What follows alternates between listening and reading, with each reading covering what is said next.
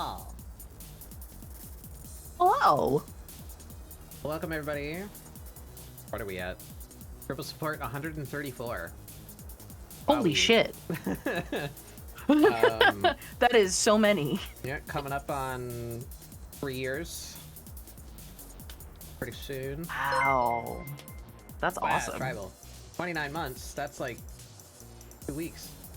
Hello. Oh, you sub too. Hi. Hello. Hi, Penny. How's it going? Oh, hi. Welcome. Yeah, I was like, I don't want to get hit with ads while we're doing this. That would be terrible. Oh, I need to,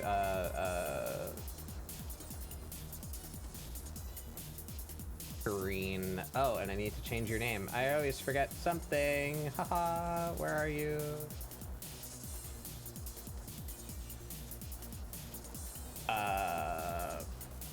Pork. Funds. There you go.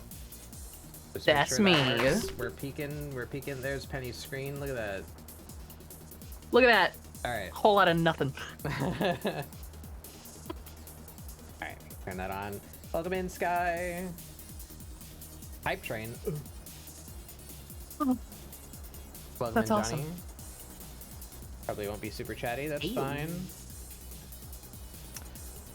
Yeah, so I'm doing 2 different prompts today, but the overall prompt is we're drawing our Warriors of Light. I've not drawn Amirah in a hot minute. In fact, this picture here is, I think, my favorite piece that I've drawn of her. This one. And this was almost exactly 1 year ago, so that'll be fun. Remember that. To compare.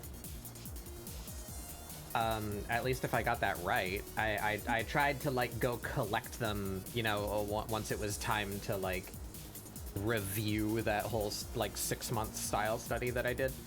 I went back and collected all the things that I had finished and like dated them and numbered them, you know, like sequentially, so that I could scroll through them and we could see the progress. But this one is labeled as DD 1125, so that reads to me as a doodle day that I had on November 25th. So almost exactly a year ago, we drew this one. I still really like it. Amirah has a very inconsistent shape as I was drawing her. Even in this one, her tail is like ludicrously long. I didn't really realize I was doing that. But yeah. So 1 year in progress. We're drawing Amirah. But I still have this funny issue in Final Fantasy XIV where I don't main anything. So I never know what to draw Amirah wearing. So conveniently yeah, enough, that's a challenge. there's a what would you call it? A meme? A prompt? I guess more of a prompt, I guess. Not quite an art meme, I would say. But an artist I follow posted this. Oh, it's on your screen. I'll go back to mine for a second. What? This. It's a like draw your character in this outfit prompt. Oh, that's cute. So I'm drawing Amirah in this outfit, so I don't have to think about what outfit to draw her in. So she's gonna have the big giant Y2K pants and be looking. With those smug Junko about it. jeans. Yeah. Oh boy, that was a time. That was a time in fashion history. Did you have big jeans? I never had big jeans. Oh, I absolutely did. I was in the thick of it. And I'm sorry, they weren't even jeans. I had these giant, like, khaki pants. And the reason I loved them is because they had like straps and then so many cargo pockets. Yeah, I guess like the they cargo weren't pants style necessarily, pockets. like denim. They were like slack material that just Yeah. thick, whatever it's made out of. I remember when I walked, it sounded like flags desperately Yeah. flapping in the wind. Yeah. I remember that. I remember like the cacophony of like the hallway, like when class gets out, you know, like everyone's walking. And they got God their forbid big, you were also ridiculous wearing pants. flip-flops. Yeah, or when there was a fad for a little bit, or at least where I was. I think you're from Florida, right? You're so maybe not down near you, but I grew up in New England, so it got cold. There was a fashion for a while of those like sheer plastic windbreakers as like the jacket that you would wear. Yeah. So, you know, like every time you made any slight movement, it was just, you know, plastic on plastic, like you're dragging a tarp against itself. They were all like really bright colors. Yeah. Oh my god.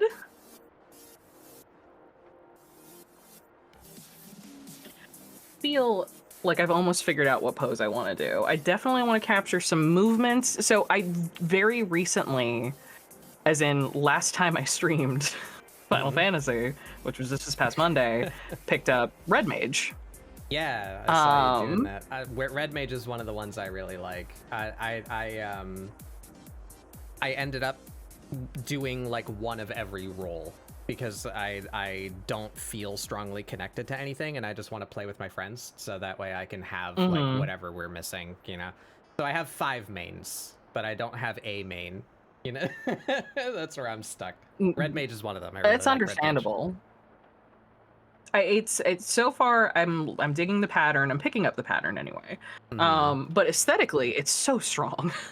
Yeah, that's actually my problem with Red Mage. I think it has a strong aesthetic, but I don't like it. Oh no! I don't imagine Amirah as a rapier user, you know? So it's like, yeah. But I love everything that Red Mage does, and the spell effects are fun.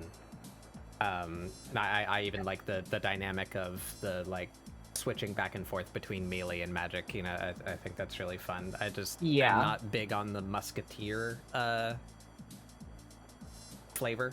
I think I am a bit, and I think it's primarily because I very briefly did fencing. I did too. I like fencing. I just don't like. I don't know. I don't feel it fits my character. No, that's totally fair. Totally fair. The Three Musketeers aesthetic, it has always kind of appealed to me to a certain extent. Often not like the fashion, the poofiness of it all is kind of like yeah. But the big hat. Yeah, big hat with the big. And unfortunately, I play feather. a Hrothgar, so yeah, with the giant feather, absolutely. I'm gonna. I can't actually remember like what your Warrior of Light looks like because we've only met in game like one time. I forget. No, honestly, this is going to be a challenge. It has been a very long time since I drew any kind of like anthro or furry-like character, so this will be an interesting challenge. It might be why I'm hesitating so much while choosing the pose. But I logged in today and I went and got a whole bunch of screenshots of her, just trying to figure out like what details am I gonna need to know. Yeah, you got like a fur pattern and like a tail type and haircut. Exactly. And all that, Yep. Of course, I went with like the featheriest haircut too. So. What were you playing before? A row. I was a Robidan. Your job. Oh, Bard. Bard, that's right. Yes. I was enjoying Archer and Bard. I don't feel like I mastered it by any means. And I'm definitely still more comfortable with it at the moment. But again, like that higher level outfit that you get is so poofy. Yeah. Give me something sleek. The reason why I do like Red Mage. Sorry, I just took a bite of food. You're good. I bolted down a little sandwich before we got started. It was like, oh god, I don't want anyone to hear me chew. Ugh. I had the optimal inconvenient timing here where my food arrived like as I was up getting my drink. So oh, yep. it's the worst where it's like I'm already slightly late. I don't have time to eat this entire meal before I start, but I also don't want to take a break like right after I start. So now it's just gonna sit there and tempt me for a little while until I decide to take like a 10-minute break and eat my food. What was I saying? Oh yeah, the reason why I do like Red Mage is I have a criticism. I don't know if I would call it that. I have a gripe with Final Fantasy XIV. I have a couple of gripes with Final Fantasy XIV. The major one, the major relevant one to this particular topic is there is 0 build variety in 14. I was thinking that earlier. You don't get to pick anything about what you're doing. You're playing a bard. Every bard is playing that bard. There is a known optimal rotation of skills to use while you're playing bard. You know, like that's all you'll ever do. I find that boring. I would really like. I was to be thinking able to about that personalize. earlier. Yeah. Yeah, because like I was thinking like, yeah, I'm kind of digging the pattern of Red Mage, but then I was like, but literally everyone does that pattern. Like that's the pattern. And there's not really a way to differentiate yourself outside of the recommended patterns for your class. Yeah. Which, you know, on one hand is fine, but yeah, if you want to stand out, especially at higher level. Yeah, exactly. To their credit, they do a really good job at making all of the classes like really well balanced. Like there's not really a job in Final Fantasy XIV that you could play and someone would look at you and be like, why are you playing that? Like that job sucks. Like I'm not gonna take you to my party. That you're like dead weight. You know, like there are plenty of games where that is the case. You know, where like definitely that class is just garbage right now. Certainly there are ones that are more powerful than others in 14, but none of them are like incapable of performing. So that's good, and I imagine that's made very much easier for them to keep up with because there's no build variety. But I like to personalize. I like I like to feel like I'm having a choice in how I play the game other than just which class I'm playing, because then that brings it down to I don't feel a particularly strong connection to any of the jobs in 14, and so those are all of my choices. I can't tweak one that's close to make it more enjoyable. There's no tweaking. It's just you get that. That's it. It is what it is. Hey, Hectic. Yeah, it's not the end of the world, but I would love it if there were like options.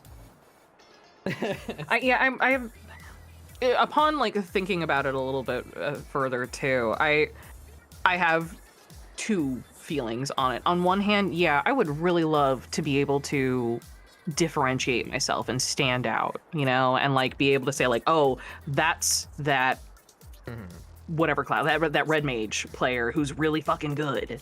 Yeah.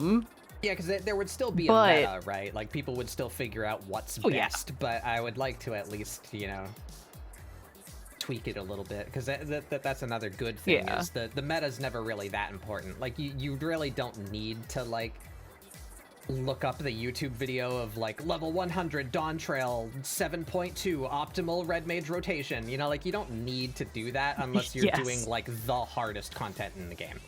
Right? So, yeah. But see, like, my other feeling on it is, I don't think I could ever actually be that good. Why did it I don't think I would be the one who would differentiate themselves, you know? Yeah. Why did it say, because it was looking at Penny's screen, see? Boop. See, that's pork buns. Oh, you're covered by my little fire. It's Maybe me. Hello. Move that little...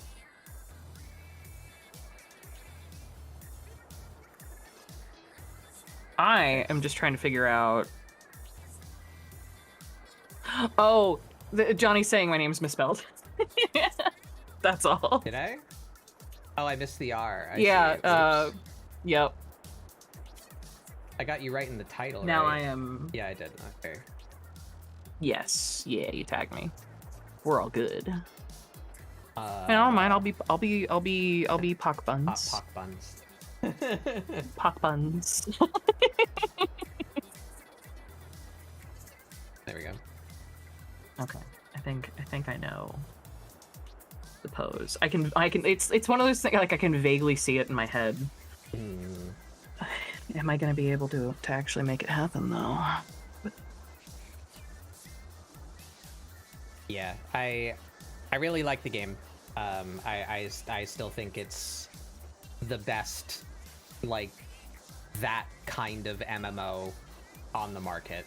You know, like the sub-genre that World of Warcraft invented 20 years ago. World of Warcraft is 20. Good lord. Don't say that. Don't do this to me. Literally, when I was on that vacation, when I went down to North Carolina, I was hanging out with my friends who, like, we were all friends in high school. And some of our earliest memories of each other is all going to one of my buddies' houses and playing World of Warcraft back in 2004. Until 3 a.m. Yeah. Yep. We would play until 3 a.m. and then we would all pile into someone's car and go to Denny's. Yeah, that's when you go to a Denny's. Yeah, exactly. I love that. That's so universal. Because I was living in Hawaii when World of Warcraft came out, and I played it with my roommate, and we did like that exact same thing. We would be up into the early morning, and we would group up, and Denny's was like the only place that was open at any given time. So we could go to Denny's. Exactly. Either that or we'd bust open a couple of packets of Top Ramen and like throw an egg in there and be like, yeah, let's go. Oh my god, yes. 10-minute food and we'll exactly back to grinding.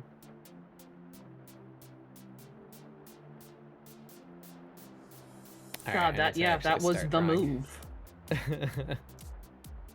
The goal here is to have her like sassily putting her hands in her pockets of the big old pants. That's what I'm after here.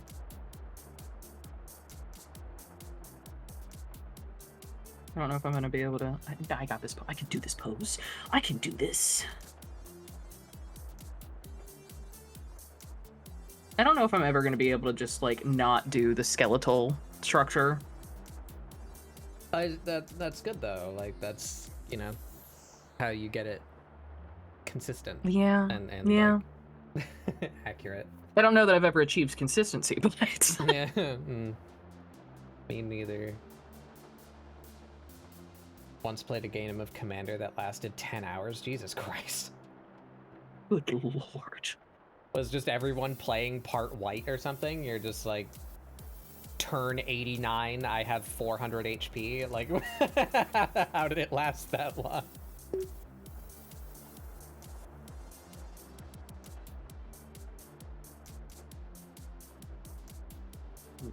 No, it must be a straighter leg.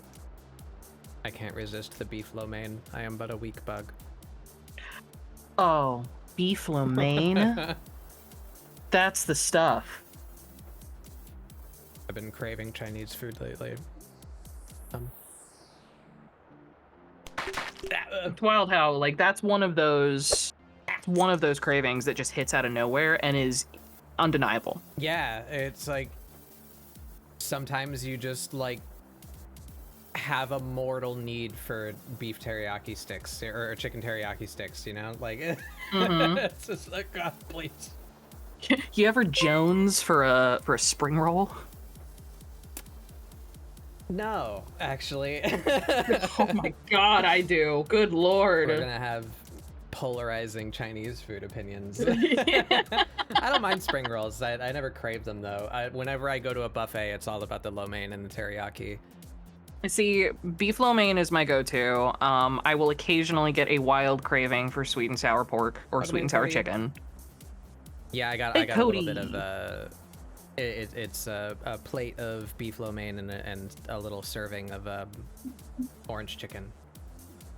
Oh, orange chicken. Yeah. See, orange chicken I feel is one of those meals that, depending on the restaurant that's doing it, can be really amazing or absolute.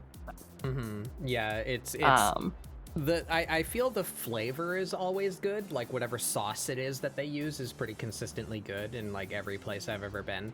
But the quality of chicken can vary greatly. Either it's like really nice and juicy and tender, or it's like mostly skin, fat, and gristle. And it's like, delicious. No. There were 2 cards in play that did some fucked up stuff. You'd play a card and it would go under the card, and you could cast something from under the card. Oh, and there were a few cards called Warp World played, which shuffles everyone's board back to their deck. Oh, so just nobody could do anything. I see. Got y'all on phone while working on the Breath of the Wild puzzle? Yeah. I've not played that game in a long ass time. I should do that at some point. I still need to finish Tears of the Kingdom.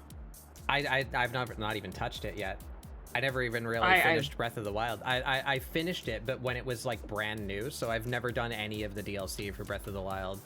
And I forgot there was DLC. Crap. I've not touched Tears of the Kingdom. And I'm such a freaking diehard Zelda fan. I feel horrible that I haven't done it.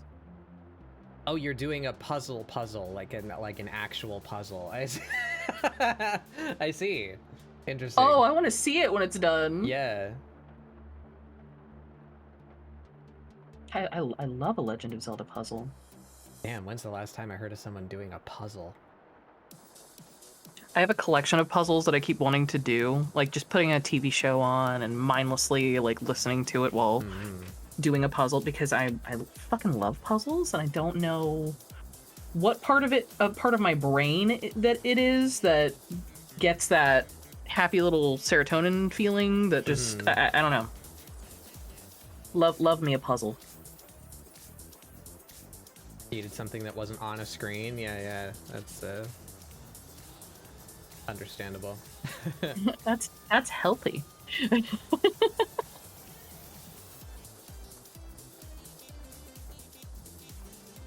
was gonna say something earlier. I forget what it was. I think I did like the full slider for my Hrothgar bust. Yeah, big titty cat lady. Big titty cat lady. I think I'm the opposite, actually. I think Amirah is. You went sports mode. Minimum. Yeah, yeah. Sports. Increase aerodynamics. There we go. She's really good at engaging with Red Mage. She just slips right over there, you know. Jet stream mode. Exactly.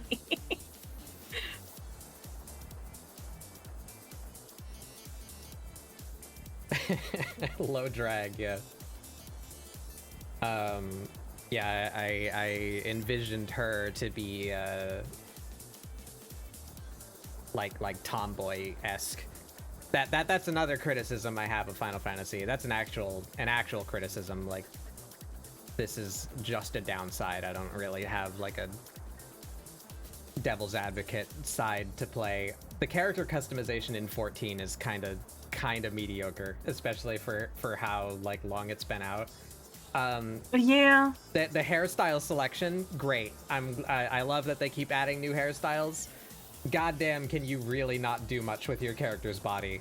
Like, there's not even a butt slider. What are we doing? I know. Why? How dare you have a bust slider but not a hips and butt slider? But like, what are you thinking? Yeah, it's mediocre because it's so old. It's. I mean, yeah, but like, there's games that are older than it that have better customization. 14 was like a huge jump in quality for MMOs when it came out. It was like a phenomenal showcase of black magic, of like, the game looks like this and it's an MMO. How'd they do that? The light blooms when you walk out of a dark building into the open sky. That's crazy. Good lord, yeah. The character customization. I'm gonna sound like an old fart, as is my God-given right. I played Final Fantasy 11, and I think the characters in 11 were more interesting. The customization was not better in 11, but the character designs were more interesting than 14. If you, for those of you that might not be aware, Final Fantasy 14 is basically Final Fantasy 11-2. Like it's like based directly off of Final Fantasy 11. It's not like I remember a lot of the aesthetics seeming similar. Yeah, it's not a canon sequel, but they used all the same starter races. They just called them something else. Mm-hmm. But for instance, just because this is what I'm most familiar with, because it's my character, in 14 they're called Mikote. In 11 they were called Mithra. And in 11, ooh, I like that. They were basically lion women. So they were a lot beefier. They were matriarchal, like the women did all the hunting and the like dangerous work.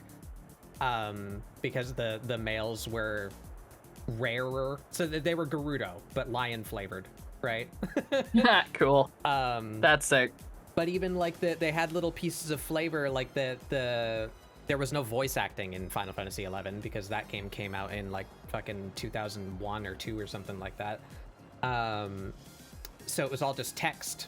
But in 14 we get like accents, right? Like there's like pirate-esque people that live in Limsa, right? We get accents and we get a little bit of flavor, but in 11 the Mithra would roll their R's. So that they were all like purring, so whenever they would type a word that had the letter R in it, it would be like 3 or 4 R's in a row, I love that.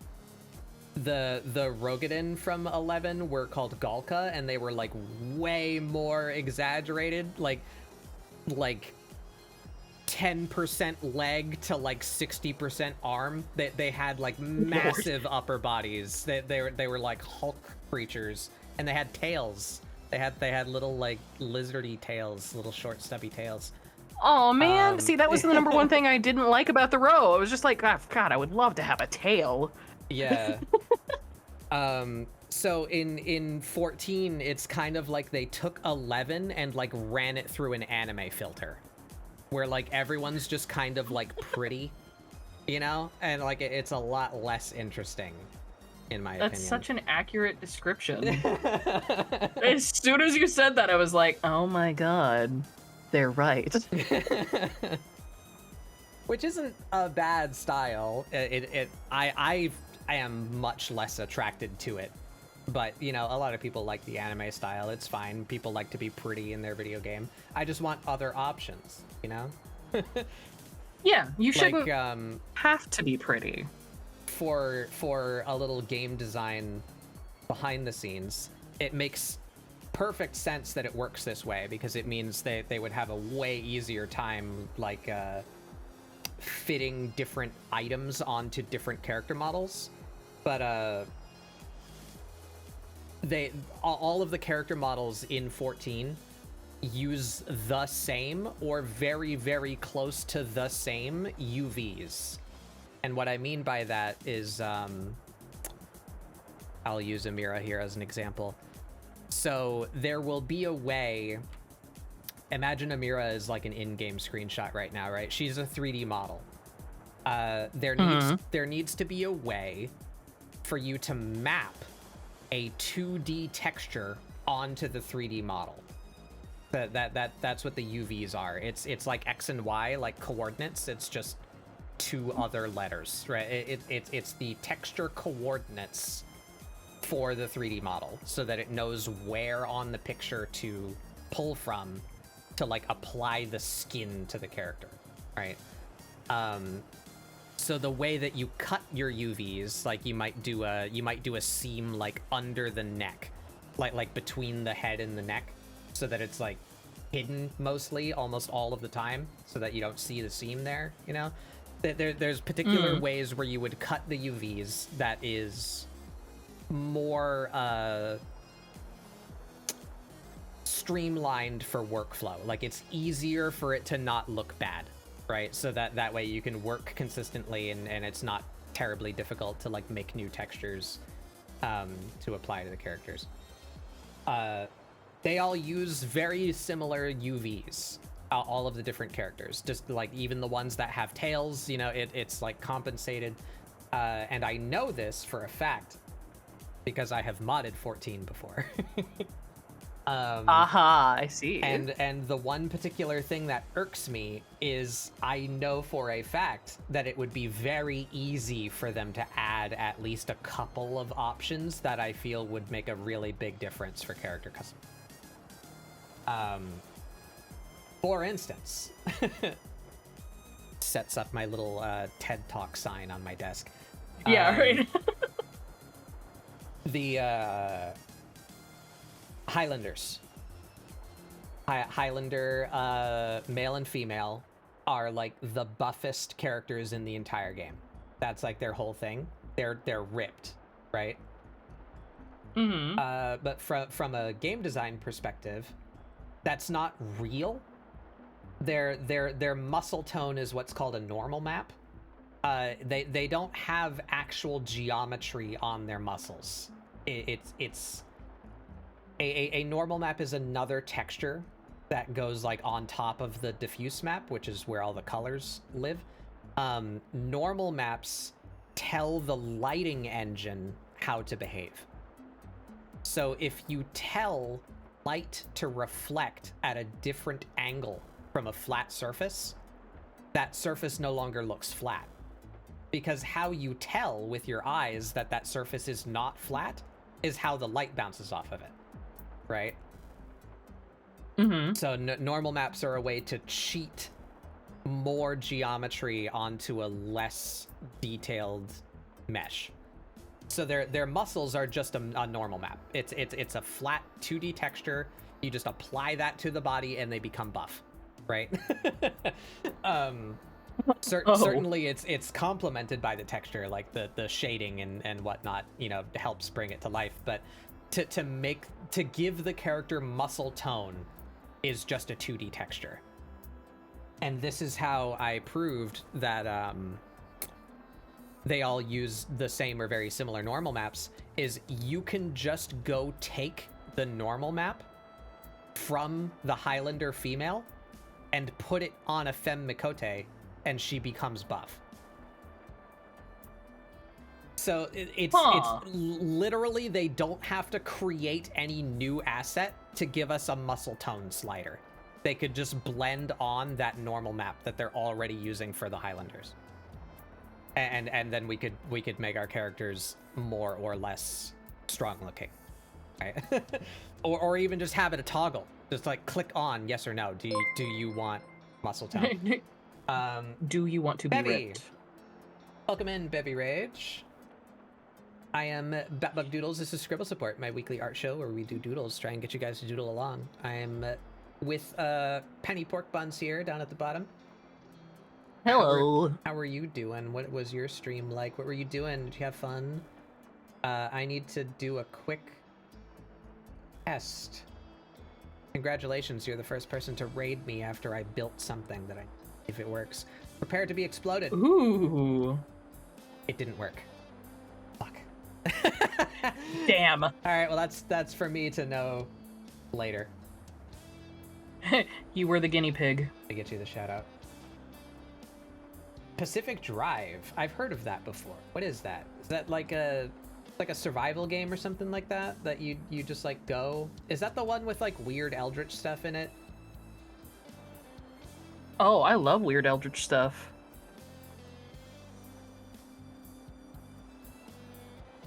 Digging Risk of Rain 2? Yeah, I love the Risk of Rain 2 soundtrack.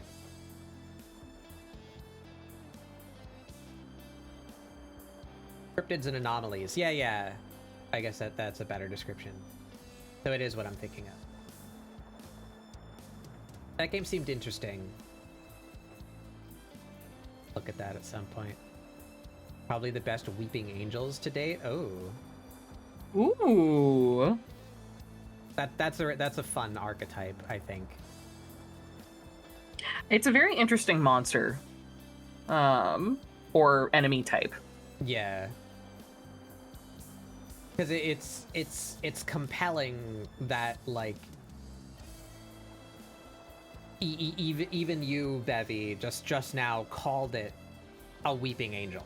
Like, it's not a weeping angel, it's whatever it is, but like that's what everyone sees, you know, like, oh, a thing that only moves when you're not looking, it's a weeping angel, you know.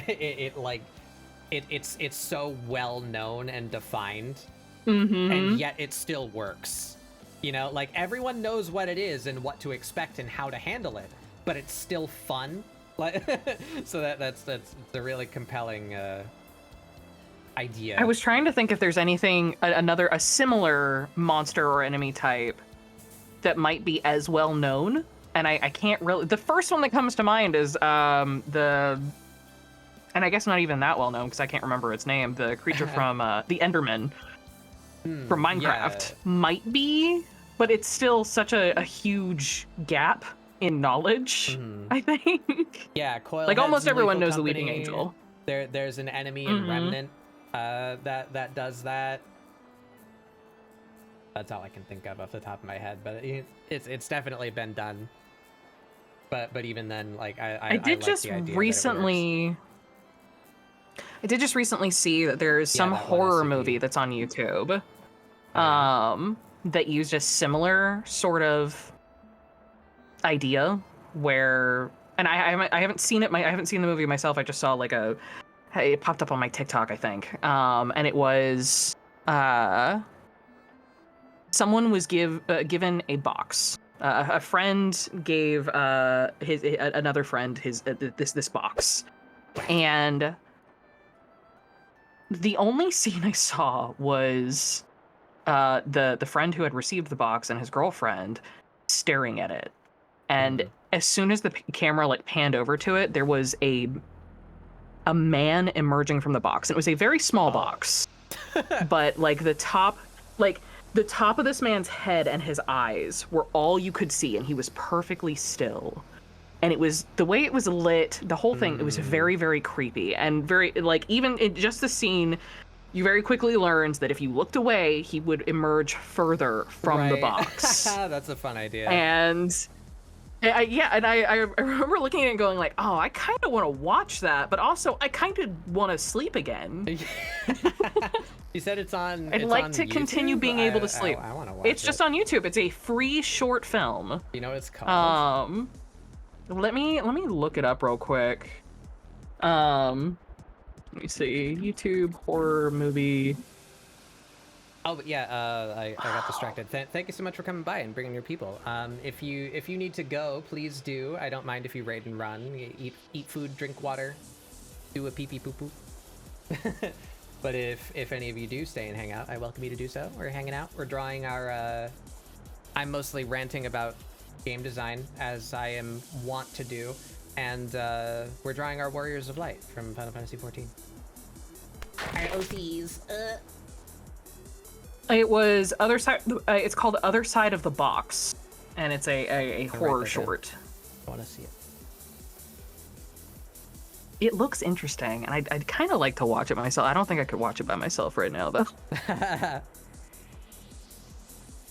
I would say I would say we should get together and watch it after stream, but I think you will probably go to bed before I end. Potentially. It's I've been up since 8 a.m. today. I think it's been a full day for me, and yeah, I've been at my computer since. I left briefly to take my cat Jinx to the vet so she could get her claws capped.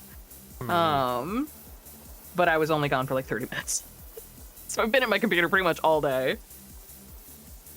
I don't know what that means. What do you mean? What is capping a claw? Oh, so when you have a particularly aggressive cat, who destroys things, specifically with their claws, as often as they can, you can get a soft silicone or plastic cap that can be applied to their nails with a non-toxic glue that like wears off over time. And it's applied to their paw, so their claw just slides into it. But essentially it keeps your cat from being destructive, without having to do something inhumane like Right. remove their claws. Yeah. Jinx is the actual spawn of Satan. And she attacks anyone who isn't me. And I'm about to go out of town. And so I'm gonna have a friend who's gonna come over to my house to check in on her while I'm away for Thanksgiving. Right. And this friend gets attacked by her every single time. And like very recently, Jinx actually she even attacked me. She was getting into something, and I didn't want her to continue getting into it, so I went to like pull her away from it. She got pissed and basically became a can opener that she attached herself to my arm and then did some kind of spin maneuver. So I've got like this like almost spiral scratch. She learned the death roll. She's learning. Yes. Hey Prince. Hey Meta. She's absolutely, yeah, no. She's unlocking new abilities all the time. She has build variety. And they're all destructive. She's improving. She's personalizing herself. So I was like, all right, goddammit, I'm getting you capped. And this is the third time she's gotten capped, and she's mostly okay with it. But this time, for some fucking reason, I was home for maybe 2 minutes. Like, I let her out of her carrier, and she somehow got 3 of them off of her paws already. Jeez. So she's once again armed and dangerous. Yeah, I'd never heard of that before. It's been quite a many years since I had a cat. But we had him declawed. You know, I know it's not a nice thing to do, but that was just, you know, what you did at the time. I wonder if that option even existed back then. This was in the 90s. But it might not have. It might not have. Yeah, it was just he was a and new... I know declawing was slightly more common, especially in the 90s. He was a new kitten, and he came right about the same time as my brother. So we didn't want him, you know, clawing the baby. Yeah. So yeah, I worry about the eventuality of me potentially having children and Jinx maybe, I don't know, committing a murder. He was fine though. I mean, of course he is. Like, animals adapt. You know, I know it's not a very nice thing to do to them, but he didn't mind. He was born. Yeah, I'm sure. There, go ahead.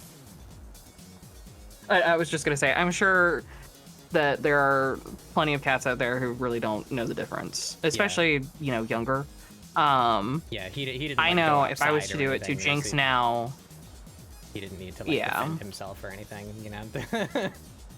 Yeah, and I mean, I think my grandmother has had to do it to, or did it to a cat once, and in that instant, and again, this was like in the 90s, and at the time, the general consensus was as long as you don't, you know, remove their back claws, they're fine, because if they do get out, they can still climb a tree, you know, and get away from something. But if I was to do it to Jinx now, it would affect her. Right. I mean, as it is, capping her claws, she gets so fucking pissed about it. She gets so pissed about it. To the point where if her claws were not capped, I would fear for my life.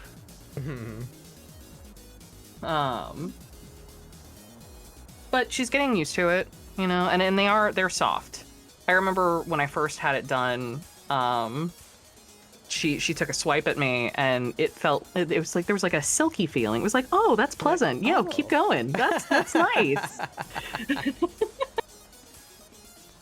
Hectic, I cannot give her a trim. She has to get a trim when I take her to the vet. And it takes a team of like 5 people. Yeah, I was gonna say, Jinx strikes me as someone who needs to be like sedated to have her nails cut. I don't know if sedation would even work on her. Like, they haven't tried it to her at this point. They just have like 5 different people come into the room and basically wrestle her down. She's like the Tasmanian devil from Looney Tunes.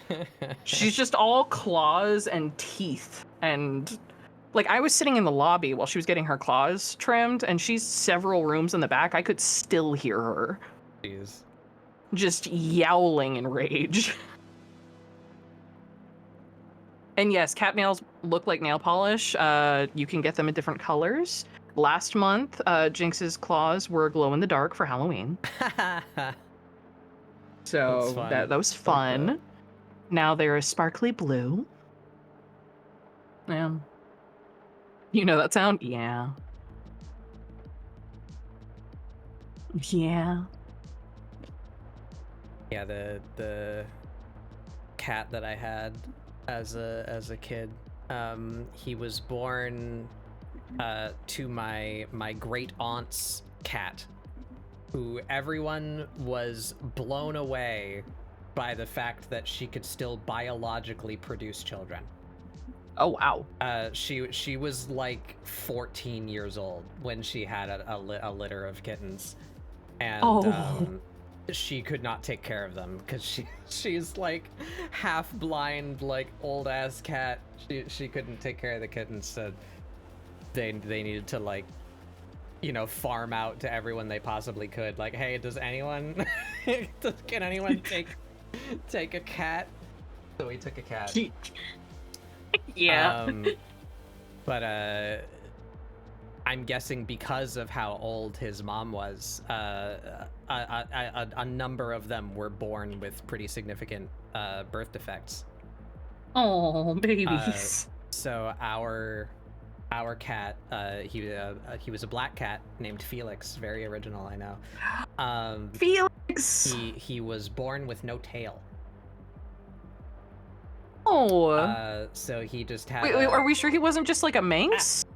Or like part Manx? No, he was the only one in the litter that was like that. Hey, Kate. Oh, that's wild. Giz and Baldur's Kate Raid. Hey, welcome in everybody. I'm Fatbug Doodles. We're doing doodles. Hi, welcome. I like doodles. My intro completely fell out of my head.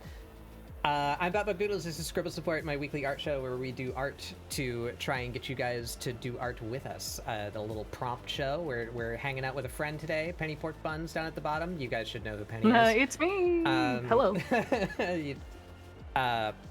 We're drawing our Warriors of Light from Final Fantasy XIV. We're hanging out, drawing our OCs, talking about stuff. Welcome in. How did Baldur's Gate go? Did anyone die in a comedic fashion? Did anyone get sneezed? Well, see, okay, hold on. Or, I can speak on this a little bit. I can speak on this a little bit because very briefly I joined Giz and Kate a little while ago while Kate was experiencing the Halcyon love scene. 3 times. 3 times. Because we played it several times because I came in and I jumped into the Discord call with them so that, you know, we could all react to it together. So Kate did it once and then we were like, hold on, let's see it with the bear. In which case it is a love scene in which Halcyon, the druid, turns into a bear. A many routes experience, exactly.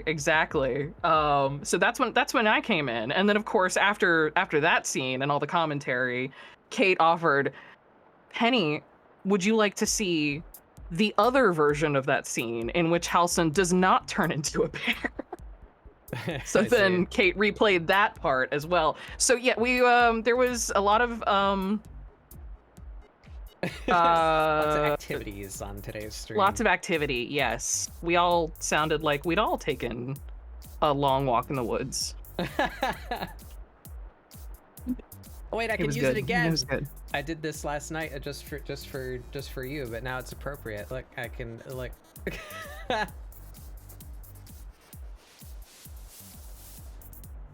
Amirah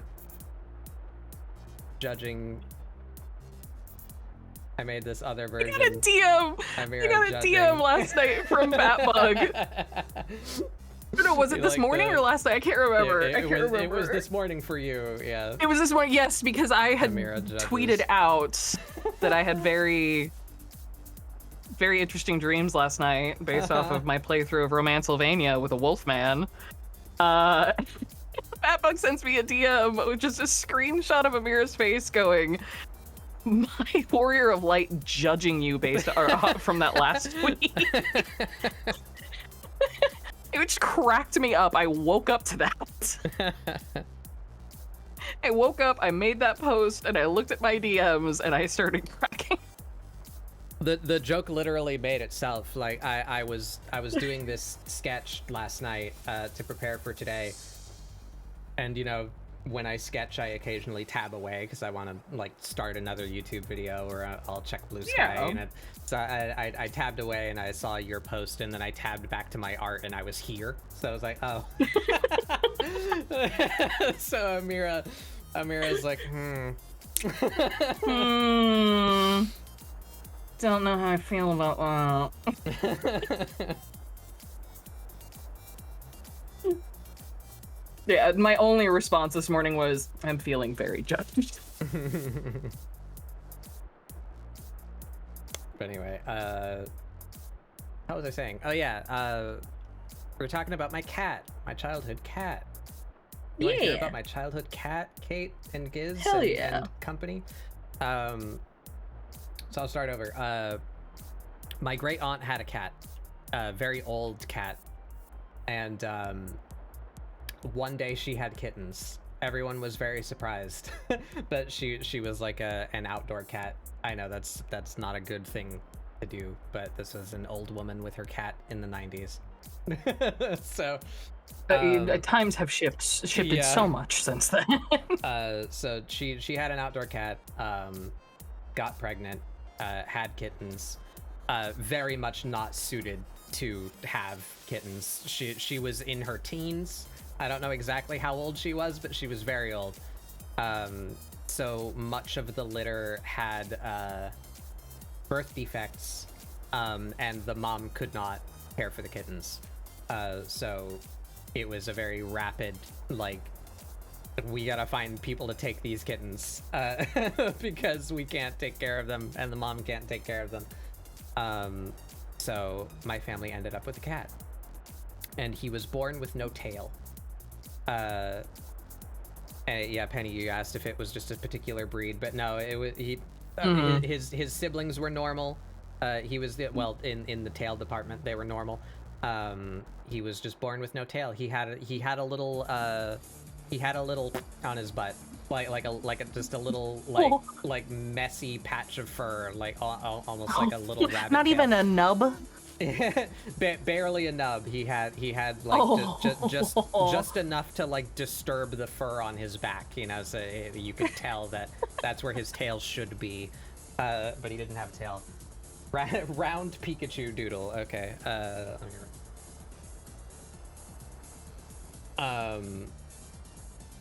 Where am I writing my doodles? There. Round Pikachu. But yeah, so he was born with no tail, and then we had to get him declawed because it was right around the time my younger brother was born, so we couldn't have our kitten clawing the baby. But we also had a dog, and she was much older. She was like 6 or 7 maybe when the cat came. And she had never had puppies. We had her neutered like right away, you know, or spayed. That's the one. So she couldn't have puppies. But so when we brought the cat into the house as like a wee little thing, dog became the mom. Like she just like took care of the kitten. And so our fucked up little cat with no tail grew up like thinking he's a dog. So he would join the dog in like excitedly jumping and barking at the door when like people would come over. He would just like make the sounds that he could. He would like growl and like you know, he would make sound at the door like with the dog. That is adorable. But he was also still very much a black cat, and he would fuck with her like all hours of the day. Like that was just like his favorite pastime, was to mess with the dog. So he we had an apartment at the time with like a circular floor plan, right? And in case anyone doesn't know what that means, I will illustrate. So our house was like, we had a living room, and there was a back door to the house, and there was another door right here that led to like a balcony that was outside, and there was a window right here, and this is where our entertainment system was, and we had a couch, and there was another door here that led to my baby brother's room, and then there was a door here that led to my parents' bedroom. There was a door here that led to the kitchen, and there was a door here that led to my room, right? So you could, and there was like a big double door right here, and this is where the stove was and our dining table. So the dog's favorite spot to be was here, right in front of the window. She would sit there like in the little patch of sunlight and just like vibe. And that was near us when we would like watch TV or play video games, right? So she'd just chill right there. That was her spot. The cat would, you know, cat posture, like sassy ass saunter. I'm gonna snooze that ad so I can finish my cat story. Cat posture, sassy ass saunter behind the couch. Let's use a different color for the cat. Cat's red. He would be here, and he would peek around the couch at the dog, and she was normally, her head was like this way, so she wouldn't see him coming, and he would just pad stealthily up to the dog, who was snoozing happily in the sunlight, not a care in the world, and he would smack her right in the face, and then he would run directly this way, and the dog the dog was a German Shepherd Rottweiler mix, so she had a little head and a big barrel body. Oh. And she was very stupid. She's so stupid. We loved her. But he would smack her in the face, and he would run straight this way, and the moment his paws hit the kitchen, he would cut behind the stove, and hide there for a minute.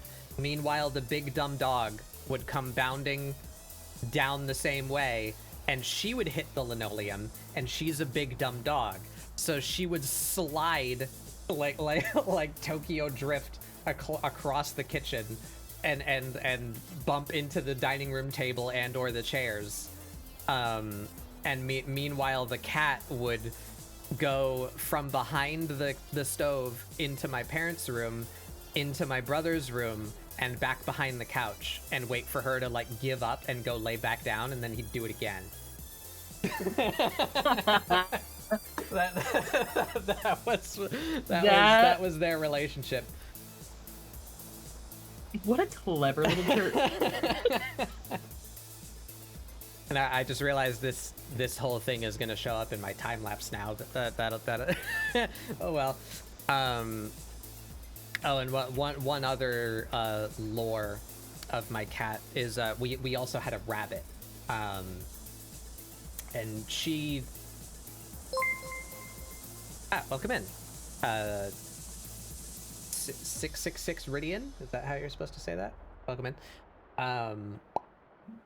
We had a rabbit.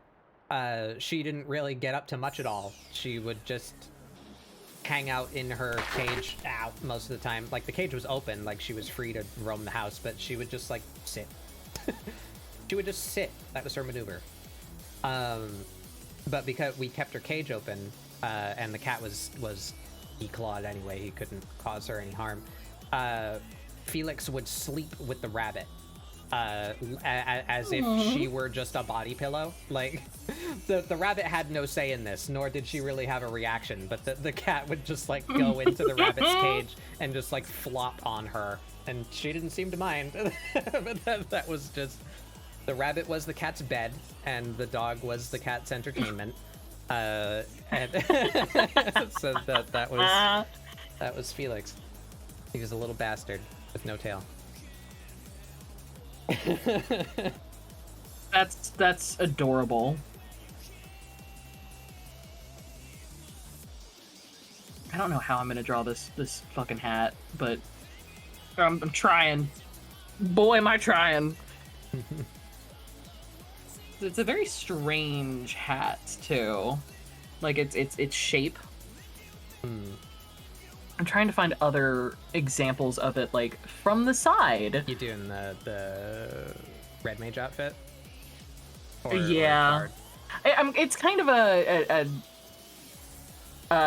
mishmash of like the starter Red Mage outfit, and then the Red Mage outfit that is depicted on like the Final Fantasy wiki, and right. A combination. When you look at it, you should think Red Mage, but it's definitely a little different. I'm struggling here. I've put like 5 lines on this piece since I started. We're an hour in.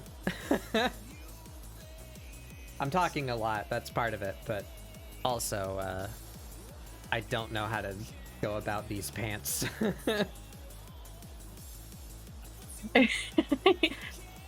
The very big baggy pants. Yeah. Those are definitely a challenge.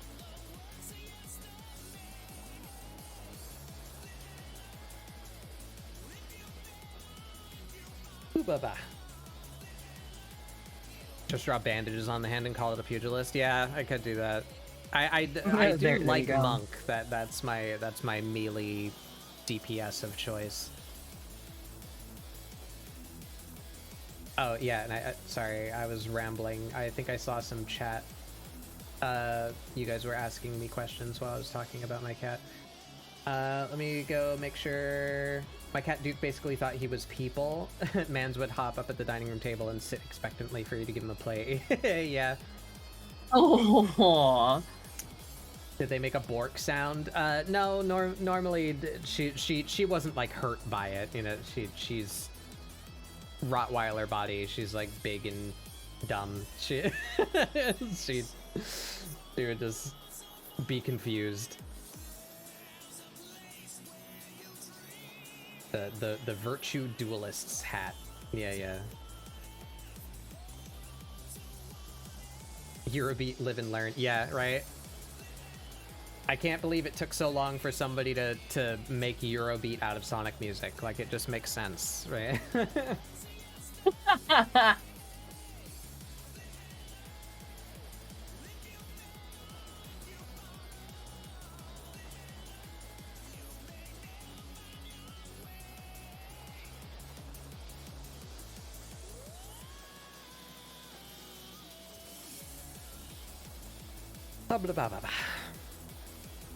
Yeah, I can't remember what I was ranting about before that. It'll come back to me at some point. I'm sure I was complaining about character customization or class diversity or whatever.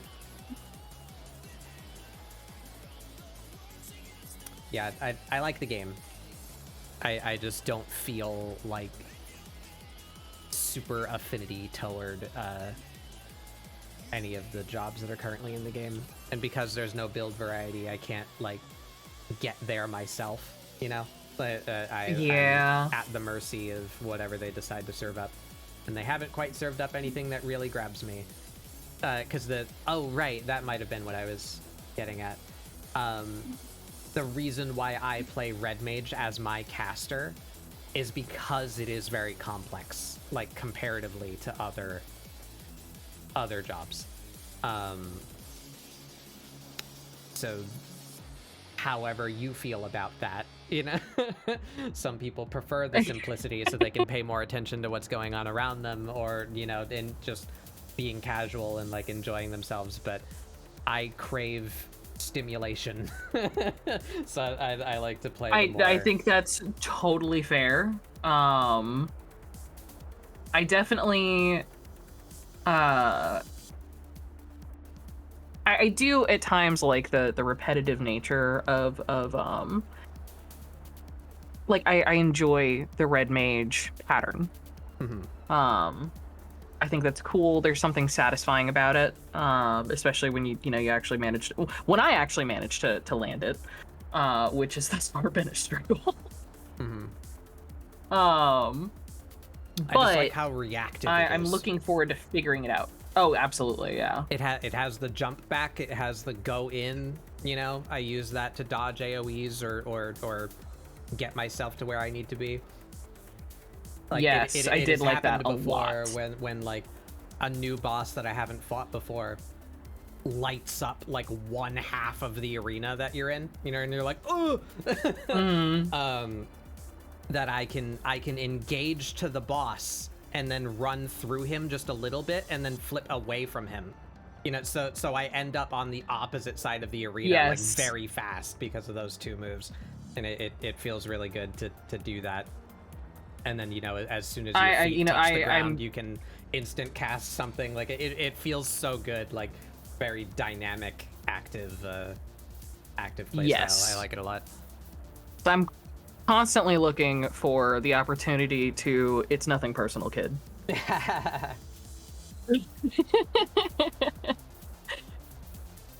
But yeah, for what you're familiar with, I won't spoil anything for you if you consider it a spoiler, but the thing that you're doing as a combo, so you do your single target and or AoE rotation, right? That you're going back and forth between the red magic, white magic, red magic, black magic, red magic, white magic, red magic, black magic, right? You're doing that rhythm until you have enough white and black magic to do the sword combo, right? And then you go in and you do the sword combo. That combo, as you level up, just keeps getting longer. So the base rhythm doesn't really change. The white red black red white red black red, like that stays the same. But once you charge up, the stuff that you can do with your charge keeps expanding. And it's really fun. Hell yeah. Cody, thank you for the reference. It's for the female version. I'm not seeing the Hroth, but this is still a good reference. I wish they had a side version. Or maybe they can. I know for the Hroth that you can't wear the hat. I really wish that they had a side view of the hat. That would be good. I can see front and back. But having a better understanding of like, what is this hat? How it looks. The duelist chapeau. Bandle. Super scrungly Kryl. Oh, hello. I love that idea. Thank you, Bandle. I will do that. I typically don't do those on stream. I guess I could if you wanted me to do it like right now. You can get 2-minute drawing of Kryl. I don't even know what she looks like, but otherwise I usually do them on Saturdays. I have Discord Doodle Day. We hang out, and if I have doodle redeems, I typically do them on Saturday. Scrungly Kryl, though, I like that. Okay, down. You know what? Point at Bandle. Pointing. Point at Bandle. Very talented artist. Very fun character to draw.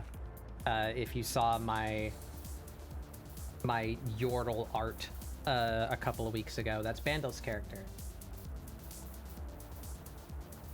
Let me write down Scrungly Kryl. I'm a huge fan of Bandle's artwork. I'm sorry. No, nobody's sorry. I like your art. Very cool. Vandal draws very, very good expressions, like very hyper exaggerated, like goofy little faces. I like them.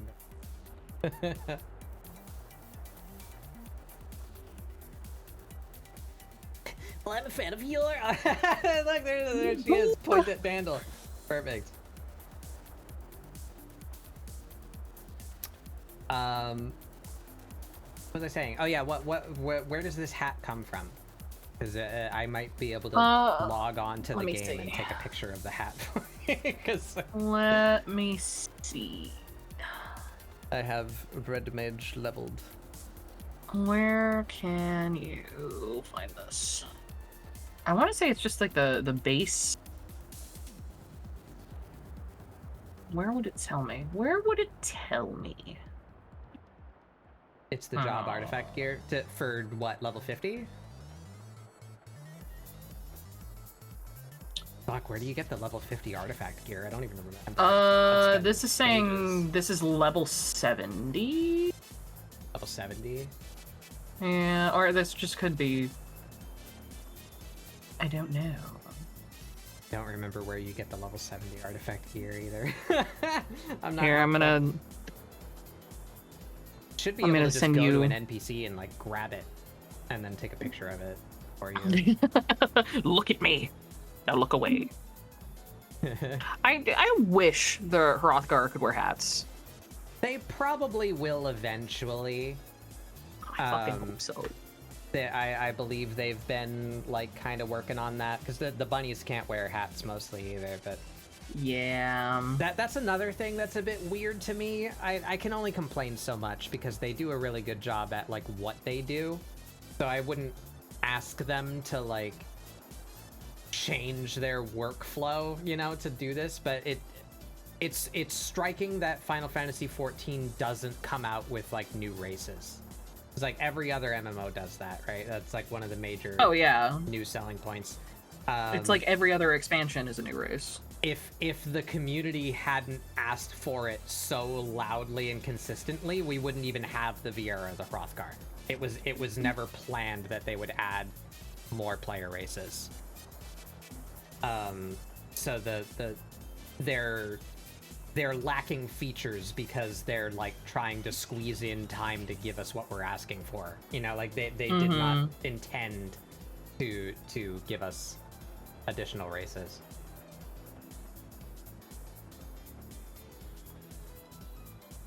Did you say you were sending me something? Did I just send it? No, I didn't. I didn't send it. Herp. So that's the hat. The Duelist Chapeau. Yes. Chapeau, I think that is level 50. Oh no, it is level 70. Oh, you can't just get it. Oh, it's Eureka gear. Okay, no, sorry, I can't get that for you. Oh, it's alright. It's alright. I'm figuring it. You know what? Honestly, we're gonna go rule of cool with this. Whatever ends up working. As long as the idea gets across.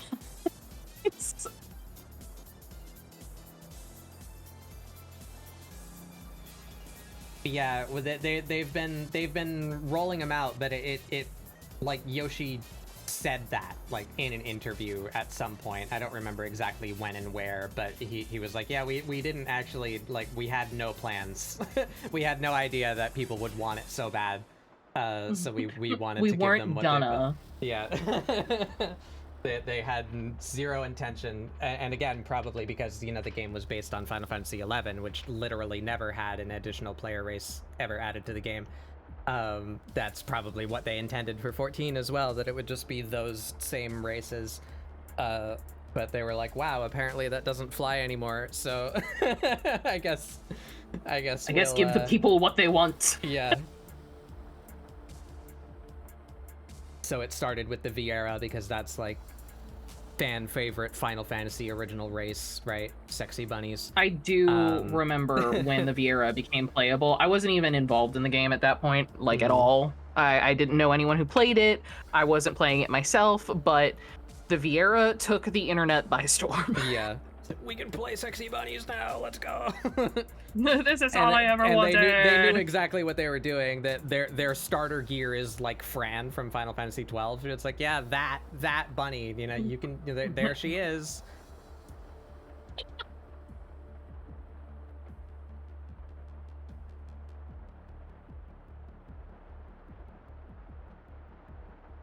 Oh god, this is so rough. If you ever played Final Fantasy 12 and looked up at Fran like the little Phototeta guy and been like, I want to be you, you can do that now.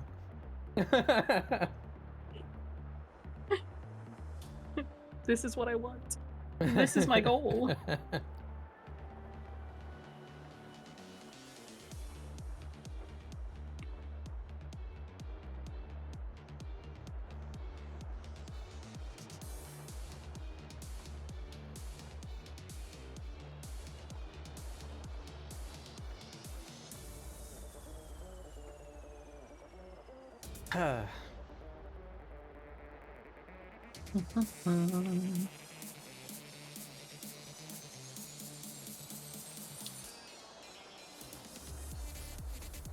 I do think it's interesting in the Hroth, like, starter red mage gear. They've got, or for the females anyway, they've got like a kind of like a bib-like collar, and then bare fur, and then the jacket kind of opens up sort of wide, and I like that, and I'm not seeing that on some of the other races. It looks like it's just a very high collar for them. For some reason with the Hrothgar, they were like titty window. I don't know if I've ever paid attention to that. Like, I just looking at the screenshots that I took in the red mage gear that I have, yeah, there's just like a window essentially. Huh. I didn't realize there were differences between anything other than gender in the design of the gear. It looks like there's not in the link that Cody sent me in this version of the gear, which I think is the level 50 or the maybe the higher level. It doesn't look like there's any differences between any of the other races, and they don't have the female Hroth for this. So I don't know if this is a different set of armor or if the Hroth just looks different. She went from cat boy to cat dad. Nice. Oh, but yeah, the original thing that I stuck with for a good long time was warrior. So Amirah's still kind of a warrior in my head, even though I don't really play warrior anymore. But so I imagine her to be like fit, right? Like she's not a waifish little anime girl. She's a warrior. Yeah. So I'm upsetty that I can't change her body shape like at all, or at least even give her like muscle tone. Or But we can't do like body scars or freckles or like that. There's I need so freckles. little that we can do. You can do kind of freckles. There's like one. I actually don't even know if this exists for other races, if they're all the same or not. But the Mikote have one face tattoo that looks like freckles. But so I can kind of give Amirah freckles, but it's only present on her cheeks, and that also means I can't have any face tattoos. You know, so the character customization is wanting. Yeah, face paint. Not tattoos, I guess. Face paint. Yeah, the Hroth have some face paints. I don't know if they have that one. I don't think they have that one. I modded my client so I could have full body freckles. Yeah, I've been debating doing that again. I haven't used any mods since like Shadowbringers, and when I did, I barely did. I'd have a UI rework that I really liked that makes everything much like cleaner and easier to read. And makes the minimap square, so it lives like right between my action bars at the bottom of the screen. It's nice and square, and it like fills it out, you know. But I'd been debating trying to mod more extensively to get like alternate body shapes so that I can make Amirah like closer to what I imagine her to be, which is how I'm drawing her. But she's not like this in the game, you know. Cody and I were discussing some of the mods available in Final Fantasy, and I was mentioning that mods just intimidate me pretty much across the board for almost any game. Mm-hmm. I'd never modded Baldur's Gate prior to them incorporating mods into their client. Mm-hmm. Except for one time. I'm sorry, I say never, but I did attempt to mod Baldur's Gate prior to the mod client being added in, and it was disastrous. I went and I found a hair mod because I really just wanted cosmetic mods. I wasn't interested in anything else. I just wanted to see, you know, like what other kind of options were available. Right. So I got this hair mod, and it had really good reviews, and I installed it, and I went to load into the game, and normally, and I was starting a new character, and normally when you start a new character, you get like the opening cutscene with the illithid and the brainworms and everything. It didn't do that. Oh. Instead, it took me to some strange backrooms void, where they were essentially in like a strange like astral plane pocket with the dirge, like the dirge model, the white Dragonborn.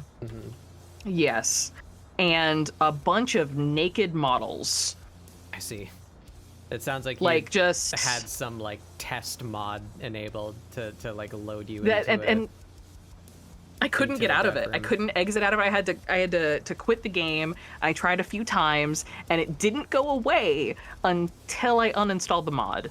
And the weirdest thing is, like, I remember there being like a very ominous like music playing in there.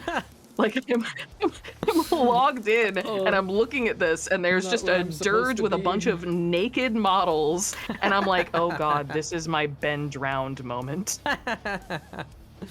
And then this is the beginning of a creepypasta. Photorealistic and blood. Every time I tried to leave, it kept telling me, you can't do that. It was just a singular mod. It was a single mod for pretty hair for female models. That's all it was. That's so funny. I screenshotted it because it was so terrifying. Yeah, I'm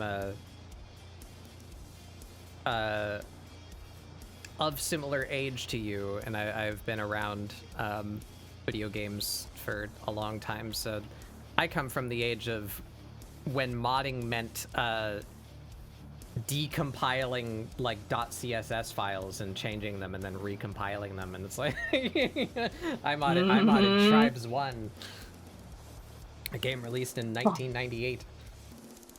Those were the days. Good lord. Yeah, my god.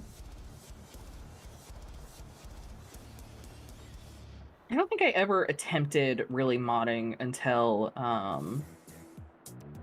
like Oblivion and Skyrim. But I mean, first and foremost, like Oblivion, just modding the heck out of that. Yeah. And you'd mod it, and you'd spend hours modding it, and then you'd log in and you'd play it for like 15 minutes. And then you go back and you get some more mods. Yeah. Oh, but by the time Skyrim came around, I think it was pretty like Skyrim. We should thank Skyrim for that. I feel. I think Skyrim was the most colloquially accepted video game that was popular with modding. So the yeah. I feel because the game was so massive, like audience-wise, that's what got all of the modding tools like easier to use for more people, because so many people wanted to play Skyrim. Yeah. Maybe I'm wrong No, about that that, sounds but right. that's how it feels to me. That sounds right. Because I'd never heard of Nexus Mod Manager until Skyrim came out, and I feel like when I went to go look at that, Skyrim was like the only shit they had on that website. Probably. And over half of it was naked models. Yes. How to mod in nude models. Yep. That'll always be like one of the first things that gets into a game if it allows modding, is make character booby naked. I want them to be naked, and I want their boobs huge. Mm-hmm.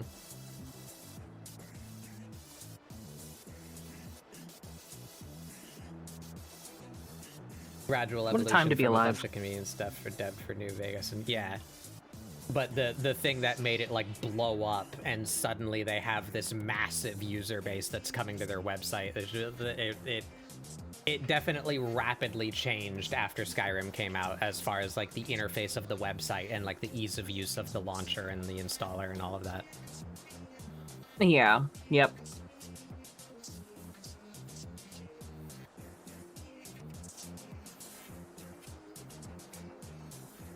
Draw these big ridiculous things.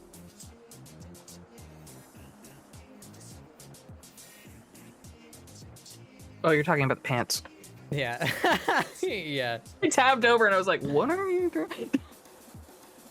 Nah, Amirah's What were got we the, just talking about? Amirah's got the biddies. Yeah, like it's sports mode. Itty bitties. I love sport mode.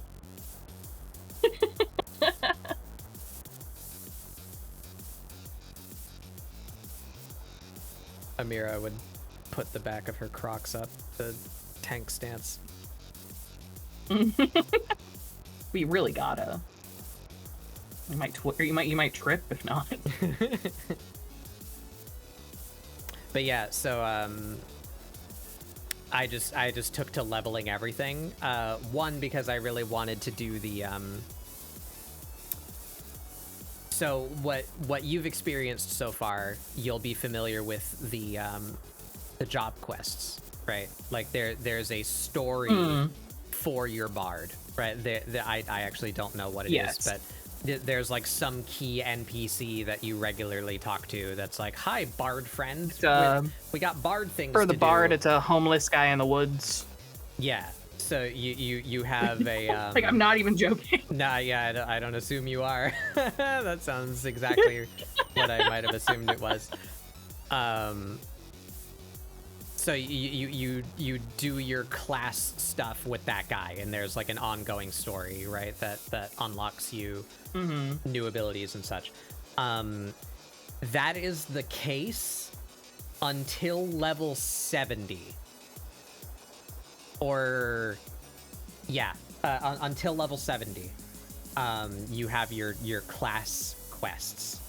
In Shadowbringers, so between 70 and 80, they decided to stop doing that for all of the different classes, and instead there are now role quests.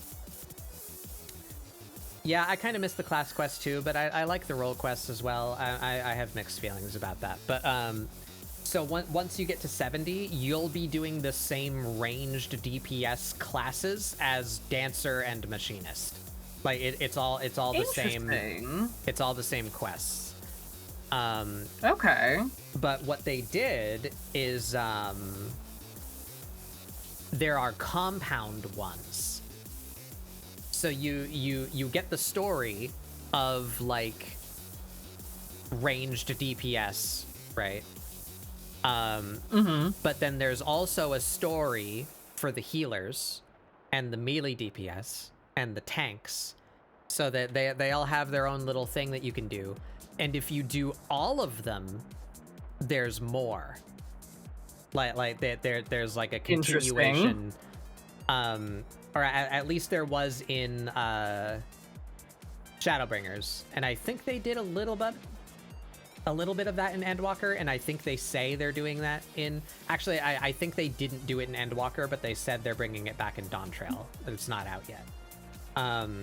So it was cool. Yeah, the Shadowbringers ones. So I leveled a bunch of stuff, basically just so that I could do the Shadowbringers extra role quests, because the story is really cool. But then that left me with at least one entry of every category of job in 14, right? So now I also have the benefit of just whenever I play with friends, it doesn't matter what everyone else wants to do, because I can do anything, right? I mean, that's pretty nice, yeah. Because we definitely had in the past, like, I was maining Warrior, and then I would play with someone who's maining Dark Knight, and it's like, well, one of us has to change, or we can only do Trials and Raids, because those are the only 8-man pieces of content, right? So, I am thankful that I leveled my stuff, because it's very nice to be able to just, like, fill whatever needs to be done, and I can help anyone level whatever they want to, because I can just play whatever. You want to level a tank, I'll play healer. We'll get instant Qs, or vice versa. You want to level a healer, I'll play tank. It makes it easy. We already have 2 people that want to play tank and or healer. Fine, I'll play red mage. It just works out.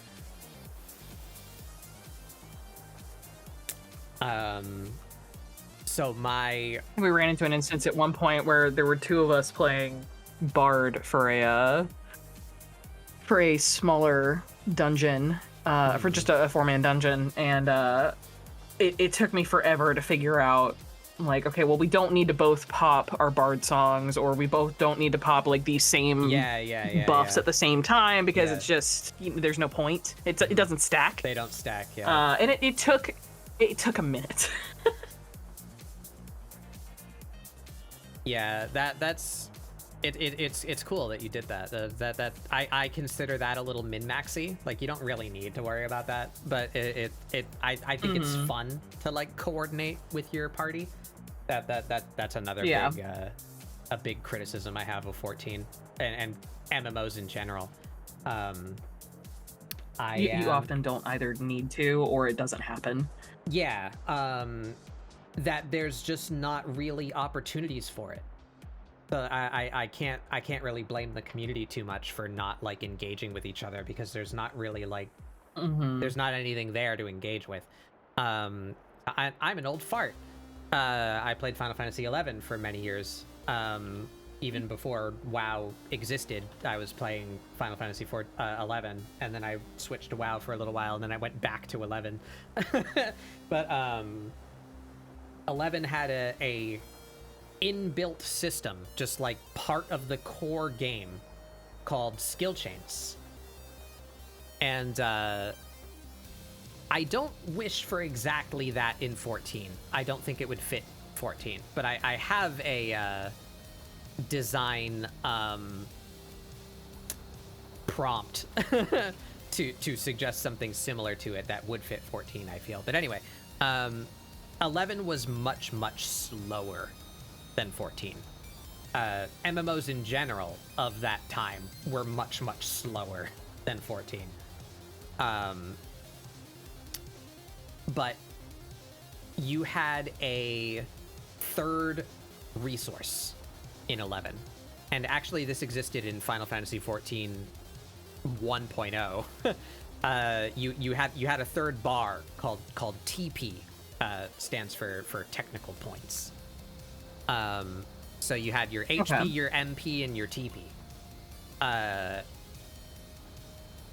When you would auto attack an enemy, you would build TP.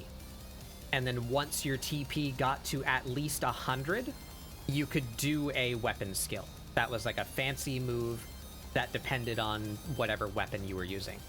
That's side tangent. I don't like how the jobs are tied directly to a weapon in 14.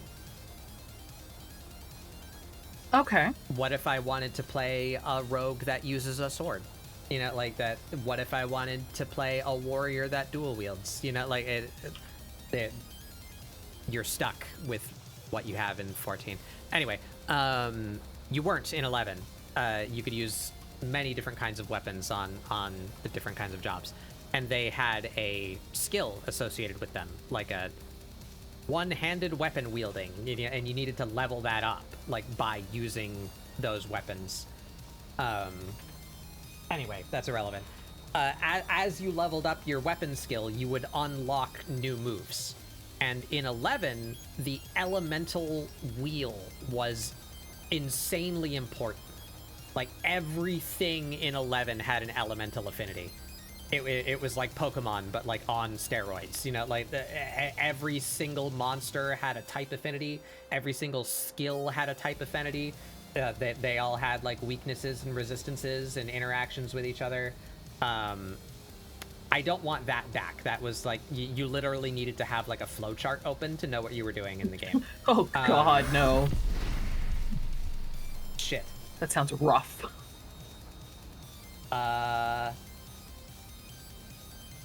Boom just redeemed Splatbug and it didn't work. So I must have something disabled because I'm working on my re-debut stuff while you're not looking. Uh-oh. Let me finish my thought and then I'll figure out how to fix that. Lost my train of thought. Yeah, so you would unlock weapon skills. What was the thought? You would unlock weapon skills, and every single one of them had an elemental affinity. At least one. Some had more than one. So, let's say you and I are playing together, and I'm playing Thief, and you're playing Red Mage. As a Thief, I'm using a dagger, and I have unlocked my first weapon skill called Gust Slash. Guess the elemental affinity of Gust Slash. Would it be? And the Red Mage would start with a sword, and your first weapon skill was Red Lotus Blade. That was a Red Mage specific one. Other classes would get Fire Blade, but anyway, either way, it's a fire skill with a sword, and I have a wind skill, right? So if we were talking together in our party, we're fighting monsters, I communicate. I have 100 TP. I am ready to weapon skill. And then you communicate. Okay, now I have 100 TP, and I'm also ready to weapon skill. If you did your weapon skill first, so you do your cool attack, it's got a fancy animation, you do extra damage to the monster, cool, you did your cool thing.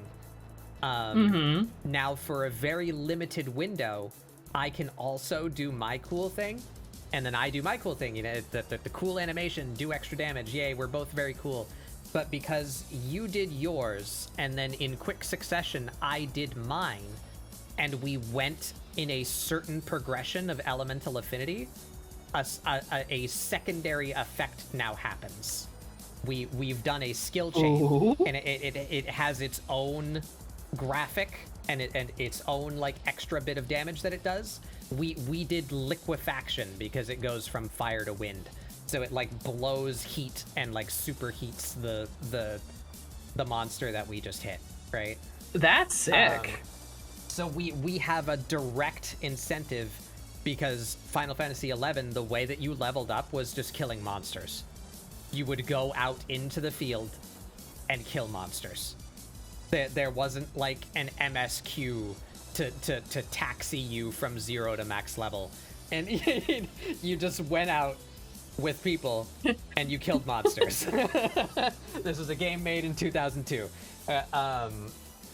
But there was also a system called XP chaining, and that actually still exists in 14. It just doesn't matter like at all.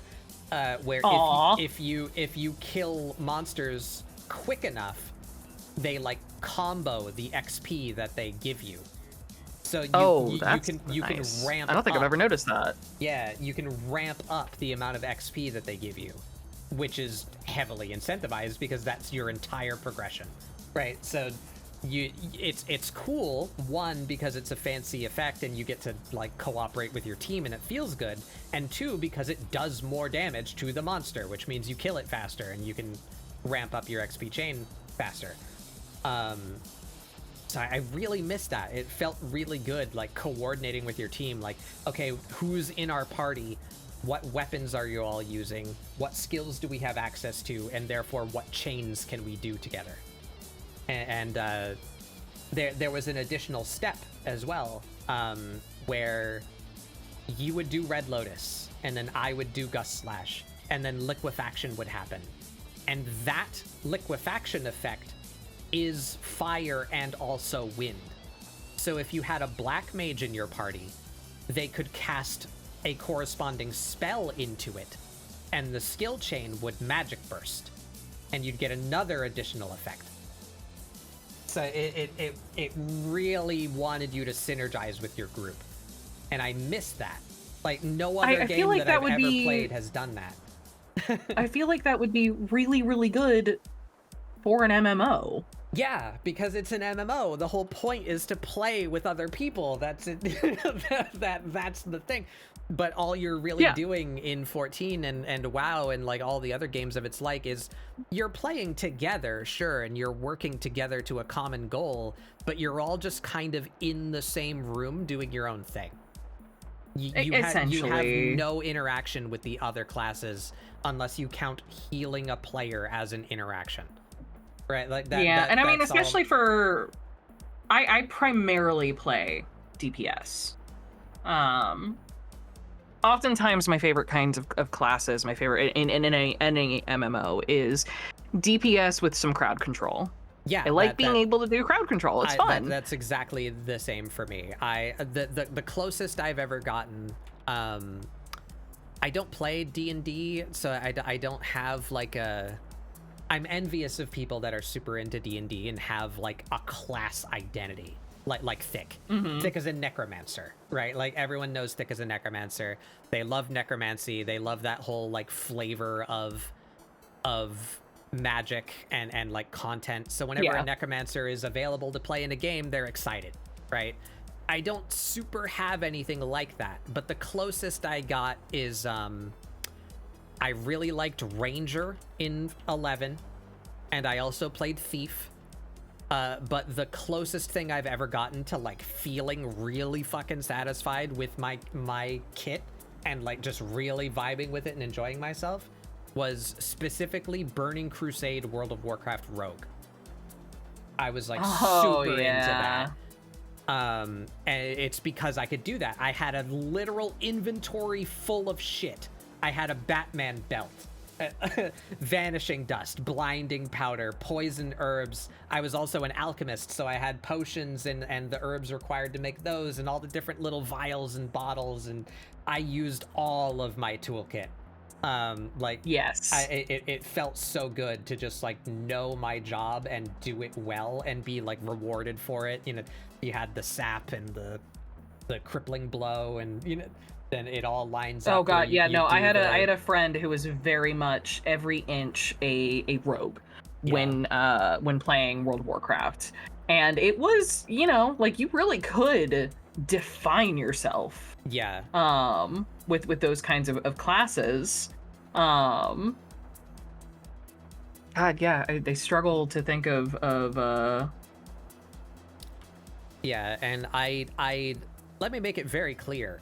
Blizzard fucking sucks, and I think World of Warcraft has been bad for a very long time. I don't understand the draw to it anymore at all. But anyway, for a time, they were like the kings, right? They were the fucking top of their game. And I mean, they were the ones to beat. Everyone wanted to make the WoW killer. Right. That was the design like every game was supposed of MMOs. To be. was it's trying to be WoW. But so at the time, I feel it was very well designed, and that's what I miss. There was a talent tree, you know, I could spec, I could change what abilities I had even, you know, like I miss build variety. I wish that was a thing in 14. It was even a thing in 11.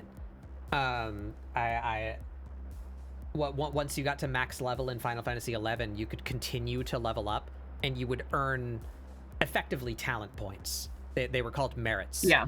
But you could get those points, and then you could put those points in things. You could improve your base stats. You could improve specific abilities. You could improve certain traits. You know, so you couldn't really unlock new abilities, but you could already do that with your weapon choice, right? That's how you dictated what skill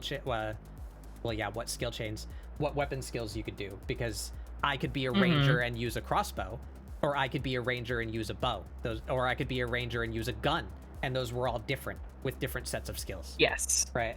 Yes. So the ranger class didn't change at all. Like my ranger abilities were fixed, but I could at least pick which weapon I wanted to use, and that would dictate what my more common skills were. Anyway, what the fuck was I saying? I liked Rogue. I have too many tangents inside my brain, and I lost. I'm trying to remember where we started.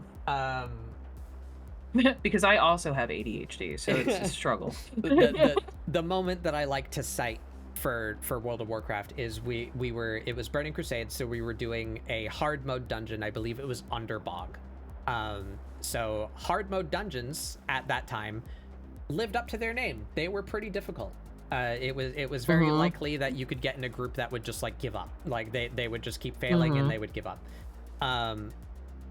And in WoW, I don't know if it still works this way, probably, but it was a dungeon system was the primary content in WoW, right? So unlike 11, where you would just go to different locales and kill the wildlife, WoW is much more centered around instance-based content, which is the direction that the entire MMO industry took. Yeah.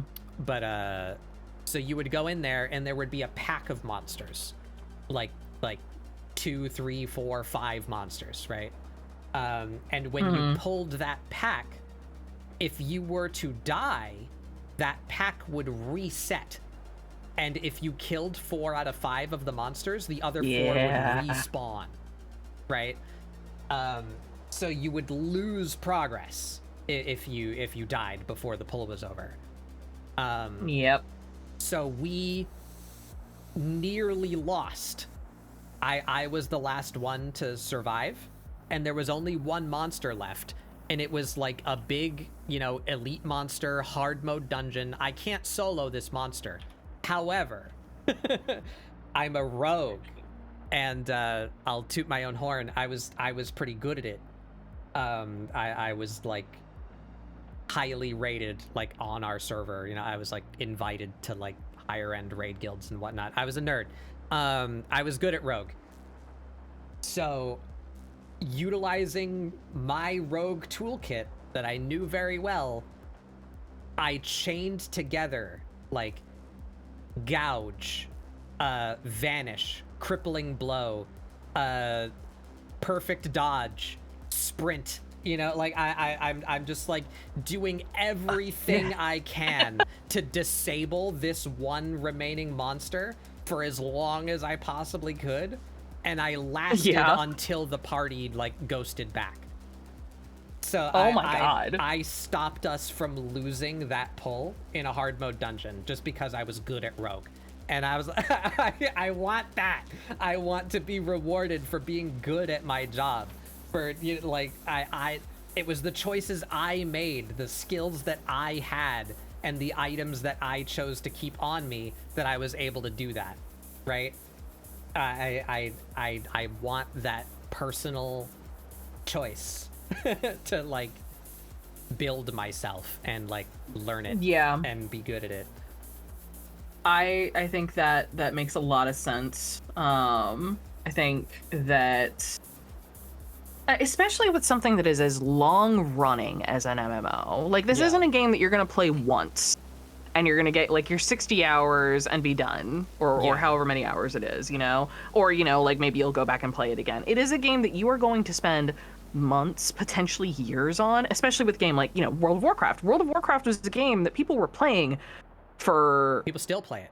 how old It's is it 20 now? years old. People are still playing it. Yeah, yeah. Like there are people who have been playing it from 2004 until now. You know, and so like there is a certain amount of ownership of that character or of the characters that you are playing, and being able to build your playstyle like that, I think is necessary for something that is an MMO. Yeah. You know, and I mean, I feel like there was a period in which World of Warcraft players, they were able to kind of stand above, and like God, there was a period in time when like there were fans of specific guilds. Like you'd see a guild name go by and you'd be like, oh shit, it's that guild. There was notoriety, like oh shit, that's like them. They got fucking world first on Zul'Gurub or whatever. You know, like it's like, oh yes. Yeah. I missed that too. That was a thing in 11. I just remembered the tangent that I was on before, but I'm gonna go on another one. I fully agree with and support the idea of making games more casual. Right? I don't want Final Fantasy 11 was a part-time job, all right? Like it would take me, like I was a kid. I didn't have a job yet. You know, I lived at home. I'm playing with my roommate. We would play that game for like 10 or more hours a day, sometimes significantly more than that in a day. And it would take us like 3 months to level a class from 0 to max level. Like it was an investment. And 14 too, if you died in Final Fantasy 14, you lost XP. You could de-level in that game. So you needed to be good at the game too. Like you couldn't just fart around. And I miss that to an extent because you had it was a real life allegory, right? Like if you're in a like, I don't know, fucking blacksmith convention, right? Like you can have a certain level of faith that anyone who's qualified to be here knows how to blacksmith, right? Yeah. So I like that there's kind of like a feeling of graduation or like mutual respect that just like standing next to another max level player is like, yeah, we both earned our way here. You know, I like that feeling, but I certainly don't agree with the fact that like most people just won't do that, right?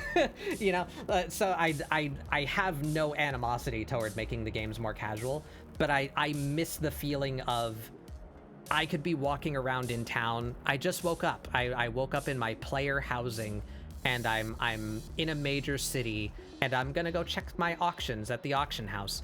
And lo and behold, there at the window, there's a paladin, but not just a paladin.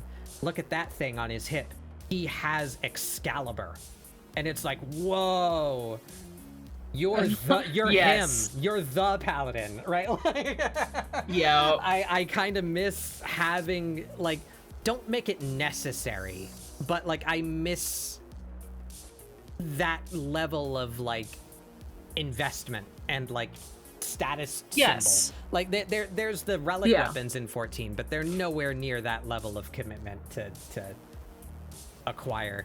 And again, like I don't want to lock content behind like I don't want casual players to be out of reach, but also I miss being rewarded if I decided. Yes. Yeah. Yeah, if I decided that I wanted to put that investment in, it would mean something. You know, not necessarily, and like that if anyone decided that they wanted to put that investment in, that, you know, they could do it, but, you know, that it's a choice. It shouldn't be necessary to clear content, but it should be there as something to do once you're clear, once you've done. Yeah. Sounds like you'd love Path of Exile. I did really like Path of Exile for a while. I don't play that game anymore because the way that it works bothers me. I don't want to go off on another big tangent explaining how Path of Exile works, but very briefly, Path of Exile handles its content updates similarly to how an MMO might handle expansions, right? There's a big patch coming out, and it's going to have this brand new mechanic and all these brand new skills in it. When that mechanic is released, it's only released to what is called League play. This is a new league, and you have to make a League character play it. Once that league is over, after, I don't know, like 3 months or something, once that league is over, that league mechanic gets rolled into the standard game. So in order to partake in the new content of Path of Exile, you have to make a new character, like relevant to that league. And then once the league is over, that character gets moved to standard along with a like minimized version of the league mechanics. But so standard play is the vast collection of all of the shit that they've added to the game, and it really doesn't work well. It's like, it's very cluttered and imbalanced, and because everyone plays League, the League mode has higher drop rates because it's temporary, right? So they need to make sure that players can get shit before the league is over. So you get like valuable currencies and gear as you're playing League, and then that character is moved to standard. So the economy in standard is fucked, right? Huh. So like, anyway, the gameplay of Path of Exile, very fun. The holy shit, the build variety of Path of Exile. You want to talk about build variety? Jesus Christ. But anyway, going back, I remembered my tangent. So Yes. I miss the camaraderie of Final Fantasy XI. The only other game that I've seen do anything even remotely resembling a skill chain was tragically Anthem. Anthem? Yeah. Remember Anthem? The dumpster fire fucking EA like Destiny wannabe? Oh my god, no, I don't remember this. So I vaguely remember the name, but I don't remember what that was. yeah, so it was a sci-fi like mecha, basically every player is a flavor of Iron Man. Your Interesting. They had like class-based mecha suits, and it was a sci-fi like fantasy world. It was a very cool setting. Yeah. And that's Okay. that's what sold the game. Is I believe that game was announced in 2015 with like a pre-rendered Good lord. fucking trailer, and then it didn't come out until like 2020, and it tanked. Like that game was so mismanaged, but there was good ideas in there. The game just sucked, and it was made by EA, so it was nothing but like a soulless cash grab trying to be a live service to milk as much money out of their player base as possible. Sometimes I wonder how EA is still around. Yeah, you wonder.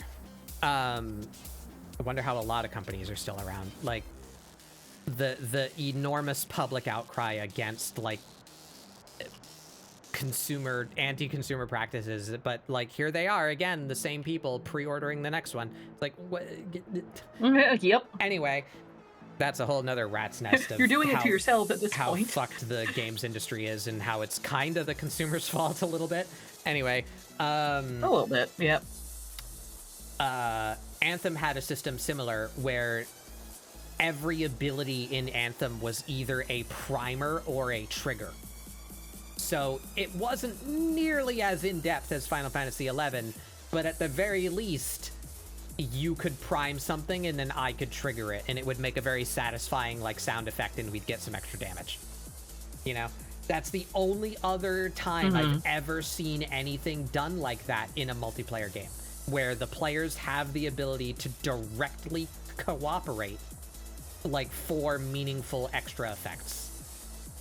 I can't believe that is such a rare phenomena. in a God, game, and again, especially for an MMO. yeah, in a game whose genre has massively multiplayer in the name, there's no incentive to like directly interact with other people. At this point, sometimes it feels like MMOs are just an excuse to like collect cool stuff and show off to people. We should call them social RPGs. That's what they are now. You know what? Yeah. Most of them can be played single player. Like you can level from 0 to max by yourself in Final Fantasy, absolutely no problem. You know, like you can play most of that game by yourself. And there's just other people around. So you can have friends and you can talk and you can go over each other's houses and have little sleepovers. You know, like it's social RPG. Yeah. Anyway, here's my design exercise on how to get what I want out of Final Fantasy XIV. Limit breaks exist. I think yes, limit breaks are very lame. I think the visual effect of them is cool. I think the fact that every class has a unique level 3 one is very cool. Like, the style of Limit Break, very cool. The fact that it's designed in such a way where one person in the entire 8-man group gets to be the one to push the Limit Break button, and it's always the melee DPS because that's the one that does the most damage. Yeah. Unless you're fighting an encounter that specifically asks you, you will die if you don't tank Limit Break here. Or when the content is very new and difficult and you're having a real rough time, maybe the healer will get to LB3 and save an attempt. Other than those situations, very rarely, I would guesstimate in my funny little bug brain, about 80% or more of the time, it's just gonna be the melee DPS. So why do we have this? Why them specifically? Because every limit break per role is different. The tank limit breaks make your entire party immortal for a little while. The healer limit breaks full heal and raise everybody. The ranged limit breaks are AoE. That applies both to the physical ranged and the magic users. The melee limit breaks are single target. So if you're fighting bosses, you know, again, this started with World of Warcraft and Final Fantasy went along with it. Final Fantasy's content is primarily instance-based. You're doing dungeons, right? So when you have this mechanic that takes a long time to charge up and you only get to use it once or twice per dungeon, you're gonna use it on the boss. And the boss is one thing. Okay.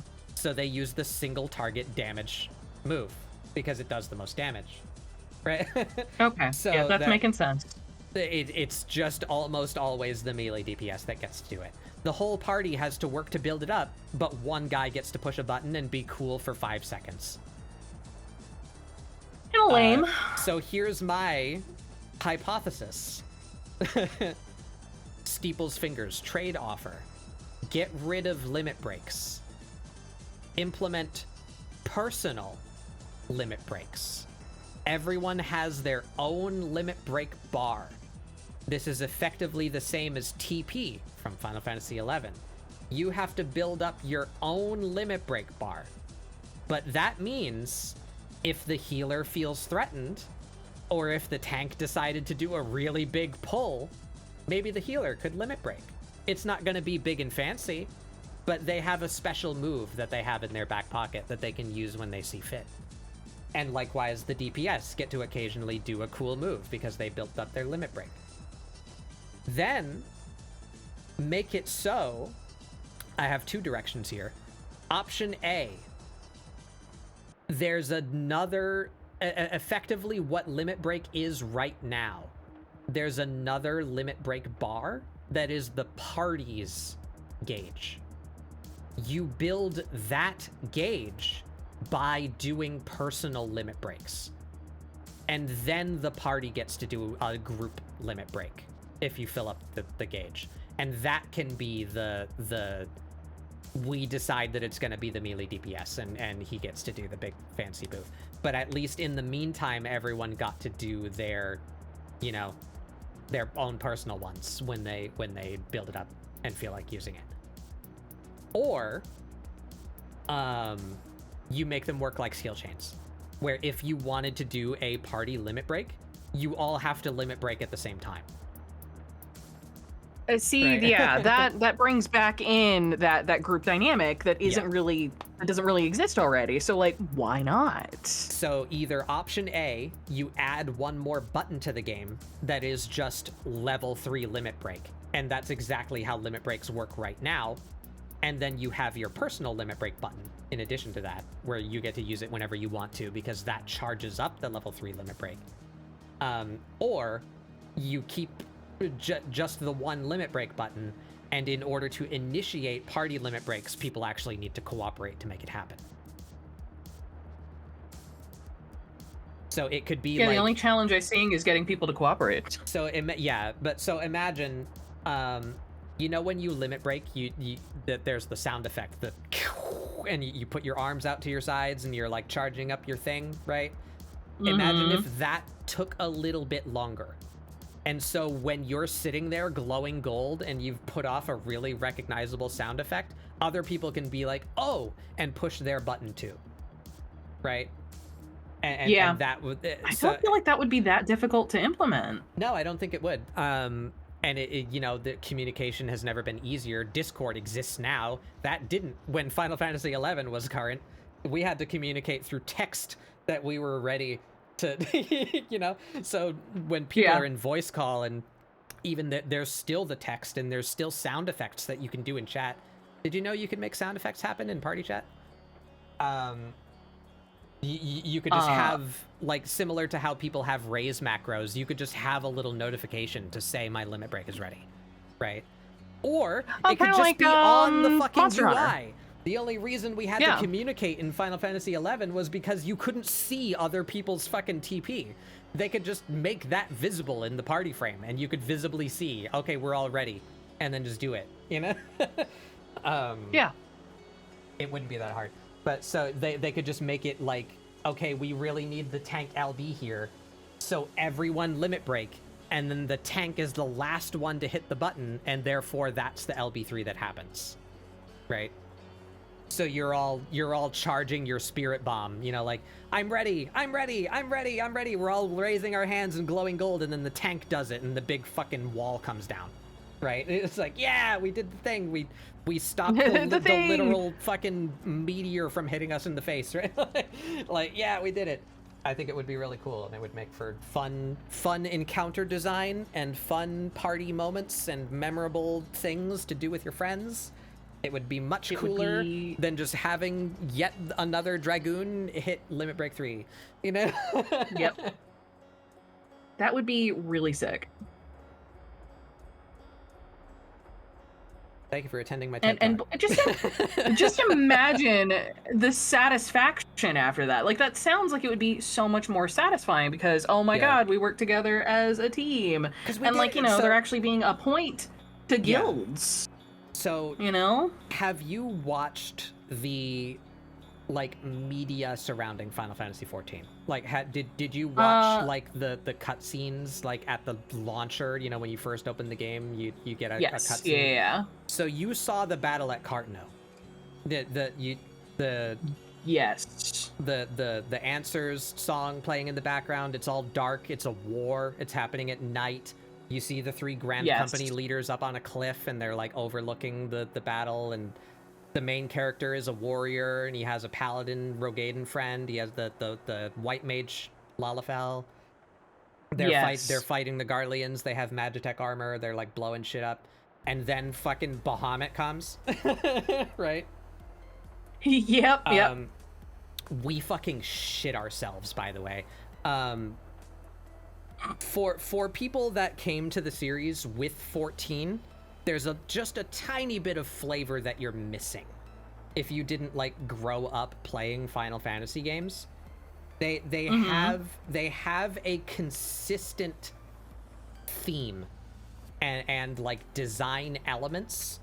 So it's not a spoiler that Bahamut is going to be in the next game, but you're excited to see how he's implemented. Because the world is going to be different with a different story. So, like, Bahamut fits into that universe differently and has, like, different relationships to mortals or whatever, you know? So it's almost always the same summons as previous Final Fantasy games. But, like, they have gravitas to them, you know, where it's like, oh, shit, that's Ifrit.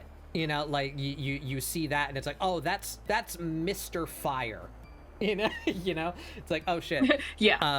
So when you can have a Final Fantasy story that's like, oh, there's this guy and he's like really good at fire magic and he's like doing shit and it's like, oh man, he's an awful person. He's like burning down villages and you got to go stop him. And then you go to stop him and he summons Ifrit and it's like, oh, I'm sorry, I didn't realize you're the fire mage. Like, like, oh shit. So Bahamut hadn't been mentioned in 14 until that moment. What we got, and I still think that's the coolest fucking thing in like gaming history, that they wrote in an apocalypse to give them an in-game excuse to conclude the game and remake it. I think that's the coolest fucking thing. The transition between Final Fantasy 1.0 and 2.0. Shit, the ads are coming. I can't snooze them anymore. My rambles, they will be interrupted. If you want to hear my rambles, come back later and listen to the VOD, or sub to funnybatbugdoodles.com. Subbing's an option. Then you don't have to deal with ads. But so I thought that was awesome. The story was building up, and there was this insane person that you didn't get to meet, because that's the conclusion of 1.0. There was effectively another Gaius von Baelsar. You know who that is, right? The boss of Praetorum, like Mr. Garlean. There was another one of those. So Gaius is the leader of one of Gaius is the leader of one of the Garlean legions, and there's many of them. So in 1.0, it was just a different Garlean legion. So like a different regiment was here doing what they wanted to do. And what it was an object of great power made by the Alligans, because everything it's all the Alligans' fault. You know the meme with the guy with the funny hair, Giorgio, whatever his name is? Aliens. It's like that, but Alligans. Yeah. My god. That's that's a long running meme. Yeah.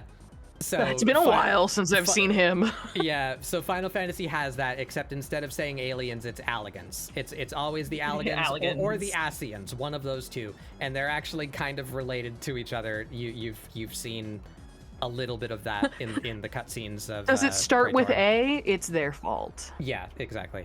So it's the Alligans' fault. They had some object of great power, and it's in space. You know, so in this. Of course it is. In this realm, you know, where we still use bows and arrows and swords and shit, like the idea of something achieving orbit is quite out of our realm of capability, you know. So it's it's often hard to tell with Final Fantasy with me, like, is this the future, is this the past? Yeah, Final Fantasy has a very specific in a lot of the vibe main to it, line, and I really like it, honestly. The like weird, like future retro, like fantasy future. I really like the Final Fantasy vibe. See, growing up, my best friend played all of the Final Fantasy games. I never did. I didn't have to, because she told me all about them.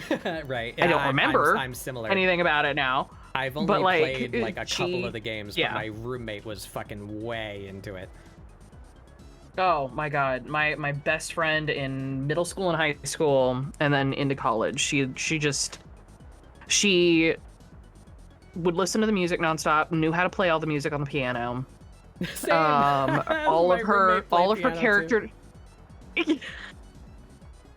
all of her character designs were like loosely based off of Final Fantasy. Biggest fan of what is his name? Yoshitaka Amura? Amano. The like Yeah, original yeah. Uh-huh. Amano. Yes, Amano. Yeah. Yoshitaka Amano. In fact, we at one point went to a convention together where he had flown over to the States.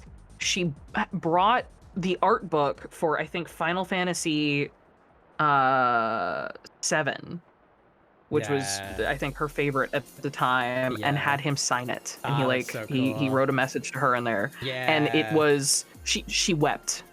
She wept. I love Amaro's art. You got me calling it the wrong thing. Amano. I love Amano's I'm sorry. art. He still does it. Like the collector's edition of Final Fantasy 14 is art by Amano. Like he's still fucking Mr. Final Fantasy. I mean, I don't. That makes it like his art style is the look. Yeah. When I think of like Final Fantasy artwork, I think of his style. Yeah. So cool. I lost track of what I was saying. Oh yeah. Sorry. So the Battle of Cartno,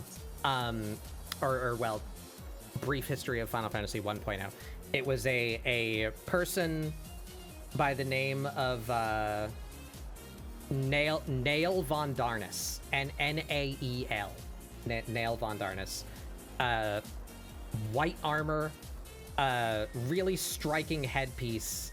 They were referred to as the White Raven, just like Gaius is the Black Wolf. They were very intimidating, very imposing. They used a gun spear. That was their weapon. It was like a gun halberd. It was very cool. I remember when the gun blade became a thing, and that being the fucking weapon. Yeah, Gaius has a everything. gun blade. His is like a katana, right? But they used a halberd with a gun in it. It was cool. You know, it'd be cooler if this weapon had a gun. Had a gun in it. Yeah, it's like whoa. Yep. Yeah. So it was actually a big reveal during the course of the story that Nael von Darnus is a woman. Because 1.0 didn't have like voiced cutscenes, and all you saw was the big bulky armor all the time. So it was like a girl. So Nael von Darnus is a woman. She wants power for the Empire. Yeah, she wants power for her empire. So she wants to collect this artifact of Allagan power because it's said to like contain infinite energy, and it's a fact in the game, but like for some reason a lot of people lose track of it, and I'm guilty of it as well. I kind of just forget that it's a thing. Garleans are the way they are and fight the way they do because they literally can't use magic. They like don't have ether. The entire Garlean race. So the idea that they could acquire a source of infinite magical energy means that like they're already on par with us with their magitech. So imagine if they could also do magic, like that they would take over the world. That's the plan, right? So they want to fetch this thing out of the sky so that they can use its power to further themselves and like go on a grand crusade across the planet and take it for the Garlean Empire. So the object in question is called Dalamud, and it's often referred to as the Red Moon, because it is a thing that you can see in the sky. Because again, it's an object that has been in orbit, right? So some people even think it's a celestial body. They don't know that it's an Allagan war machina of sorts or something. You know, it's artificial. It's something that the Allagans put up there. But it's been so long since the Allagans were around, and like we know about them because we're the Warrior of Light, you know. But a lot of people don't even know the Allagans ever existed. Of course, yeah. Right. So they call it the Red Moon, or the Red Moon Dalamud. throughout the course of the game, Nail is getting more and more like wildly desperate to acquire this moon. And as it goes, the moon actually gets a little closer. Like the skybox of the game changes so that the moon is a little bit bigger. Oh. So like as 1.0 was going on for like its latter half, every so many months or weeks, like however frequently they did the patches, the moon was getting a little bit closer. Ooh, that's fun. So she is succeeding in her endeavor to call down the lesser moon Dalamud. And this is a recurring Final Fantasy theme, that's why I brought that up. This is Meteor. The act of calling down a celestial object. Like that's like an apocalyptic event, right? Like, so she's like getting ready to do Meteor, and everyone who's played a Final Fantasy game before is like, oh fuck, oh shit, oh fuck, oh shit. Oh, okay, yeah, no, I've only played a few, and I know Meteor. Yeah. So as the game is going on, and we're all very gripped by this story, Van Darnus is just going off the deep end. She goes like literally insane. The final fight with her is on this like ripped up floating island because the gravity of the lesser moon Dalamud is like pulling landmass upward. So we're on this floating island fighting Nail Van Darnus, and in her final moments, she gives herself to the moon, and like the last of her ether is like what it needed to pull it past the point of no return. So now the moon is falling. There's nothing we can do about it. And she speaks to it like it is her deity. Like she speaks to it in the first person. Like, I give you everything that I have. Like, bless us with your divine grace. You know, like she's talking to the moon as she dies and offers her soul to it. That sets the moon falling. And then from that point on, the game changed to such a degree where now the moon is like breaching the stratosphere. Like it is up there in the sky, and the zones now don't have their, like, you know how if you go to the desert, like you go to Thanalan has music, right? Like there's a Thanalan theme. All of those zone themes disappeared, and it was just this ominous it was this ominous like storming growl of the fucking moon falling. That it's there and everyone can see it, and we're all just like, oh. And then it actually came down to the final moments. Like, they announced it, like, today's the last day, like this is the last day of Final Fantasy 1.0, and everyone who was logged into the game saw the moon like falling, and then everyone got kicked to that cutscene, and then it said the game is over, come back later, and the servers went down. Like, so the game ended with that cutscene. And that's when everyone, so no one was in the game. We were all like in voice calls and like fucking just screaming to each other that the moon falls, and we're just assuming like, oh, the moon is gonna hit the fucking planet and that's it, or the Garleans are gonna like capture it and just like nuke us. We don't know what's gonna happen. And then the moon fucking cracks open, and we're like, huh? And then a big wing comes out, and it's like, huh? Like, oh, it's fucking Bahamut. Bahamut lives in the moon. Jesus Christ. And Bahamut comes out, and he fucking flaps his wings and ends cities. And it's like, oh god, oh Jesus. It was so fucking good lord, cool. what a moment though.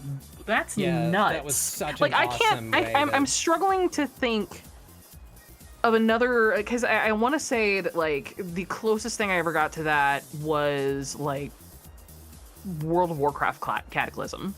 Yeah. Well, like when all of yeah. that shit was going on, being in groups with people and finding out how this was going to affect the world. But it wasn't anything like that. Like it wasn't this. Yeah, no one's ever done anything like that. I think it's like communal the coolest moments. thing anyone's ever done. It's insane. Cody, yes, please. I would love to do that. It was just the volume of screaming between me and my roommate when the moon opens up and Bahamut's there. We're like, oh god, we're all fucked.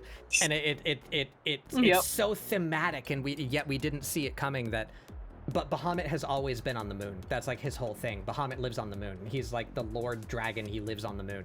So the fact that the lesser moon comes down and Bahamut is imprisoned in it, and he's not happy about it. It's like, oh no. Yeah. Oh no. Anyway, the whole reason I was on that cutscene. So you've seen that cutscene. Bahamut comes out of the moon and he's just fucking destroying shit. You know what? Fuck it. I'm gonna bring up that cutscene right now. I wanna comment on it. Okay.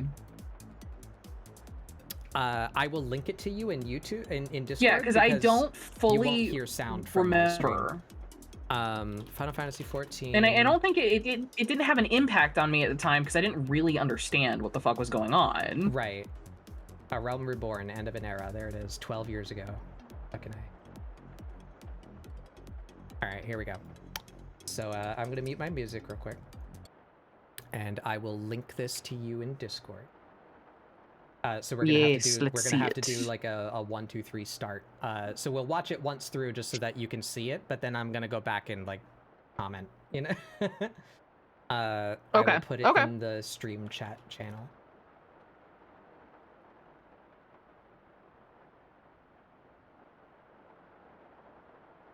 Yeah, you learn more about the Dalamud project in the Binding Coils.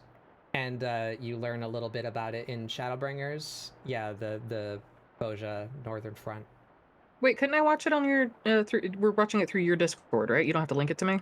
I am streaming my screen in Discord, so you will not receive audio from them. Oh, I see. And for whatever reason, I've received a pox. I can't stream my web browser. It just doesn't work.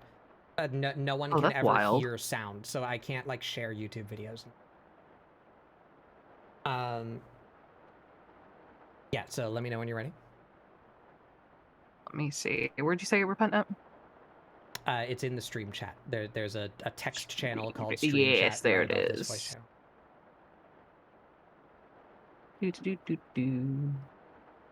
Okay, all right. I've got that open. All right, we'll do like 3, 2, 1, go. Yep, absolutely. All right, 3, 2, 1, click. Oh, let me. That can see.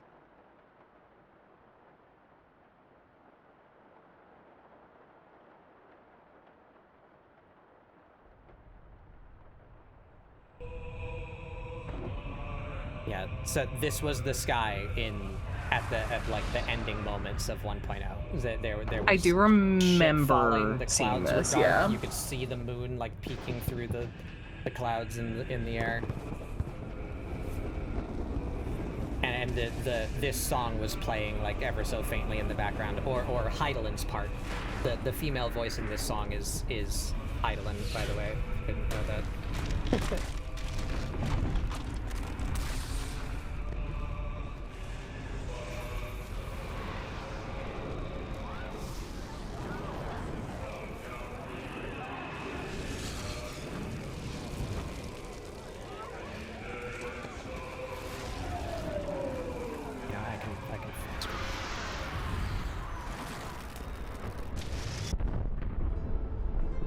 Oh, damn.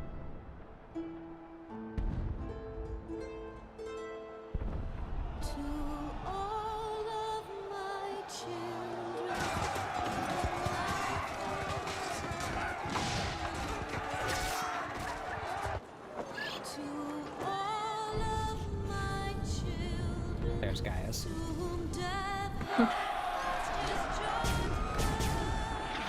Answers is fucking awesome.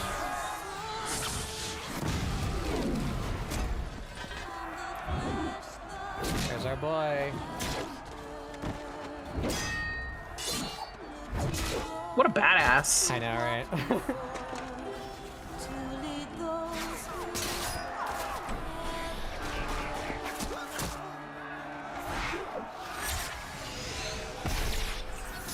Remember when bards could cast protection? I do.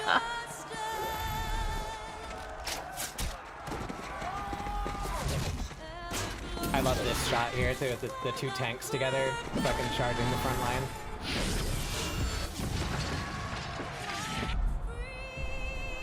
Look at babyface. There's my Sid. man. There he is. He's so baby-faced.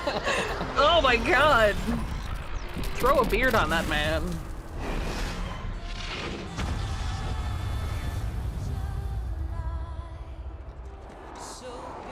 Nobody knows what's happened.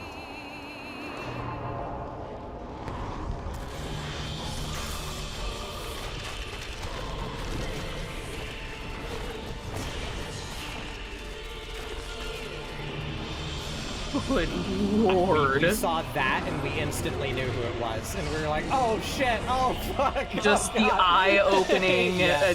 giant It's fucking wings. Bahamut. It's Bahamut. And he's mad.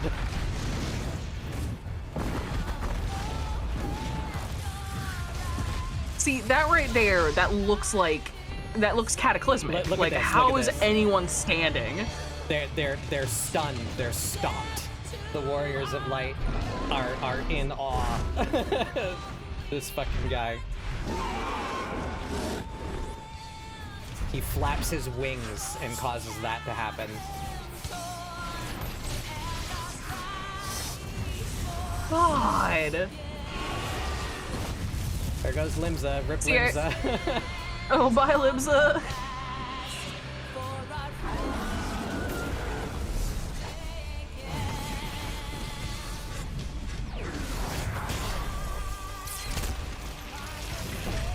One single bolt of that. This guy, Archon Luiswa, one of the most powerful mages known to be alive, barely holds back one little modicum. And then Bahamut says, Ooh. "Pardon me, sir." Fuck you specifically.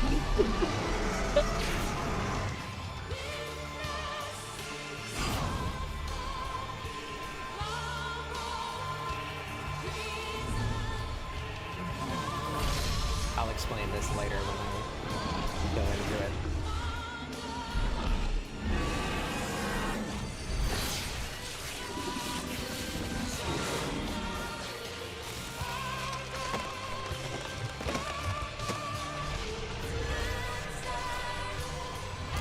Whoa.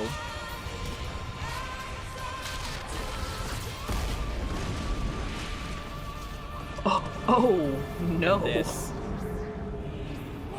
Every Final Fantasy player knows what's happening. That's Mega Flare. That's Bahamut's strongest move. Like, he's about to blow up the fucking planet. Like, he's gonna... Yeah, no, that is world ending right there.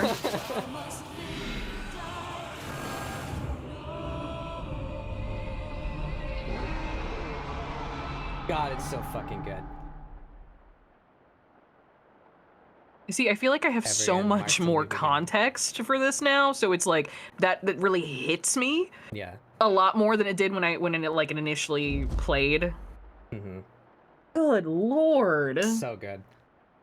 So here's the next coolest thing. You're experiencing this feeling right now of like, oh, I like get it. And that's like meaningful. That's gonna happen like 2 more times. Oh no. Oh no, I'm having emotions. I promise you, you don't understand this cutscene yet. The writers are on some shit over there. It's fucking awesome. I'm not gonna say any more about it, but yeah. Let's go through. So, first of all, one thing I want to point out, just in the gravity and the cinematography of this cutscene. Badass warrior man, right? Yeah. front lines in what is considered to be like World War III, right? Like the Garleans are invading. They intend to kill everyone who resists them. They are taking our continent, right? This is what we're fighting for. Paladin at the front, right? Warrior up behind. Tanks are charging headlong into the war front. They're giving everything they have to save their homeland. And then, where is it? They're stopped. They're stopped here. And then here. God. Where is it? Is it here? Oh, what the hell? It's a little bit past here. Here. So that's the better example. They're all stopped completely in their tracks. Here. You see that? Bahamut roars and the paladin flinches. And then that, yeah. So, anyway, it's the little things. So here's what I brought this cutscene up for. So what they're doing here is Archon Louisoix is he's Yoda. Like he's like one of the most educated and capable mages on the planet currently. And he knows about the Allagans and like how they worked. He knows about the gods, you know, the 12. And this staff that he has is like a significant, like, legendary weapon. Supinyani, I forget what it's called. It's some Japanese. The gimmick is like, on top of his own capability, he has a stick with basically infinite energy. So like he can do like a lot. And he's very educated. He can do a lot of things. So he barely has the power to stop the entire party from being exploded by one single mote of the hundreds that Bahamut makes when he flaps his wings. And then there, the staff breaks. When the shell breaks, the staff shatters. God, I didn't even notice that. It's actually in the Waking Sands, behind Minfilia. It's like framed in 3 pieces. That's what that is. Yeah, okay. That's this is why I brought this up. This is how I imagine Limit Break 3 should feel. Bahamut is the target, and it takes all of the Scions channeling themselves and like to the gods to try and give this singular the power to re-imprison him. That's what's happening right now. They're calling upon the 12. That's what all the spears are. Every one of them is an essence of one of the 12. They're trying to put Bahamut back into a rock. Oh, it wasn't with the shell. It's this. This fails, and then the staff shatters. So see, those are all. You chose one of these emblems when you made your character.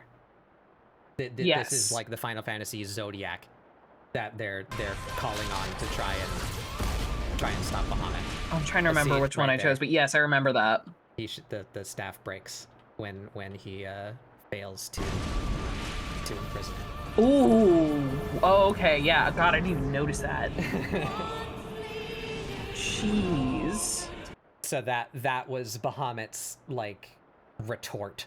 Is like, okay, we're gonna give absolutely everything we possibly can to get rid of you, and he says no, and actually now I'm gonna give everything I can to fucking erase you. That's that's what's happening right there.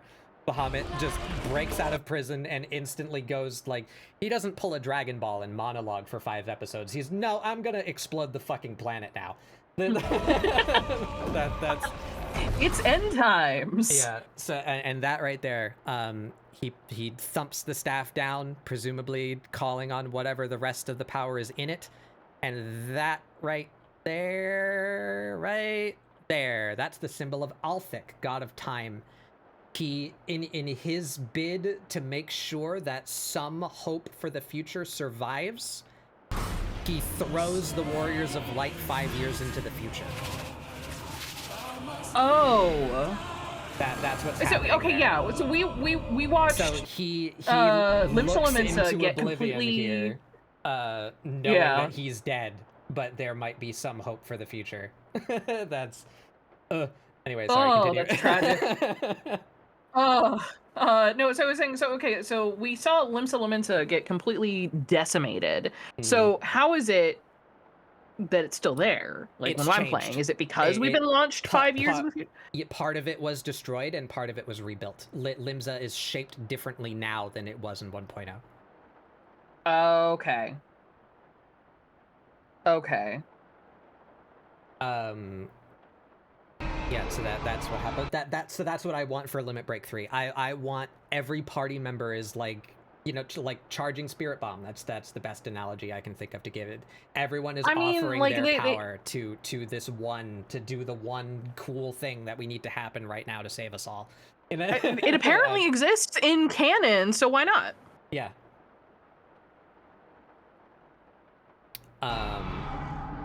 I think there was something else I was going to say, but I forgot what it is. But yeah, so this cutscene's fucking awesome. It's so cool that there's context here that you don't know yet, and yet you can still enjoy it and still even feel your own reveal. That like the writers are insane. It's bananas. So all of this, everything that I'm saying, like you don't understand yet, and this entire story arc, all of this ends with Endwalker. That's why Endwalker was such a big deal. Like all of this concludes in Endwalker. Subimati, that's okay. And you got to play through this at the end. Not exactly. I played 1.0. I actually was in some of the early tests for Final Fantasy 14. That I was like on top of it. I was a big 11 fan. I signed up early, you know, I like put my application in, you know, I play loads of Final Fantasy 11, like, you know, I actually got into a few pre-launch tests for Final Fantasy 11. Yeah, and then I played for Final Fantasy, I played 11 for a while, and then they were like, we're so sorry, we're not gonna charge you subs. Because the game is terrible, so I continued to play for a little while longer. But eventually they re-implemented subs, because they're like, okay, we kind of fixed it. It's like a thing now. We want to do something with it. That's when they like started their plan for all of this. I did not sub. So I was living vicariously through my roommate, who did play it a little bit still. But so my character, here's a cool thing, Penny, that I think I pointed it out to you when our characters met. Amirah has a tattoo on her upper back. Only people who were around for this cataclysm have that tattoo. Oh. Yeah, I don't remember I remember you showing it me, but I don't remember what it looked like. It looks like...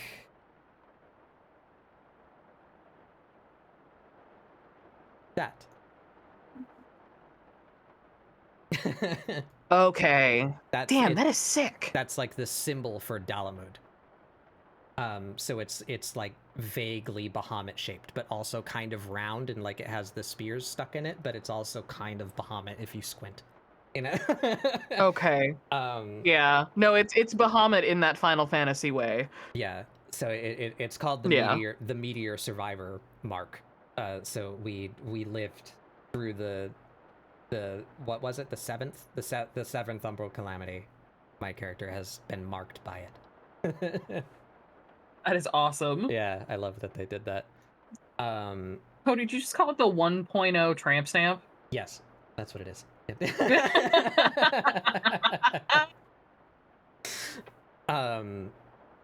Dear Final Fantasy devs that are definitely listening to me, please can you design more tops that show that spot? Please, God.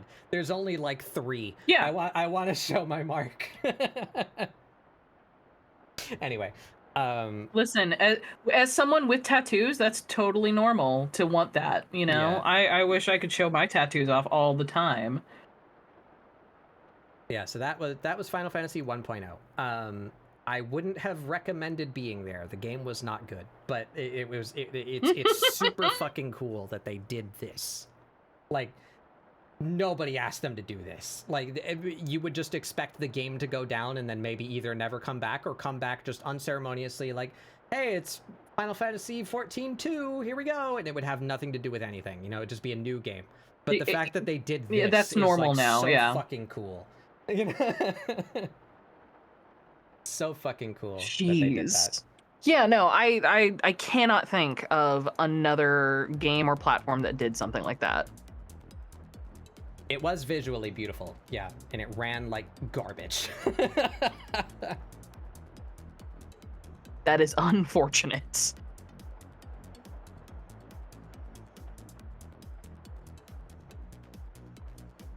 Huh. I'm all sweaty. I got hyped. I got too excited about Final Fantasy. And like, I'm not even... Sorry, I have food in my mouth. I wouldn't even consider myself a Final Fantasy fan. I liked 4, and I liked Crystal Chronicles, and I played a whole shitload of the Tactics one on Game Boy Advance. That's about it. And then I played 14. But so I'm not like a massive Final Fantasy nut. You know, I haven't played all of them. You know, I don't follow it. I wasn't one of the kids that was formulated as a person by Final Fantasy VII. You know, like I don't have a huge affinity for it, but 14 does so many things that are just so fucking cool that like it blows me away how much they care about their game.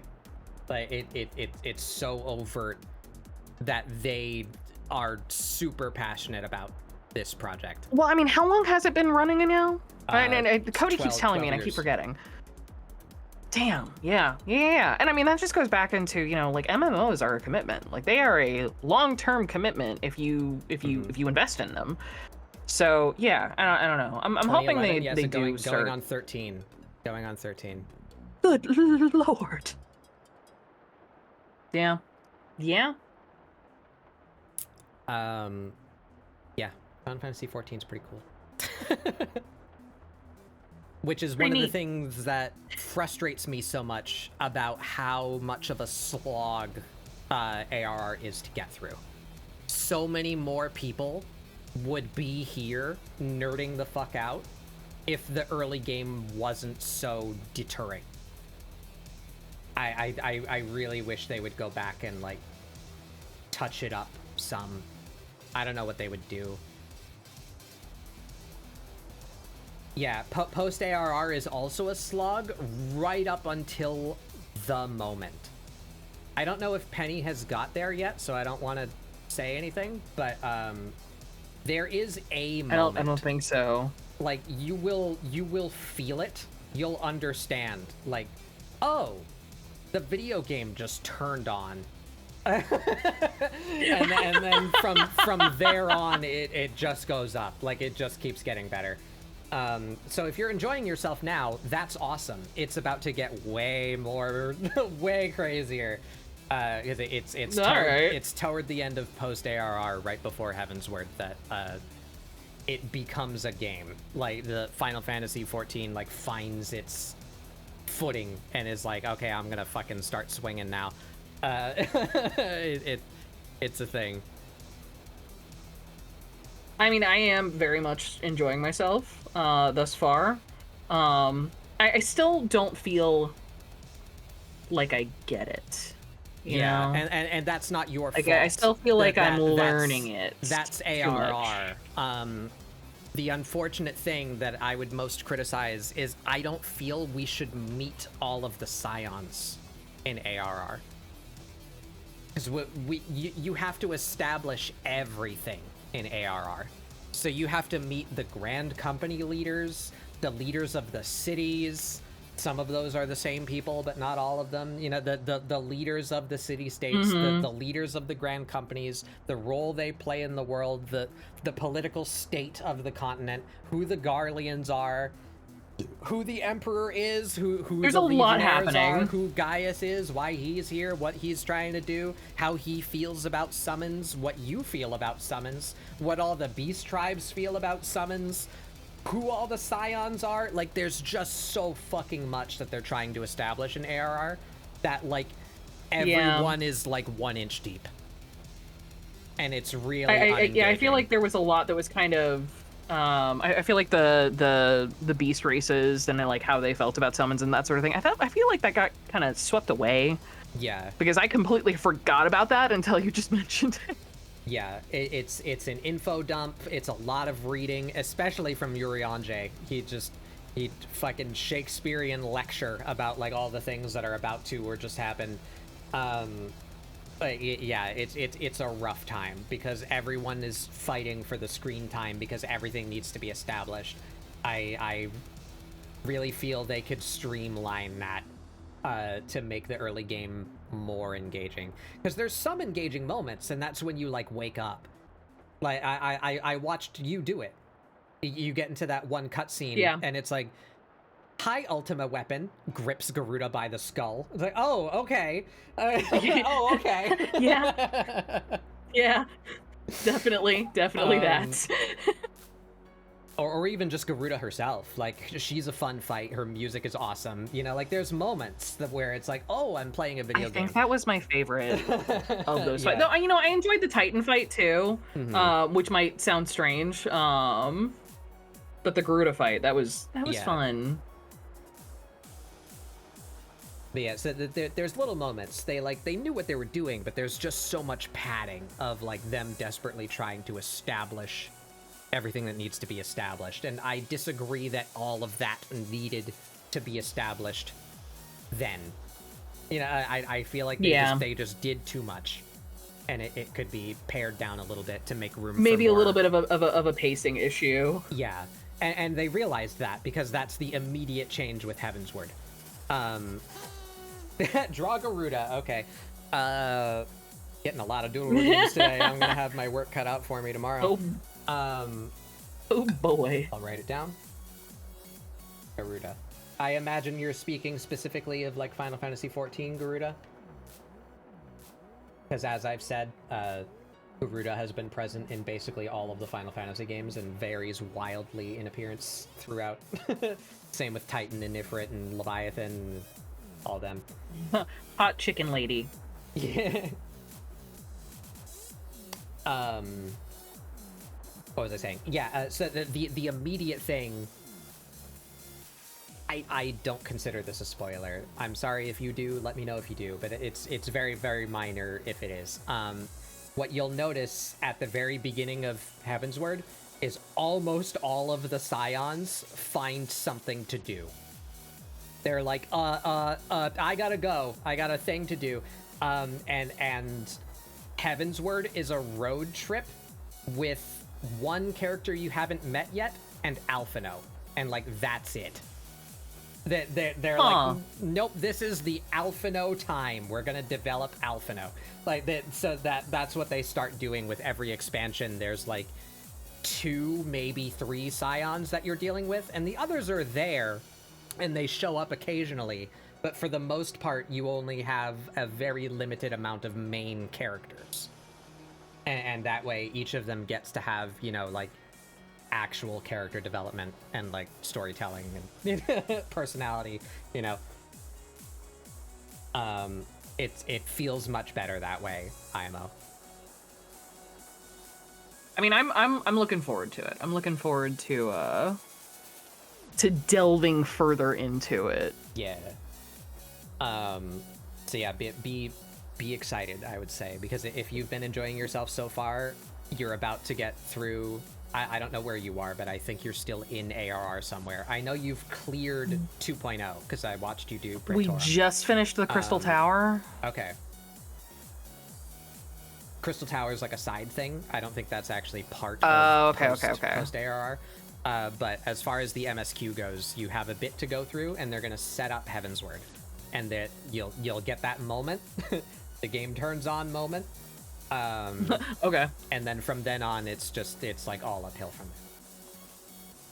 You're barely into post ARR. Okay, yeah. Oh yeah, that's right. We got distracted by Hildebrand. I see. Yeah, that's also side content. Just like completely detached from the main story.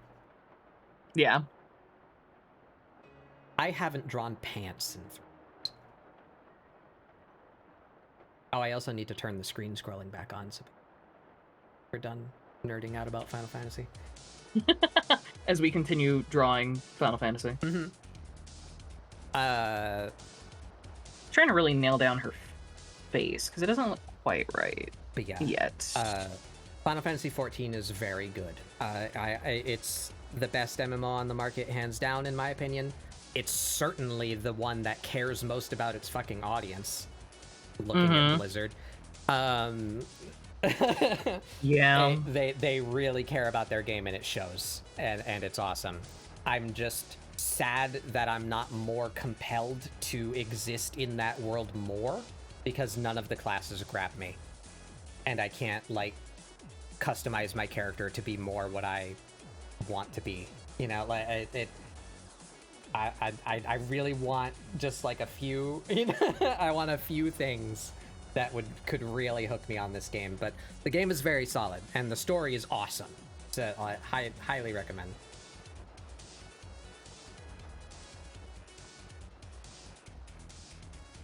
But I have gripes. I think that's valid and normal.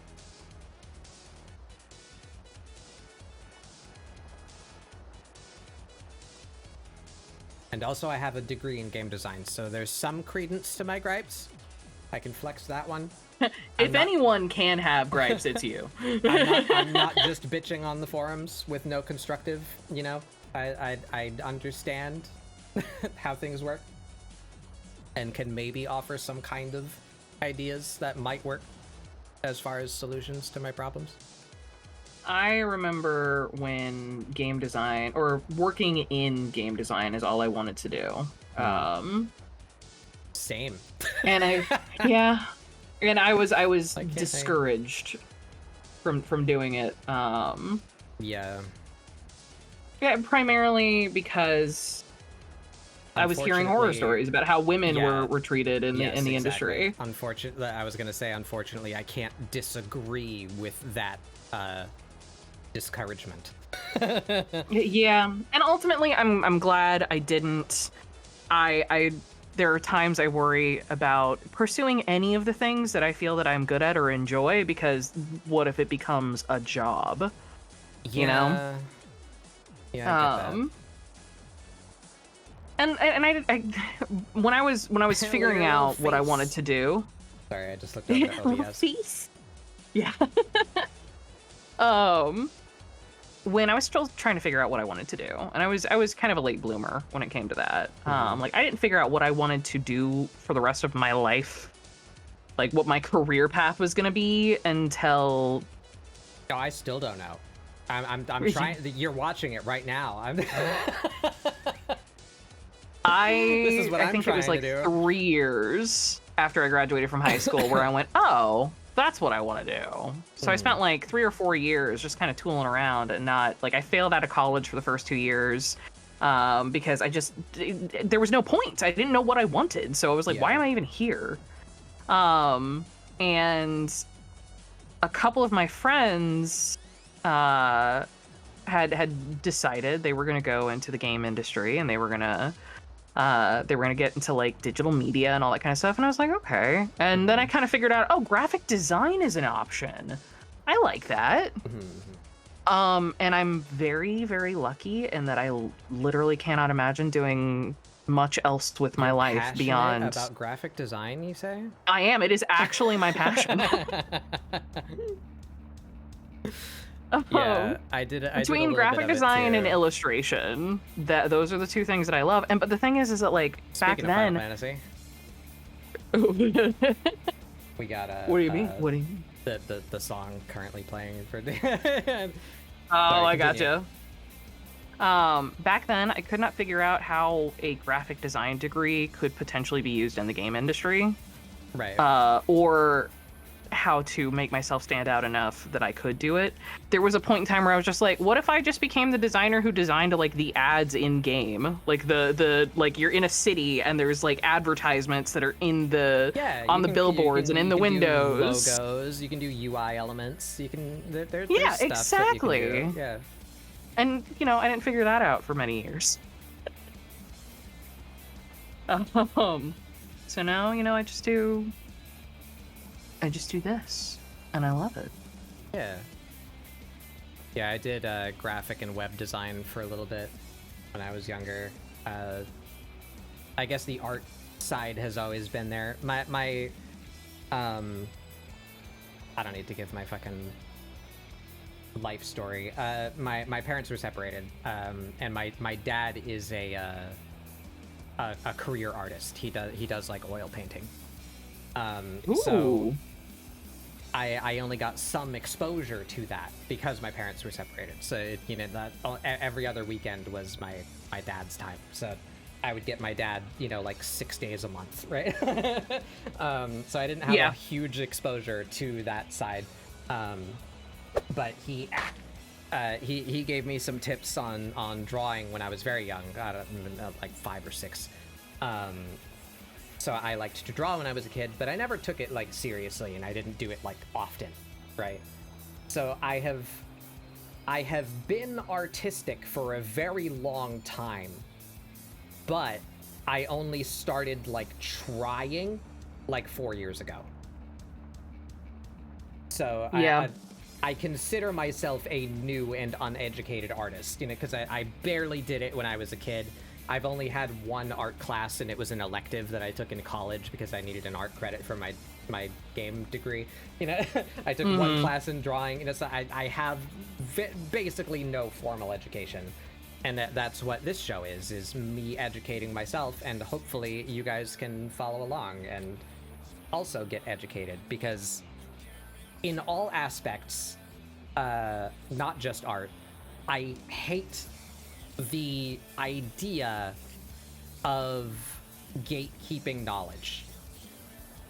Yes. So the knowledge is out there, but it's not like well spread or advertised, because that space is taken up by people that charge you money.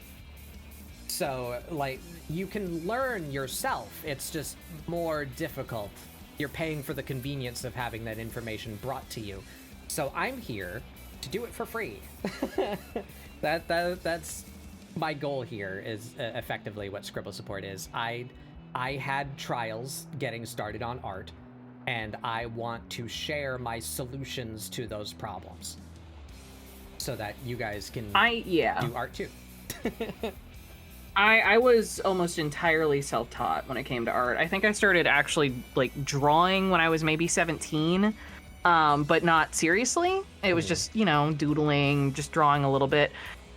For the most part, I thought I was going to be an English teacher for a while. My mother was a journalist, and so she was pushing me to like go towards journalism and writing, and I enjoyed it well enough, but whenever I sat and thought about writing or trying to write a book or teaching or any of that, like teaching an English class or something, I was like, no, that sounds horrible. Yeah.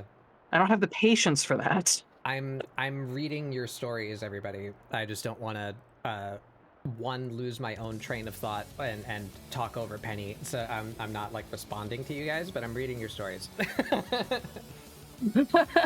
I see you. But yeah, when I finally actually went to college, I was focusing on graphic design, so almost everything illustration was just almost completely self-taught. And so there's a lot of also imposter syndrome. Right. Like I didn't start drawing on a professional level, in that like I was doing it for my job and getting paid for it, until I moved to Japan. And while I was over there, I was put in charge of the base's magazine, which was a monthly magazine. And at one point, I could not figure out what I was going to do for a cover design. So I was like, fuck it, I'll doodle something. Showed it to my boss, and that was my very first cover design or cover illustration that I'd ever gotten to do. And I was super excited about it, and I still couldn't call myself a professional artist for years. Right. Like I'm for several years doing after this that. for my living. Yes. But yeah. no, I wouldn't say I'm professional. Yeah. I get that. I'm just lucky. That's the secret, Penny. Everyone is like that. Yeah, right. Nobody knows what they're doing. When I first heard the term imposter syndrome, I was like, oh, so that's not just me? Mm-hmm. It's like everyone.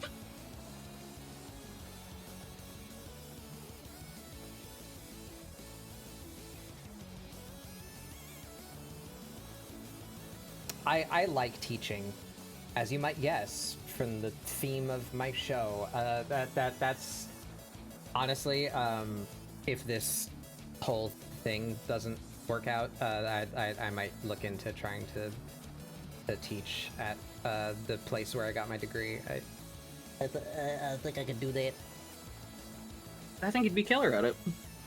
Because my entire degree program was taught by 2 guys, so there's space there, topics that I could cover and alleviate from from them.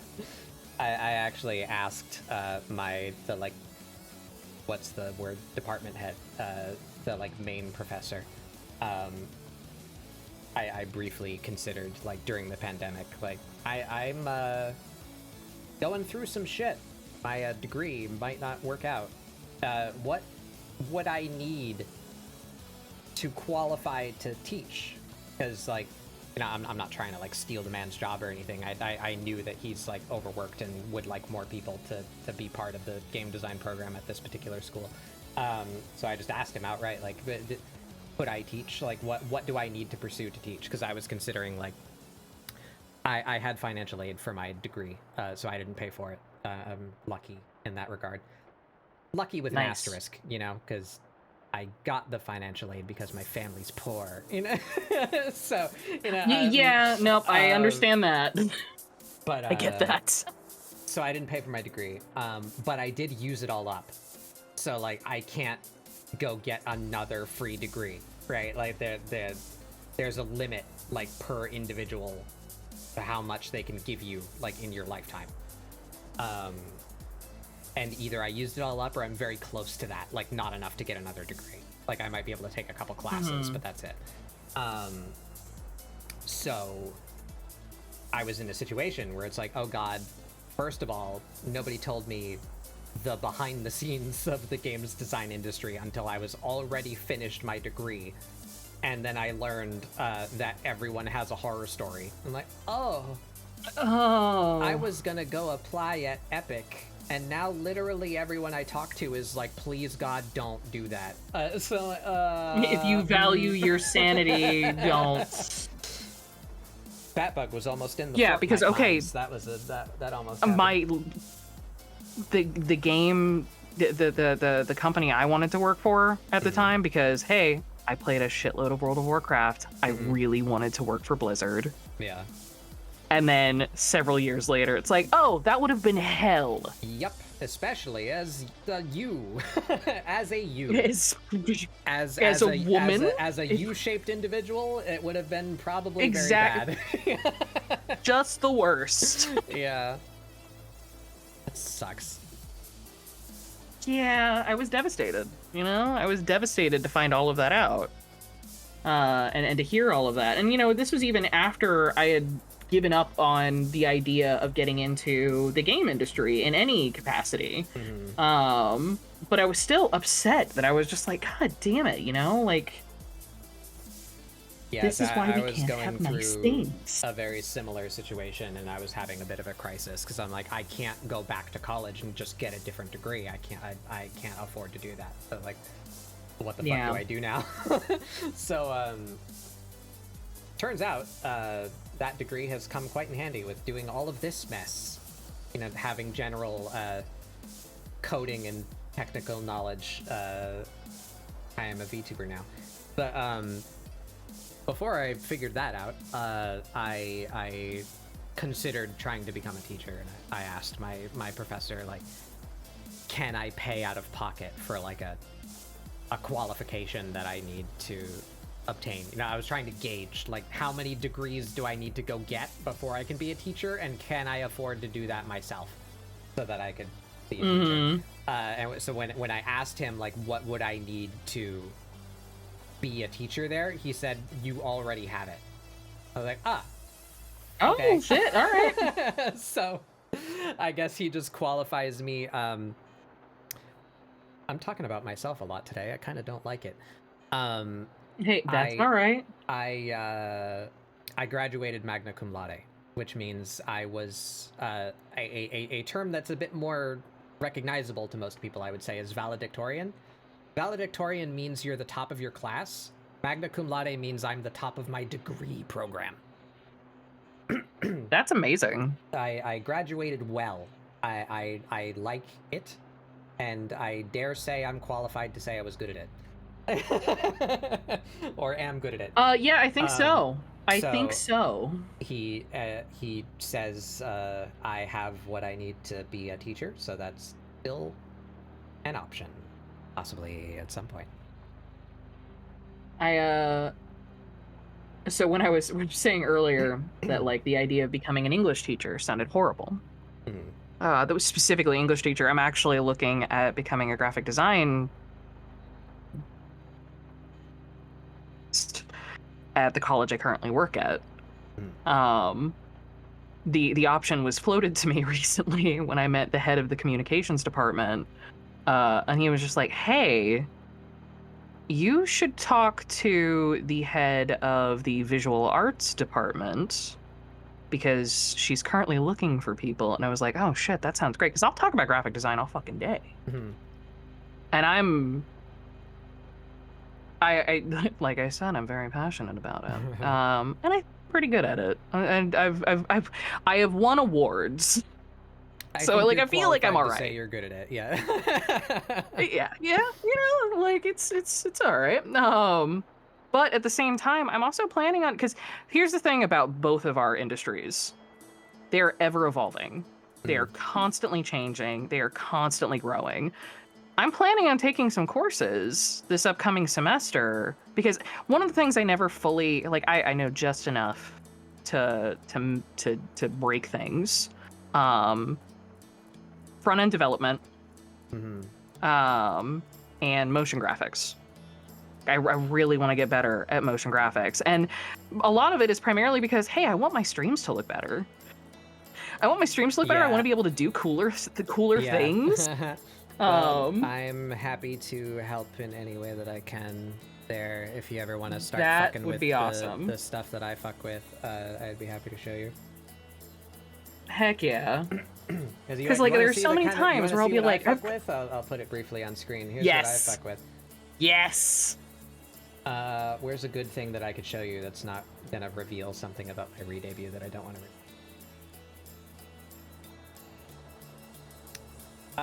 here you go. So this is one of my decks that I don't normally go to, but all of this is like passive stuff. Here's my let me put myself on screen so chat can see too. Here's a good example. If you guys haven't noticed, sorry, I just made a noise there because I remembered that somebody splatted me earlier and it didn't work, and I never came back in here to fix it. I still don't know why that happened. But anyway, you're using Sammy. Okay. Well, welcome to the world after Outer Wilds. There's 2 points in your life: before Outer Wilds and after Outer Wilds. Well, welcome, Pepper. That's not even a joke. That's only a little hyperbolic. Like that game changed the way I feel about life. Outer Wilds is fucking awesome. Anyway, I will be playing it. I will be playing it soon. Don't know when, but soon. I want to be there. So Absolutely. I have a system where you can kill me on stream, right? Nobody redeem it right now because apparently it's not working, and I need to figure out how to fix it. But you've probably seen it at least once or twice. You know, the big funny hand comes on screen and splats me. Giz loves to do it. I have other redeems, like I have the head pat, and the head pat messes up my hair.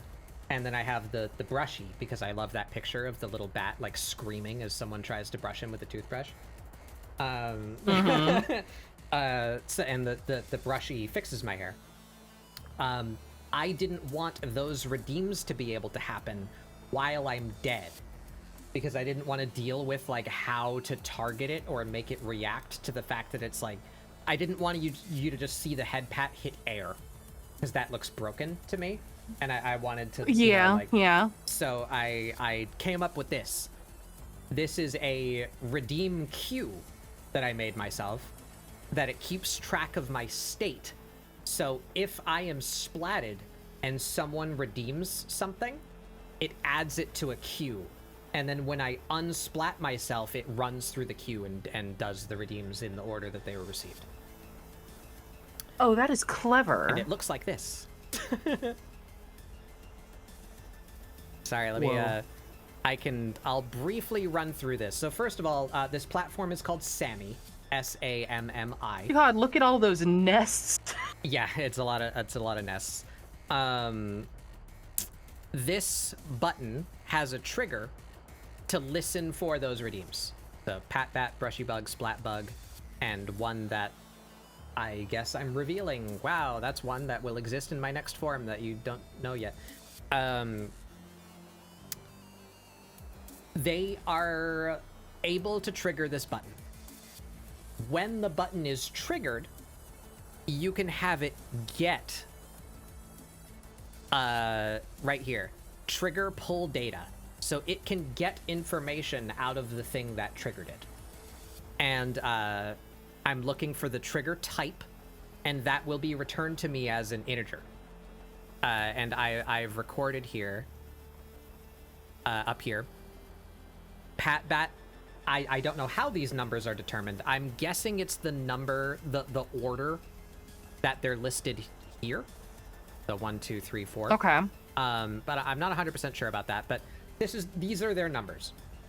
Pat bat shows up as a 1, brushy shows up as a 2, splat shows up as a 3, and flip shows up as a 4. So then I encode that to the redeem name.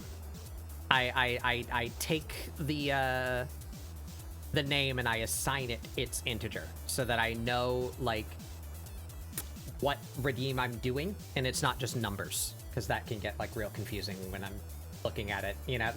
So I parse that integer and I turn it into a string that's just the same as what the redeem is called, right? Okay. And then this first one here, 23, is the integer that's returned if the button is triggered manually. So if I click that button, it returns, I believe, 24. And if this button is triggered by another button, it triggers 23. So I'm just checking here. Is the trigger type lower than 23? If it is, that means an actual real redeem happened, and I'm not just pushing a test button, right? So okay. do this, turn it into a name, and then I check here. Am I dead? No. Am I currently doing something? No. Is the queue string not empty? So what that says is, am I not dead? Am I not busy? And do I have something to do? If all of those are true, figure out what you should be doing. That's what all of this block is. Figure out what you should be doing and do it. Otherwise, it just waits a little while and then re-triggers itself. So it goes into a queue in that case? So that's when it goes into the queue. Right. So if it's busy, that's what I'd have to scroll up, but that's what I don't know. It's in here somewhere. If it's currently busy or if it's currently splatted, it goes into the queue. So this button will re-trigger itself until the queue is empty. So that's what all of this does. So if I'm able to act and I have actions that need to happen, I will act. Else I'll just re-trigger myself once, and then I'll see that I don't have anything to do, and then it stops until it's given something else to do. Right? It'll be triggered by the next redeem that happens. Yeah. Damn. Okay. Isn't that neat? Yeah. Okay. So that's wild. And I mean, okay. And so that I was the under the Eureka impression. moment. Sorry. That was the Eureka moment. Right here, the Q string. It's empty right now. But here, watch. I'll push some buttons. Hat, brush, splat, hat, brush. See it filling up there? It might be a little hard to see on screen because the text is kind of small, but you see this number, you'll at least see it get smaller. Growing, so yep. It's a string, and it's a string of integers. I was having a... Oh, right, that's the redeem that doesn't work. And now it's gonna freeze because it thinks I'm splatted, even though you don't see me splatted because that isn't working right now. For some reason, I broke something while trying to set things up for my new model. Oopsie. Ran into that my last stream. I entered all of those numbers at roughly the same time, right? I pushed them all back to back. But now it's stopped because one of them was a splat. So it's waiting for me now, assuming that I'm a puddle, for me to unsplat myself before it continues. Despite your lack of puddleness. Yeah. But I was having a hell of a time, like, I can check if I'm splatted and it'll like be yes or no as whether or not it goes off, but I have no way to deny that redeem on Twitch's end. So if I just make it not happen, that means people could waste their points and not get a redeem because I'm splatted and it wouldn't work, right? So I had to come up with this whole system of like, how do I make it so that it behaves how I want it to behave and it doesn't cheat people out of points? That's why this came around, and I had like a eureka moment of, I can make it a string, and then I just parse the first integer on that string, and I can turn that integer into the action because it knows like what, you know, it knows what trigger type it is. That's what the number is. And then I turn that number into the name so that I can tell it to do that action, right? Damn. Why you use a string instead of an array? Because a string is much smaller and easier to work with. So I had that eureka moment of like, I can use a single variable instead of an array to keep track of my queue, and it can just be numbers. So that I'm really proud of that. I can do, no, it can do arrays. It's just I found it more elegant to use the string. So I was really happy. See, I've been using Mix It Up. And yeah. I kept, after I moved over to Mix It Up, I heard about Sammy, and I was like, shit, I've already started getting set up and Mix It Up. I don't really want to move. Kind of the same thing that happened with... and now the pat and the brush are going to go off. Sorry, continue. Oh, no, you're good. Kind of the same situation that I ran into after I had finished animating my new GIF tuber, and then PNG tuber came out. So... Right. That was upsetting. Yeah, but like I was Sammy. just I'm aware of Mix It Up and StreamerBot, and they can do very similar things. But the major thing that drew me here is Sammy has the power to emulate keyboard and mouse movement. Oh, so, that's interesting.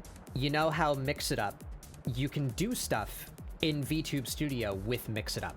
Right, you can plug Mix It Up into your VTube Studio so that it can control. See, I haven't used VTube Studio too much, so I haven't really explored any of that. For your knowledge, there's a plugin that you can grab that lets Mix It Up, or you might not even need the plugin anymore. It might just be built in. I'm not sure, but they interface.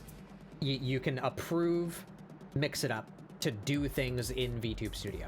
So that way, if you have model hotkeys like changing your position or like making you look angry or changing your hair or whatever hotkeys you might have set up in VTube Studio, you can trigger them with Mix It Up. Originally, this was not the case with Sammy. Now there is a plugin, because the cool thing about Sammy is it's like Blender, it's open source, and there's a Discord, so you can just like go ask the devs like, how do I access this thing that Hey, I would like this. Yeah. And it's open that you can ask questions and they can tell you, and then you can go and make your own mod that does whatever it is that you want it to do. But anyway, that is nice. it originally did not have the ability to do that, but what it can do is it can fake keyboard presses. So I can just set hotkeys in VTube Studio, and then Sammy can pretend like it's pressing the hotkeys. Oh, that's clever. So even if there's not a plugin, even if it's not something that Sammy can interface with it can still interface with it, because you can just like effectively record a macro to like move your mouse and click where you need to click or press whatever key you need to press, that it can automate anything because it can emulate keyboard and mouse movement. That's wild. So that's why I liked it, because I no longer had the problem of I need Nightbot for this, I need Stream Elements bot for this, and I need Mix It Up for this, and you know, like that's where I'm kind of at right now. Sammy can do all the things.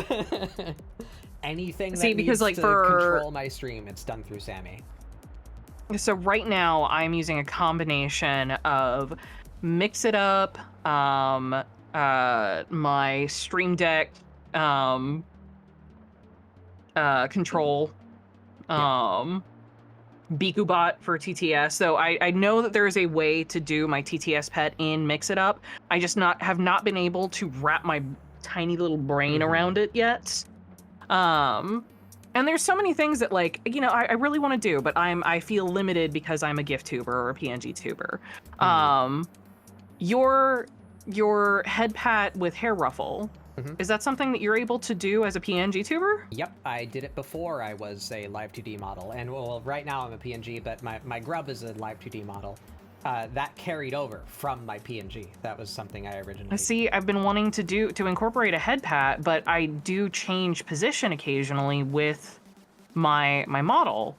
And I've been worried about, like, okay, well, am I gonna have to program a whole bunch of head pat GIFs in order to like tie it to my head? Hey, Ray.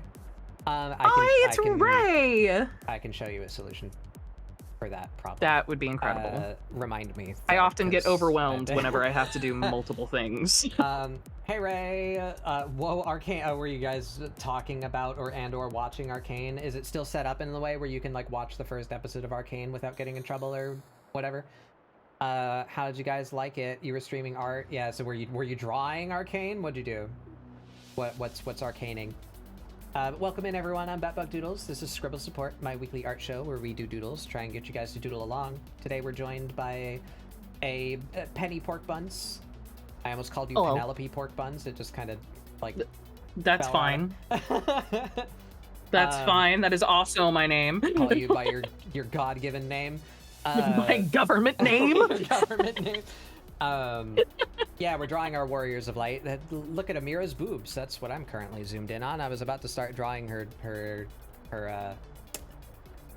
pop. And there's good check timing. that out. There's pennies. Hello. Yeah, thank you for coming in. If you guys, you were force feeding your chat arcane edits and I see. Nice.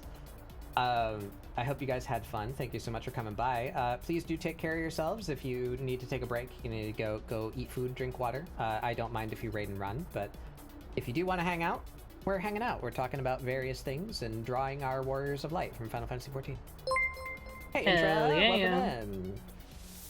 I know that vampire person. That funny little fella, gender neutral fella. I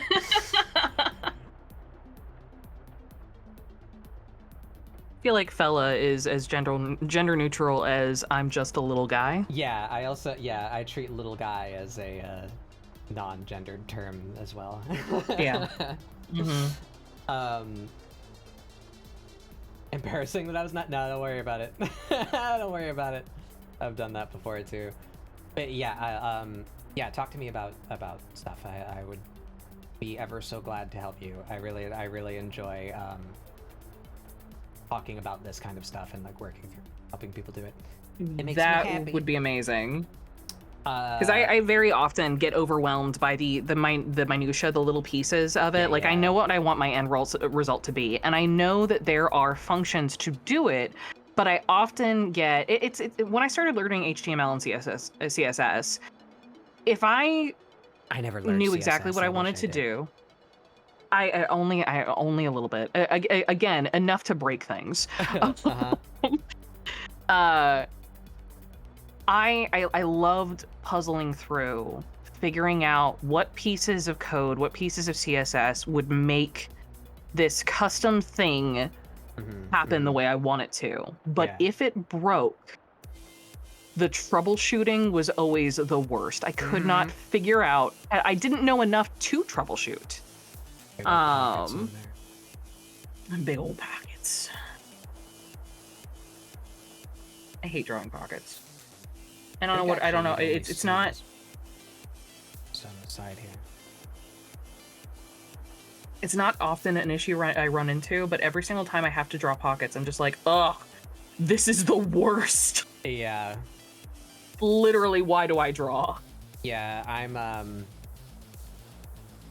debating my next task because I have like a agenda, right, of like what I plan to do for the next little bit of ScribbleSupport. Like I just got done the 2024 character bingo, right? Oh, you're so much stronger than I am. What's this song? Yeah, it is RoboQuest. Sky got it. It is called Connect. It's track number 6 from the RoboQuest OST, a video game soundtrack. It's available on YouTube. Anyway, yeah, I try to plan out at least like some vague direction, not like a curriculum, but you know, just like a thing to work on for stream content, right? Yeah. Connect track 6. Yep, that's the one. My brain is melting.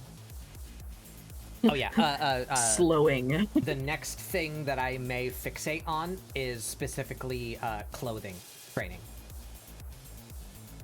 Oh, I'm gonna watch as many of those as I possibly can. Yeah, because I have, as evidenced by the fact that we're not nearly 4 hours in and I haven't finished drawing this girl's pants, I like how they're coming out, but I struggle. Like, it takes me a long time to figure out, like, what the hell I'm doing.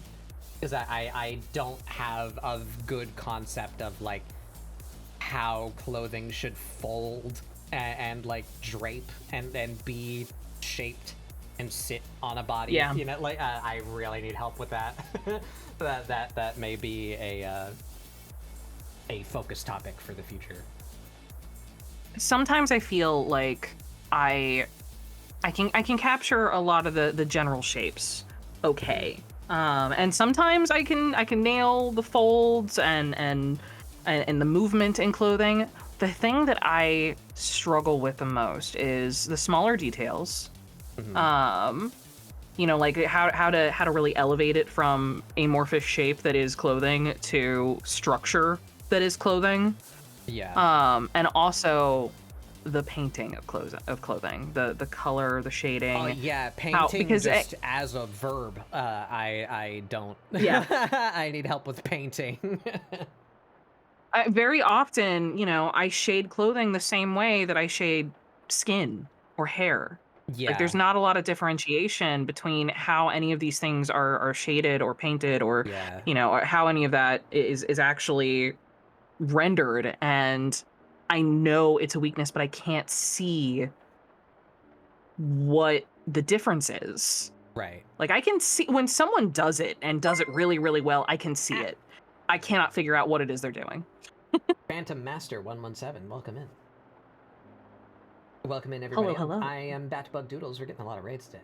Getting good at my spiel. I'm Batbug Doodles. This is ScribbleSupport, my weekly art show where we do doodles, try and get you guys to doodle along. what were you up to? Dead Space. Ooh. Contrasting topic. We're in here talking about various things and drawing cat women. How did your Dead Space go? I've not played those games. They look really interesting though. I have not played them. I've watched them played. I know that I'm too much of a tiny little baby. Uh-huh. Can't handle jump scares. At all. I'll cry. That's another another verse in the ballad of EA games. I know they like crapped on Dead Space like later in the series. They yeah. It's ridiculous because it is an amazing series.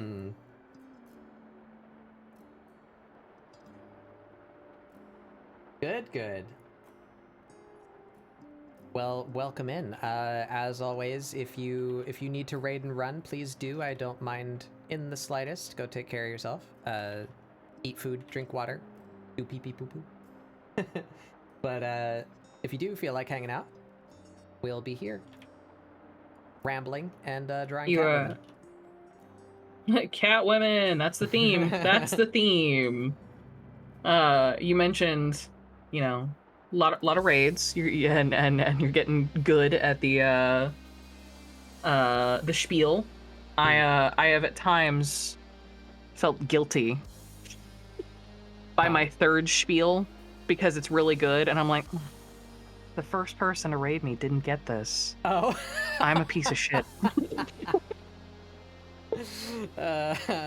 Man, I'm a jerk. They're gonna think I hate them. No.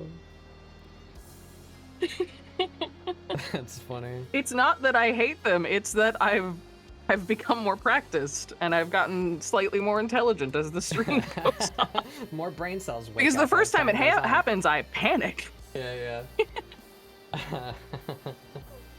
That first raid hits and I'm like, oh god, who am I? I don't know well, who I you're am or our what I piece of do. shit. Wow, thanks. Thanks. Thanks. That's all I want. Oh my god, thank you. Goals achieved. I have no idea what I was saying before. That's gone. We were talking about clothes, I think. Was that the most recent topic? Yeah, but yeah, I need help with clothes. I want to get better at painting. I really need to find like a set of brushes that feel like paint. That has been a struggle in Clip Studio because the brush functions in Clip Studio are awesome. It is insanely deep. And if you couldn't tell by my showing of what I do in my spare time for my streams with Sammy, I tend to get really deep into things. I got the hyperfocus autism, right? No. I really commit to something when I'm interested in it. So I have messed extensively with the brush customization in Clip Studio. And little known fact, every brush in Clip Studio has the same parameters as every other brush. So if you ever find what do you mean? If you ever find a brush that's like, oh, I love the texture of this brush, but it like doesn't feel as good as this other one, you can make that other brush feel the same. They all use the same parameters. They're just set differently. Huh. Like every brush is built from the same stuff in Clip Studio. It's a lot of stuff. It's complicated and a little overwhelming, but I like that it's so accessible and common. So like I've gotten deep into tweaking brushes for myself. And briefly, we haven't done it in a long time. Maybe I should do that again. Maybe when I don't have a giant queue of doodle redeems. We did a couple of Bob Ross paint-alongs, and that was fun. And that looks like fun. To facilitate that, I made a brush pack of, like, you know, as easy to use approximations of the stuff that Bob Ross does as I could get. It's not perfect, of course, but, like, you know, I have something that makes similar shapes to what he does when he uses the fan brush, you know, or like scrapes the canvas with his palette knife, you know. Like I had, I think it was like 5 or 6 brushes that it's like, we can get close enough with this, because I didn't want it to be too I was literally watching Bob Ross the other day. I was at a restaurant and they were playing Bob Ross on the TV. Absolutely. And I was like, man, that would be really fun, because I've seen it done before where people do paint-alongs with Bob Ross on stream. And I was trying to figure out, how would I approximate that digitally? Well, the good news is there's no like tough answer. People do Bob Ross paint-alongs in like MS Paint. It's not reliant on his tools, because he's like such a good teacher, you know, that like, you know, you just follow along with his like mood and his shapes, and you can do it in basically anything. But I wanted I wanted something that felt official. Like, here the Batbug official Bob Ross pack. Grab this, and we're gonna do Bob Ross paint-along. Hell yeah. While I was doing that, I discovered some very difficult limitations where I can get a brush to look and behave how I want, but it seems that there's an inverse relationship between achieving the function that I want and the performance of the brush. So the closer I get it to feeling exactly like real paint and like color mixing and being the right shape and like leaving bristle strokes, the more it just destroys Clip Studio and makes it like want to kill itself. You know, so, I'm having a very difficult time finding like a paintbrush that works well and feels good. That is something I'm on the hunt for. And the compromise to fix that issue is we did our Bob Ross paint-alongs on 1K by 1K squares. So okay, yeah, so smaller. A much smaller resolution kind of gets rid of the problems, but then you have a much smaller resolution. Pixely, but then it's small. So it was still fine, because again, people do Bob Ross paint-alongs in MS Paint, so like we're not looking for, you know, Renaissanceian fucking quality, you know, paintings to come out of this. So it's fine, and it was fun. But I would like to paint actual, you know, like rendered images in the resolution and size that I work in without it like wanting to crash every time I take a brush stroke. Gotta go. All right, have a good rest of your time zone, Phantom. Thank you for coming by.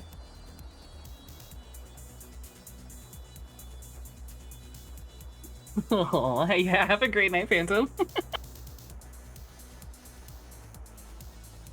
Yeah, it was very fun, and I kind of want to do it again.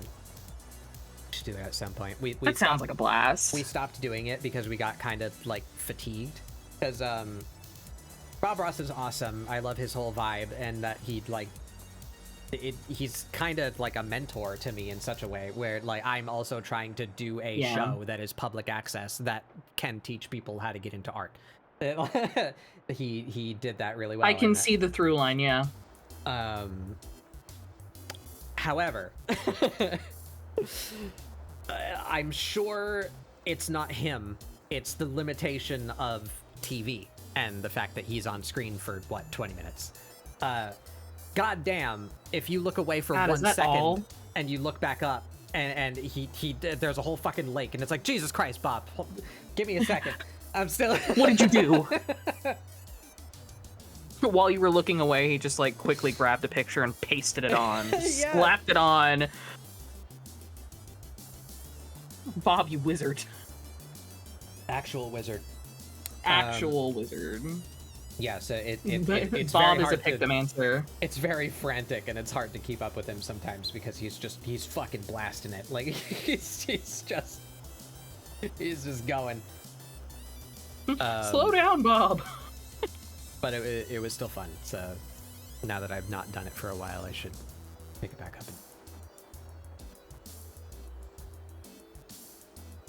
Yeah, no, that sounds like a really good time. And as someone who hates painting environments or drawing environments, I feel like it would be really good practice. Yeah, it definitely did help. I have used techniques for just like shitting out forestscapes from Bob Ross in some of the pictures that I have made since then.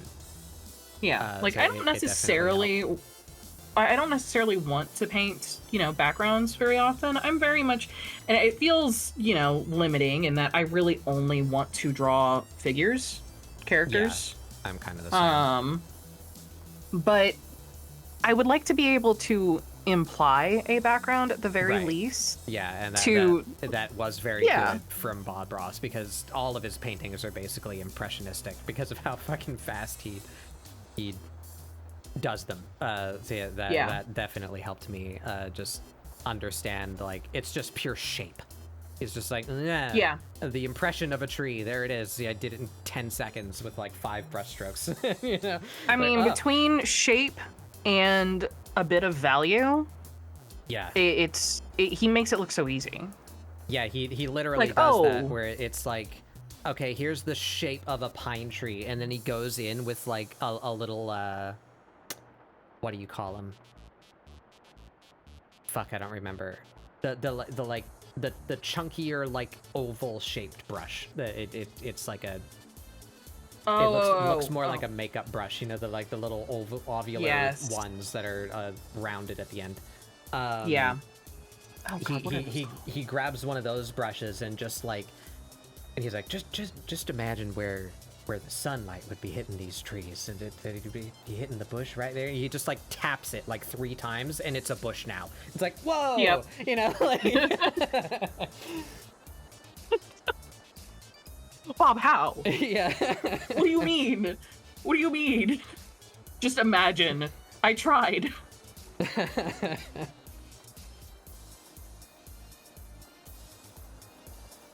Yeah, definitely a good source of learning for impressionistic backgrounds. Do some Bob Rossin. A good time. I gotta pull a little Bob Ross here. Put a happy little tree. Yeah. I love how he talks. He's so like good. Wholesome. Yeah. Because he's right about like everything he says, and he's reflecting nature and how it actually works, but the way that he like hyperbolizes it, where he's like, every tree needs a little friend, and it's like, oh, Bob, you're so right, Bob. Bob, you're so right. Can't have him sitting out there by his lonesome. No. He paints another little tree. Like, oh, I love you. You can't. He'll be lonely. Yeah. Yeah. Great. Love some Bob Ross. I remember watching him on PBS as a kid. Yeah.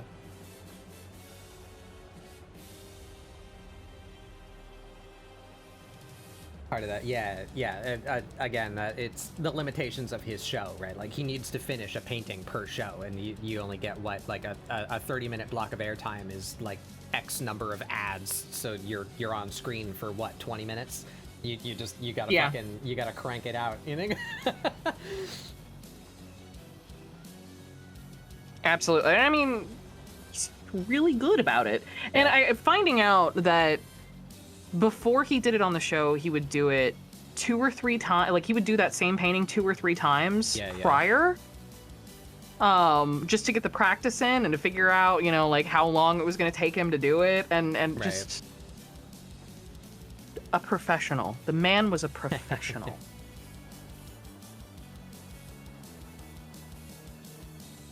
Oh boy. Okay. I pants. We're doing a shirt now. That's the opposite of pants. Put those biddies away. Cover him up, slut.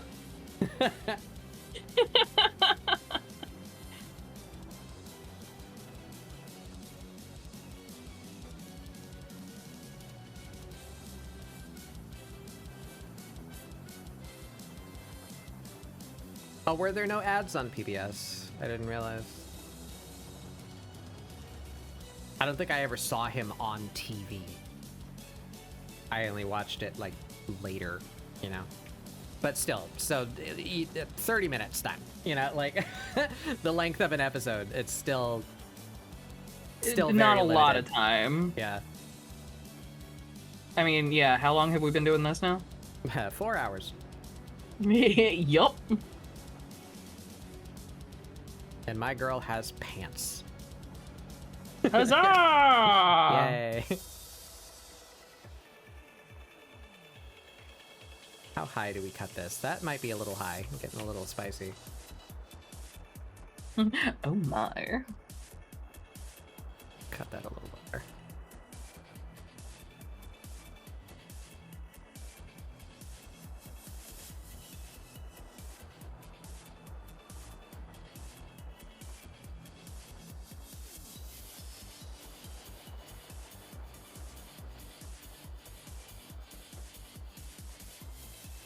Moves her in the back.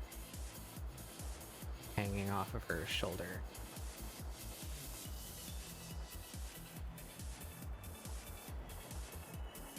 I don't think I can live without the free transform and liquefy tool. I think I have lost the ability to draw physically because Yeah. you know what I mean? No, I know exactly what you mean. Listen, the fact that sometimes I can draw a shoe and be like, that's a really good shoe, and then just copy and paste it, flip it a little bit. Yeah. I can't survive in the wild anymore. That's a good way to put it. I've been domesticated. I'm sorry. I'm not a wild, untamed beast anymore. I need my vector lines. I'm not one of those free range artists anymore.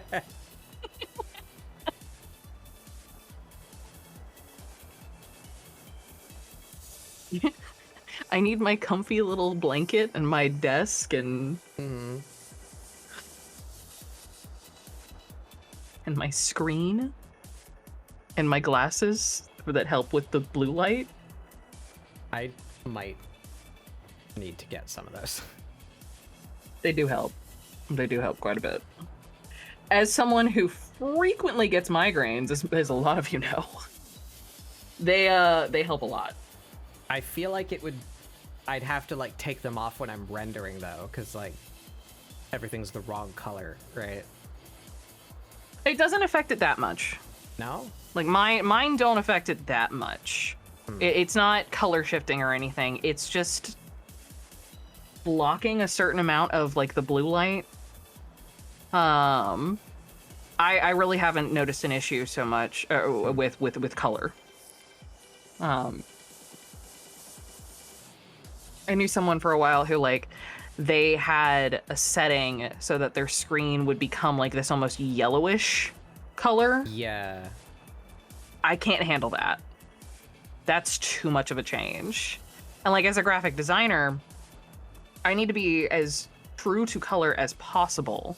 So my screens are always at max brightness. And my glasses luckily don't change that much. It's imperceptible. Okay. I might need to look into getting some because my eyes are frying. Yeah, I'm getting older, so that's part of it too. But the amount of screen time that I have certainly isn't helping the longevity of my eye holes. Hey, so many things that you have to what's the word? Kind of compensate for. Mm-hmm. Like I have to do stretches now because I sit Yeah. all day. Yeah. You know?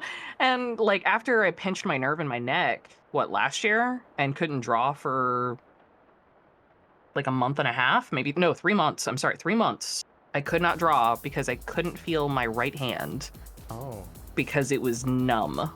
Because I had pinched a nerve in my neck so badly. And it was stupid because like I woke up and I guess I slept dumb. Uh-huh. And because of my career and my hobbies, which are all sitting at a computer, I just like horrifically destroyed my neck, my shoulder, and my upper back. Mm-hmm. I had to go to physical therapy. Boy. Yeah. For like 2 months. So yeah, between like trying to get glasses that help with blue light, and Magna, I saw your question. I have to wear glasses anyway, so I just got when I ordered my new lenses, I just added blue light to them. It was a small fee, and a lot of eye doctors just do it. Like my glasses, they're transitions and they have blue light. That's cool. The glasses themselves, stupid expensive because seeing is a privilege. Yeah. Apparently. Although in my case, the diagnosis is expensive. Like going and seeing the doctor, getting examined, and like getting your prescription. That sucks. Yeah. But I got my glasses for like $50. Yeah. Yeah. Oh, okay, so like I at one point I ordered glasses off of Zenny. But I imagine the transition lenses and blue light filter, that adds a premium. No, I'm with sure. Zenny does it. Oh, really? Zenny does it. Yeah, you can just order transition and blue light. It doesn't add that much more. At least it's been a couple of years. When I did it, it was maybe $20 to do both. They are gone. I have committed crimes to my redeems. I'm not sure what I did. Oh no. We're gonna keep the screen on you for just a second. Okay. Something.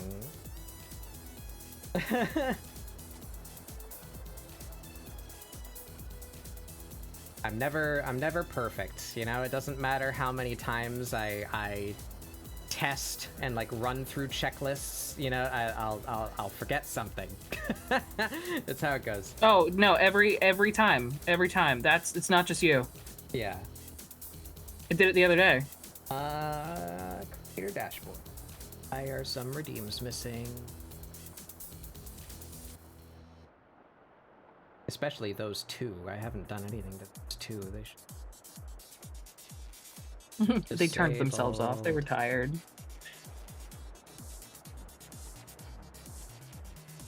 I did apparently turn off Schlorp and Stretch. Or they got turned off somehow. Somewhere. Weird. I do intend to,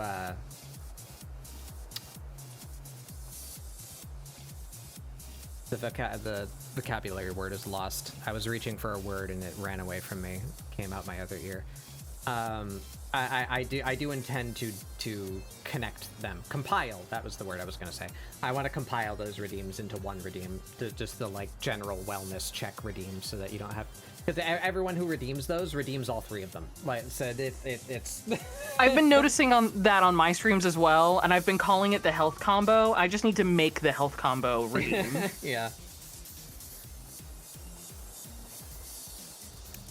They should be back now. Oh, jinx.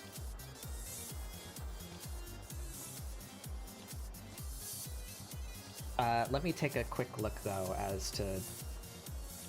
I unfortunately have no idea why, my Splat Redeem is not connected right. The last time I messed with that was like a week and a half ago, so I don't remember the state that I left it in.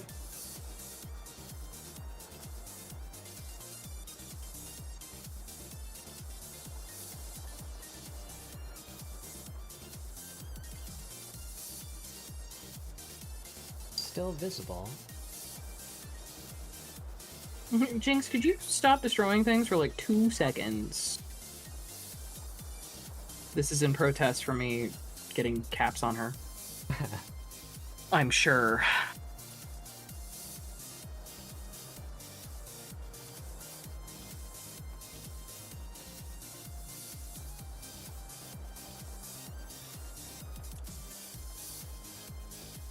Jinx, there is an easy solution to me not having to do things like putting caps on you, and the solution is stop committing crimes.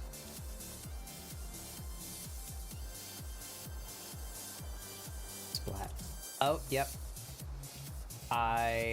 Yeah, okay, I see why that is the case. Damn. What'd it do? So, not a secret, not revealing anything. I'm in this funny metapod form because I am metamorphizing. I am re-debuting, but calling it something fun. I'm metamorphizing. That is my re-debut. I'm going from larval state to full form, and so in between we're a chrysalis for a little while. Re-debut on December 13th. I can't wait to see your new form. Yeah, so as you might imagine, I'm panicking as it is less than a month away, and I'm struggling to implement as, you know, a portion of the things that I hoped to implement. So I have been running through my back end and fixing things. Everything that you guys can see right now is getting replaced. So oh wow, that's what I, with the exception of my emotes, I very highly doubt I'm going to have all my emotes done on time, but I'll have some of them. And I've already re-implemented. You guys have the new subscriber badges now. But my overlays, the sound designs, the effects that happen when events happen, like raids and follows and subs and all that, all of my presentation, my about section cards, everything is getting changed. It's full re-debut, full and proper, all the things. So as you might imagine, trying to construct all of those things and make them work and tie them into all the same systems that I have currently without fucking up my current presentation has been oops, I fucked up my current presentation.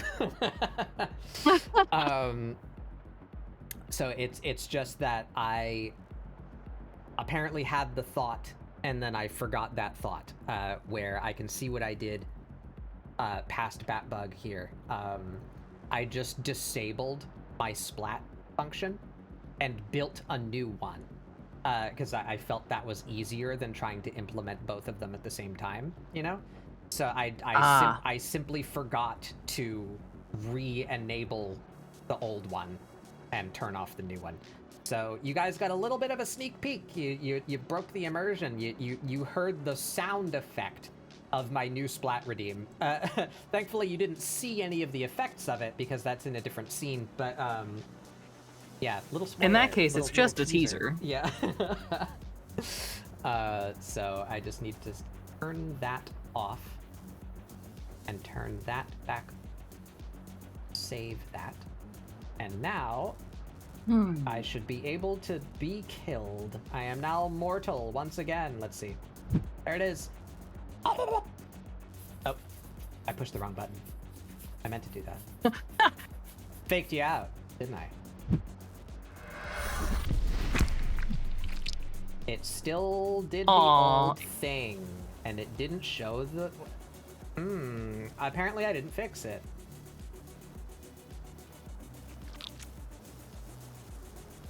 Well, that part worked. It hid my model, but it didn't show the funny splat. That kills me. Why? How come? No split. And I disabled that, so how did it still play the new sound effect?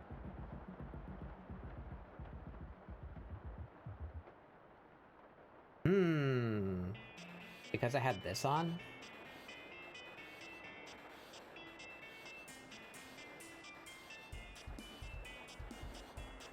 Sorry, everybody. Hopefully you're enjoying Penny's art. Amirah's on hold while I do live tech support. Listen, I'm currently doing line art for the chest, so everyone's enjoying this. Ah, nice. Look at these 2 distractions. Well, pay no mind to the bug behind the curtain. Oh. And it still plays the sound effect. Why is it? Why? Why is it doing the new stuff? I turned it off. Ooh.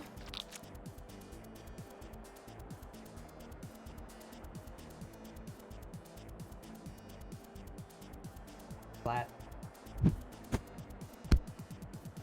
All the sound effects. PNGs, etc.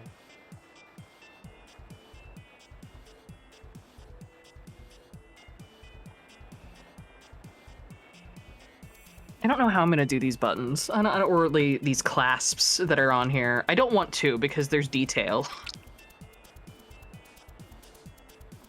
Slurp, slurpin'. Slurp. Water. All right, these are interesting.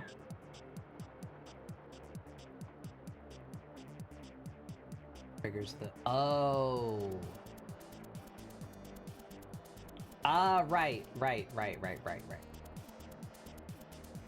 All right. Oh yeah.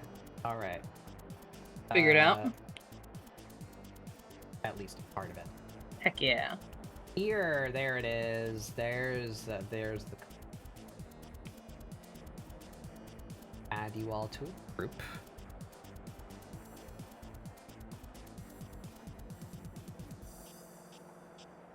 Grabbing Alias.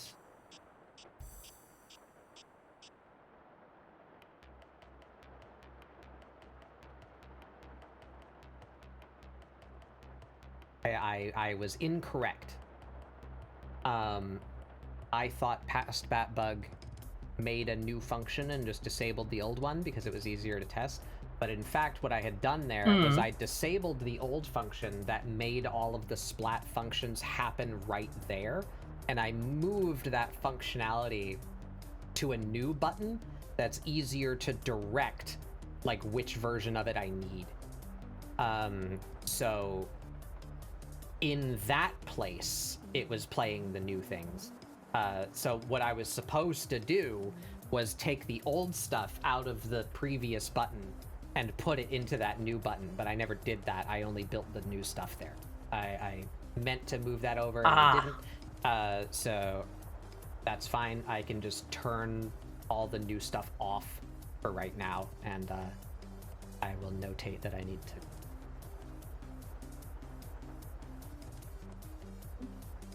So I can turn that back on. That should give me my old splat redeem functionality. Let's give it one more test. There it is.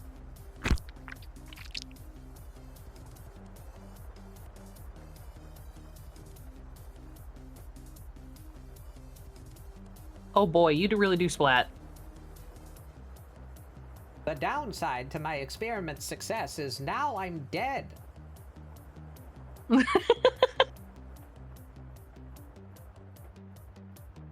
Anyway. The voice effect is a nice touch.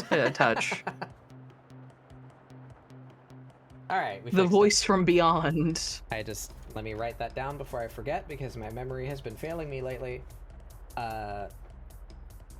compile old/new.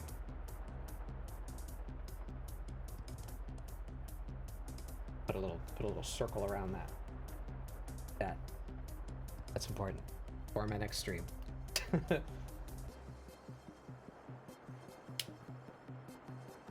Good news, everyone.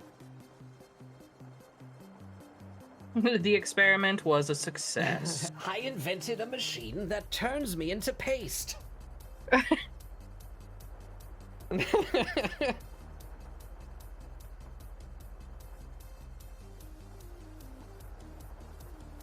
Why wouldn't you do that?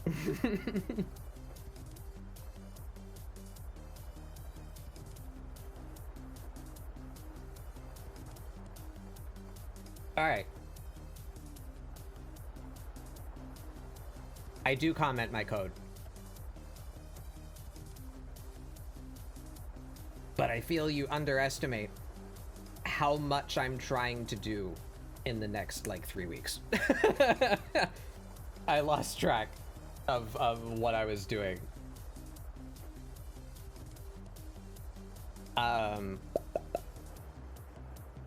am I? We're back here. Green toggle. I can show my art again.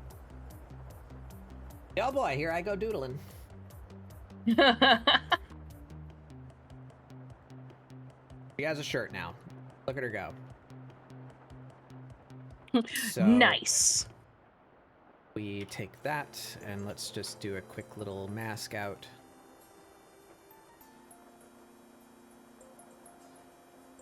For our fingies. Actually, full lower portion, I suppose. Ugh, now I have to do this over and over and over again. Trying to figure out, like, the shape of this toggle that they have on their coats.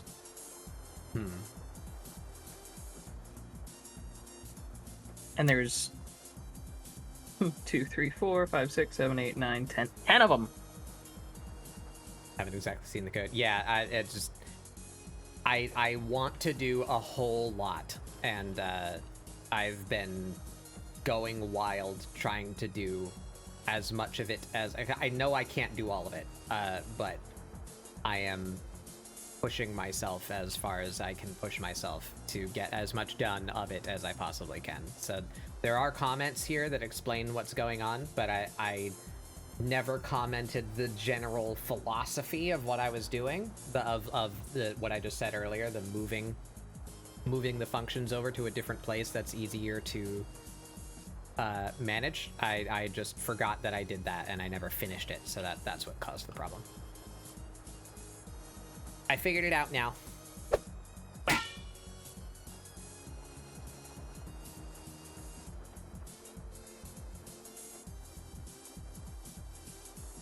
So what likely happened there is I had that idea and was like, okay, let me just get this working and then I'll move the old stuff over to this new place. And then I worked on it for 10 hours straight and I was like, it's working. And then I went and died. And I forgot to move the old stuff over. And that's all that needed to happen. Yep.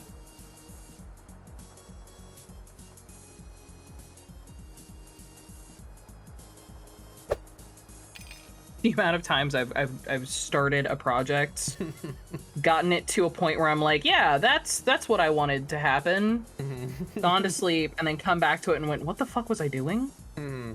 How did I do this? It happens all the time.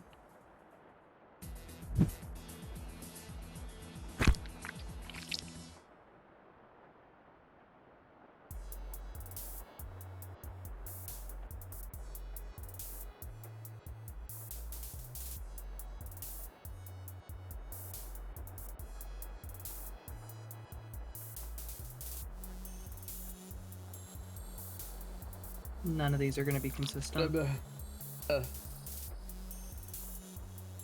Normally there's a cooldown on that, but I didn't impose the cooldown because I didn't actually redeem it. I pushed my test button, so I was wondering why I was dead again so soon. How did this happen? Again? Why are we we still here? Welcome to Purgatory.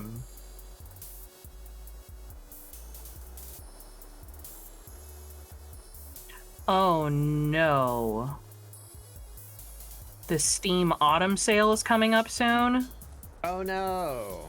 Oh no. I don't got money. What do you mean? I'm broke. I'm buying Christmas presents. I don't even have money to buy Christmas presents. Yeah, I don't know what I'm doing. How I'm gonna do this. Thick asked me to be part of that Secret Santa thing, and I was like, between my re-debut and my current financial situation, I don't think I have anything to give in December. I don't think I can take. I could give art, but like, you know, I'm doing my re-debut and everything too. I don't think I'm gonna have any juice left in me come December. Yeah. I, like a sane person, decided, hey, Penny, you've been mostly dead for a while. What if you took on a really big project? No one's asking you to do it. What if just a but what if you did it anyway? What if just a little 80-hour project?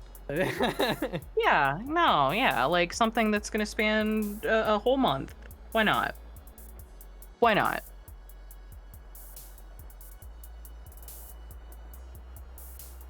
I do it because I hate myself.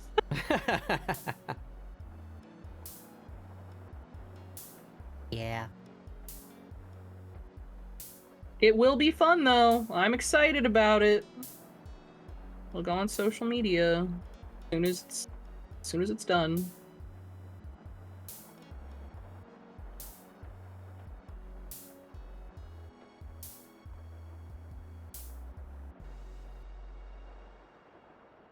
Okay. Clean this up just a little bit. If I can get a look at you. How's that looking if I turn off blue? Yeah, look at her with her big fucking pants. See those big pants? Oh yeah, that's good stuff. I love the way you did her tail tip. Yeah, I tried to exaggerate. That was fun, a fun process to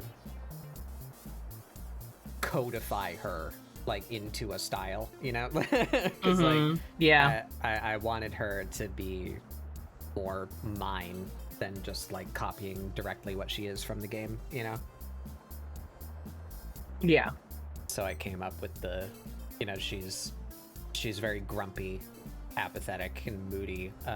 So I built her out of triangles basically, so that she would appear as like aggressive, you know.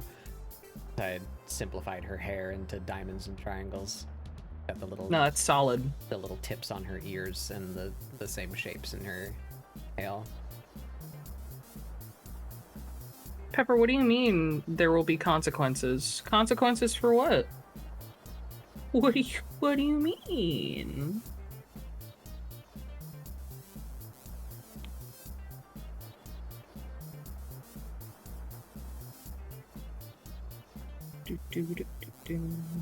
All right.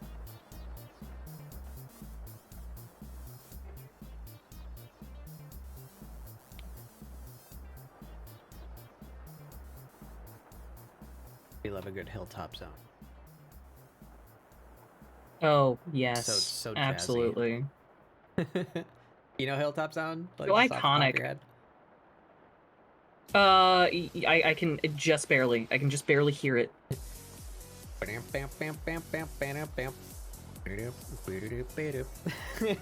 love that song. Sonic 2. Spent so much time playing Sonic as a kid. This You'd think I'd be good at it. This thumb is wrong. This thumb is incorrect. I was looking at some artwork that I had done last year, and I use it fairly frequently, like on social media and whatnot, and I realized one of my hands was backwards. Yeah. And it had been the whole time. and I only recently fixed it. And I'm like, how did no one slap me across the head? They must not be looking too close at your hands. They're yeah, right?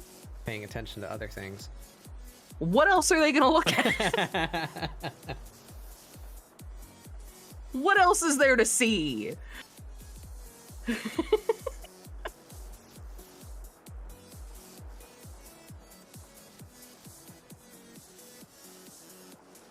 Fucked up with this.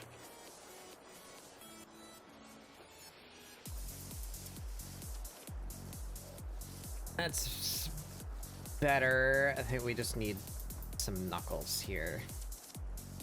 So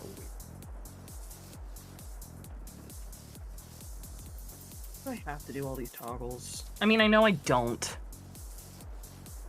but I'm gonna. Ugh.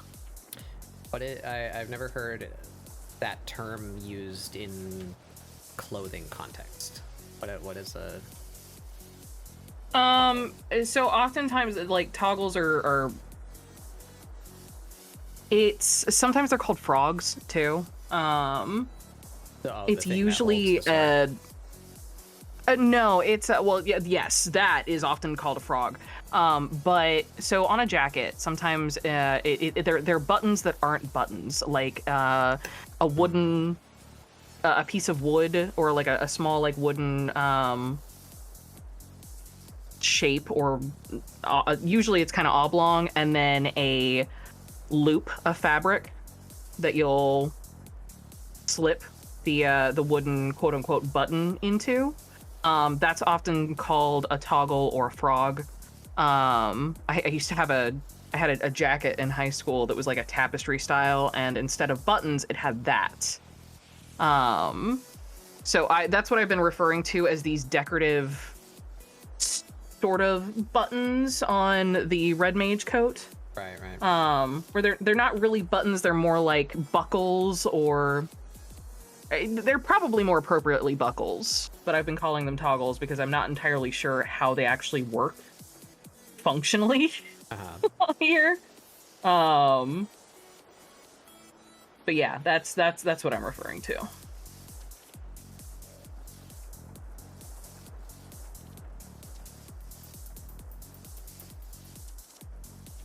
All right. I'm satisfied with that. So now, the dread, the pain, the suffering. Oh no. No. Shoes. Shoes. These ones aren't so bad. I don't think this will be a big deal. If they're just like little slip-on, like, but I find myself enjoying alternative fashion, and it makes me cry when I want to draw it.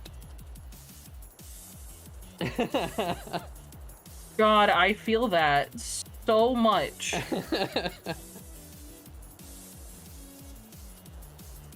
It's tragic what we put ourselves through, really.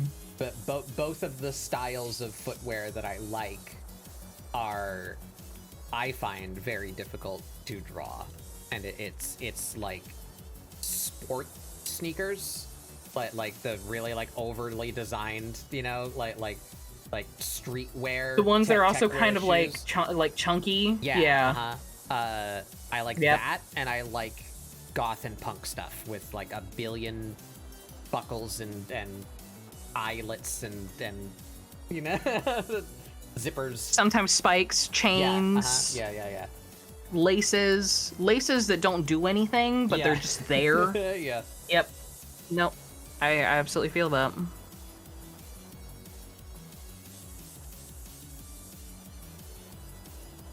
I gotta tell you, I've always hated Crocs, but I started hating them more when I started drawing Giz. There's 13 fucking holes on those things. Yeah. And I never know how they lay on the top, you know? Like, I always think I know. They're not. And then I start doing like, it. They're not geometric. They're not like on a like pattern. It's like a weird like offset, like expanding shape where like the holes get closer together on one end and further apart on the other end, and like they're not in line with the bridge of the shoe. It's like at a weird offset. Exactly. I know. I too have drawn Giz.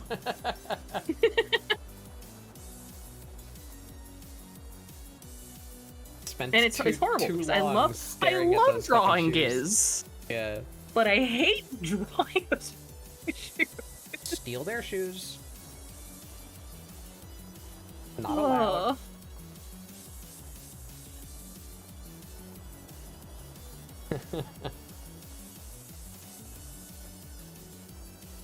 So how am I gonna do this? I think I'll bring in a helper model just to get the like sole of the shoe. I think I have some like tennis shoes in here. I have drawn, I think, maybe a handful of I've done a handful of drawings where I've done sneakers, and it's always a pain in the butt. But I'm always weirdly satisfied at the end, where I'm like, yeah, that looks like sneakers. That's kind of my art in general right now. Like, I've been really proud of the last few pieces that I did for the bingo, but like, goddamn, it's like in the moment I'm like suffering. Yeah, but like, yeah, that. You know, that turned out good. Maybe I can do art, and it's like, wow, I did it. I wish I could do it better. and why wasn't that easier? So long. Yep. There are times where I feel like, man, I am the fastest. I'm so fast. I'm too fucking fast, man. And then there's times where I'm like, I shouldn't be allowed to draw. I'm the slowest, worst artist ever. Got a little bit overzealous. Oh no, you bastard! Oh why? What happened? It's a bad model. Oh. So one of the major features that I've been using in Clip Studio that is a great boon to me, and I appreciate it very much, is the 3D poser that it has built into it. There we go, we're back on the screen now, you guys can see. My chat has heard this rant before. Hi Jeannie, you're here for one of the weekly Batbug Head Talks. So I love this 3D stuff, right? You can see that's how I drafted her pose. I made a shape that is as close to how I want Amirah to be shaped, and I saved that, and I even connected a few primitives together and glued them to her head so she has posable ears so I can change her expression. That is very clever. This is how I draft poses. It's in 3D. But occasionally, when, you know, I might have a difficult time drawing something that is a complex shape in a specific perspective, like shoes or weapons, these are common ones, I get to flex my game design degree and make it useful for something, even a little bit, because I have a working knowledge of Blender. So I just make the item that's confusing me in 3D and then put it in here, and then the perspective is perfect because it's a 3D model. Right? Yeah So I've done this many times before, but also I download them because, you know, Clip Studio has that awesome asset store. Many of its entries are free, and I grab useful items to be used for such purposes. But occasionally someone uploads an asset and they are not thinking about how that asset is going to be used, and they don't design it well to be used. The biggest culprit is, so this system here allows you to parent items together, and that's especially useful for weapons, right? Because then you can stick the sword to your character's hand so that as you change their pose, the sword moves with them, right? Like, you don't need to keep on moving the sword through space individually to place it back in their hand after you've moved their pose, okay, right? that's nice. Yeah. So it's very useful.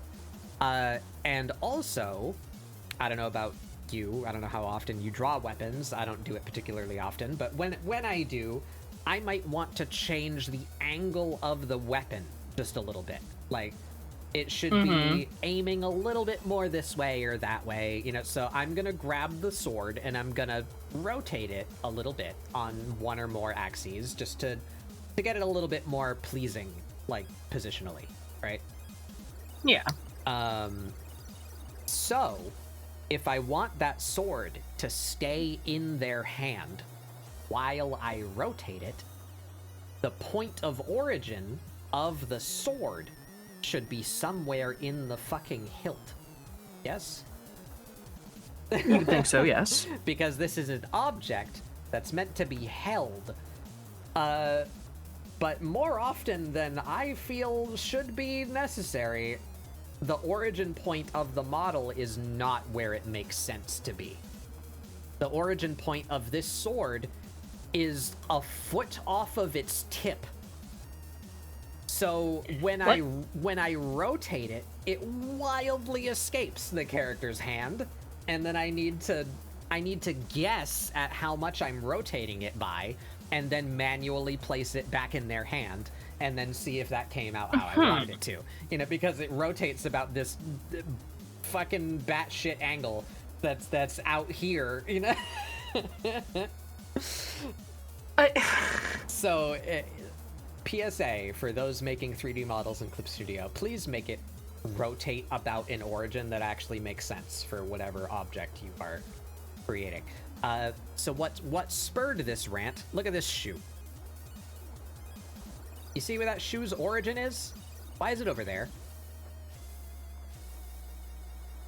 So I'm gonna move it to get on her foot, right? It's a little bit too big, but just imagine with me. I'm putting it on her foot. Okay, that's where her foot is, but I feel the toe should be pointed a little more outward. So I'm gonna rotate the shoe slightly. Oops. It's not on her foot anymore. You know? See what I mean? This is what vexes me.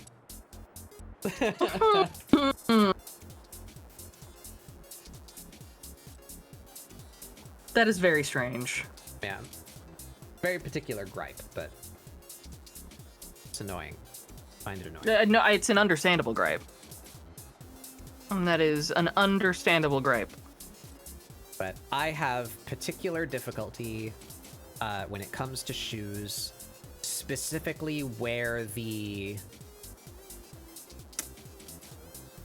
let's call it the meat of the shoe, meets the sole. It's a very specific relationship of like how it creases and then like flares back out to meet the ground, you know? I find that part difficult. So I'm just trying to smack this 3D shoe down so that I can use it as a reference. Go where I need you to go. But it's a pain in the ass to manipulate. Because it's not even built on the axis. Look at that. See, I'm stretching it lengthwise, but it's getting this weird diagonal transformation to it. It's not even aligned. What is happening? It's not even aligned to the fucking...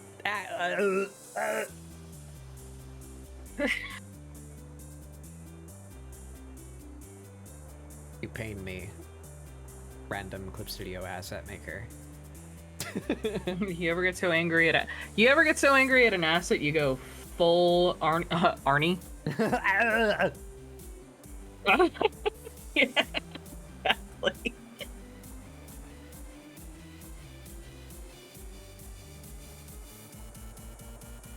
Alright, that's close enough, I guess. I can approximate from there. Now I need to do the other one. Yay. And this too, you see this? When I drop this shoe in, look, the rest of my draft is gone. Because this oh god, it's even worse. This shoe is so ridiculously large that you know, It's way too high poly. It's way too big. Its axis is misaligned, and its origin makes no sense. Please, God, help me. Oh my god. She lives in that shoe now. She's the little lady in the shoe.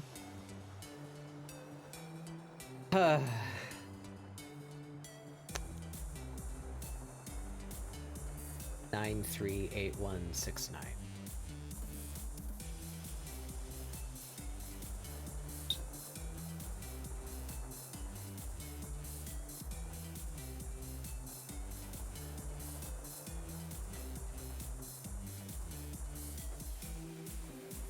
Y is vertical in Clip Studio.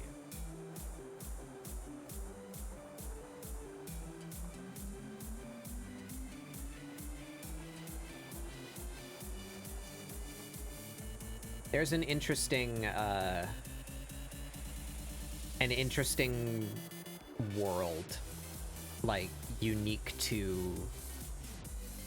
It's not unique to game design, but only in fields in which you interact with 3D software frequently. There's a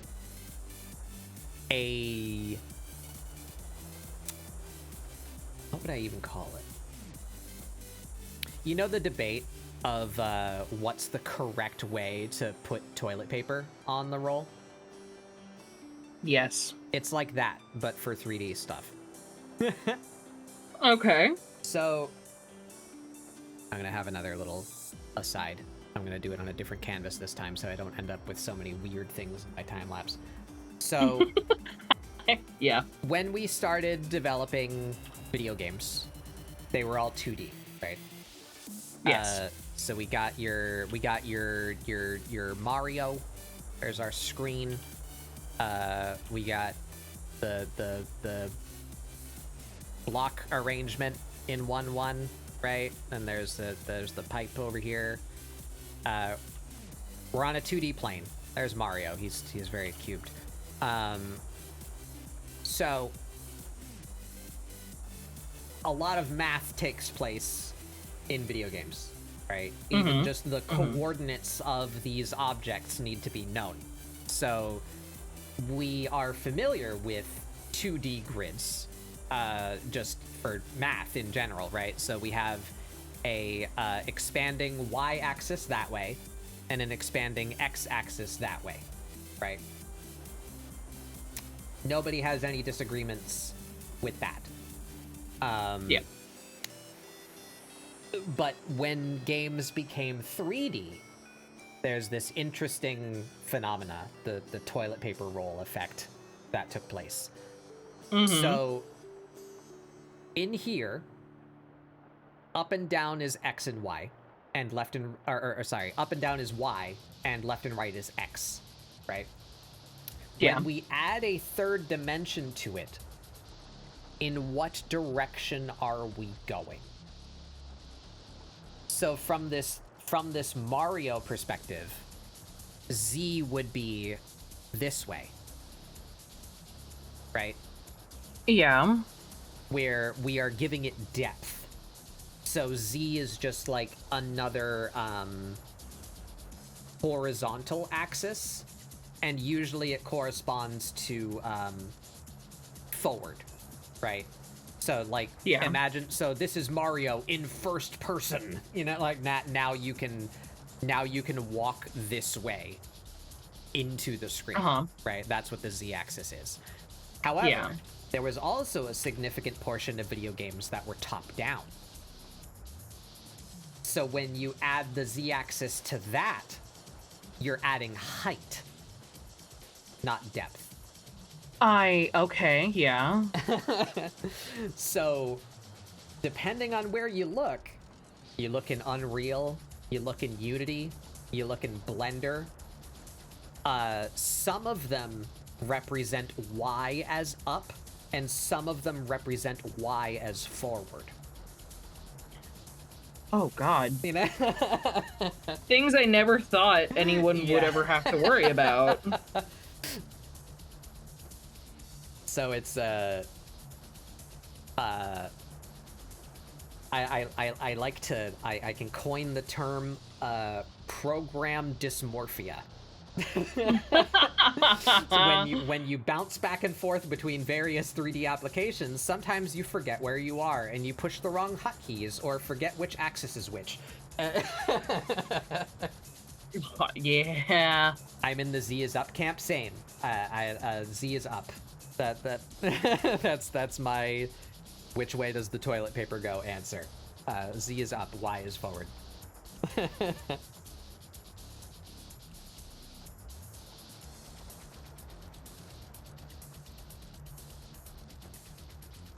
Is this all the line art I needed to do?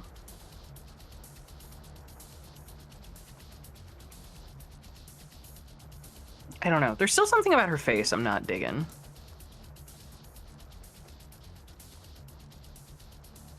They have very weird faces. It's kind of blocky, kind of round. It's a very novel interpretation of halfway between a human and an animal. Yeah. Yeah.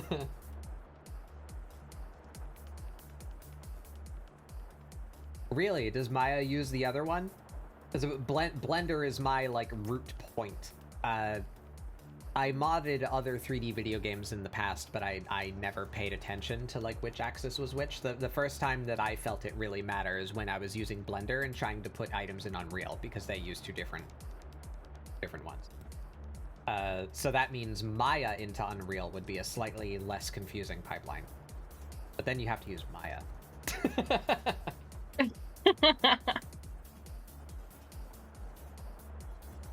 Yeah, I got my degree at a very interesting point in the curriculum's history. Is originally the curriculum was built around Unity, so Blender would go straight into Unity. They use the same axes, and this is a minor problem. Blender to Unity was the idea for that curriculum. We'd get a crash course with Microsoft Visual Studio. Remember when that was a thing that existed? We used Visual Studio to learn C# and like code games from nothing. And once we knew how to do that, we were like, okay, here's Unity. Now you can like actually games and like put proper assets in and all that. The year I started, Unity decided that they want more money. So they upped the licensing fee to like use their software commercially or for education. And my college said, no, we're not gonna increase your budget actually, so figure something out. So that year, we still learned Visual Studio and we still learned C#, even though Unreal doesn't use that at all. And then we built a game in Unreal because we couldn't use Unity anymore.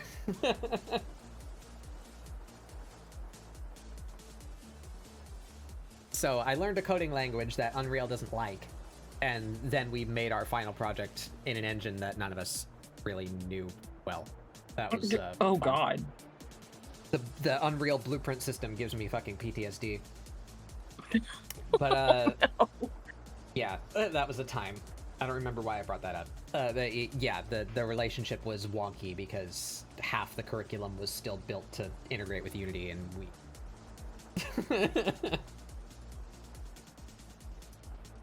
Oops.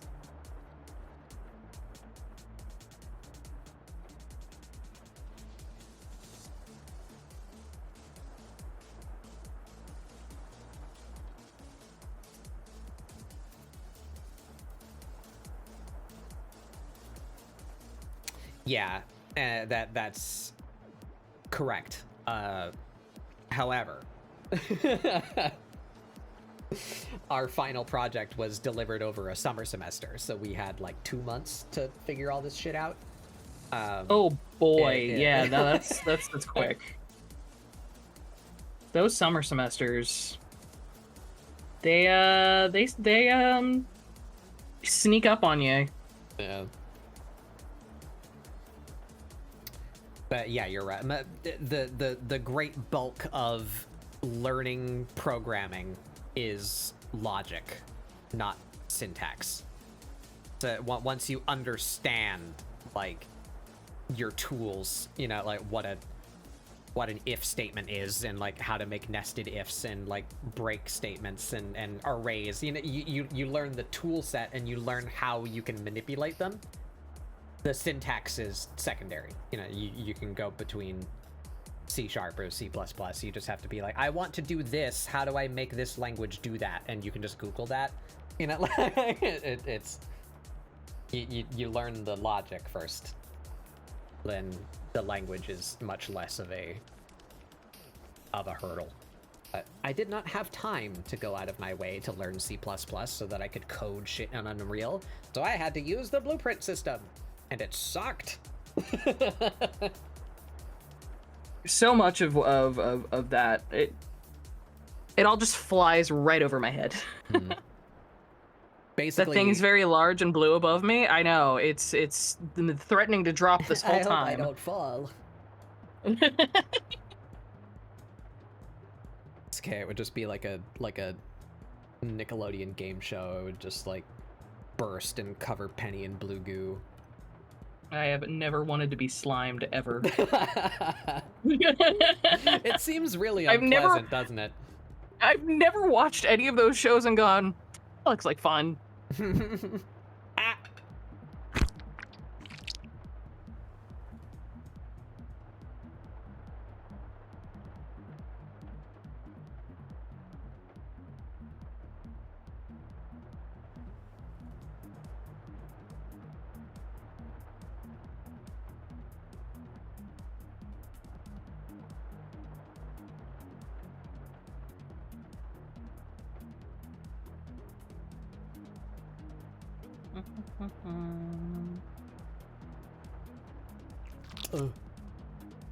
The upside is I get to eat my food when I'm in hell. What? I was dead. They killed me again.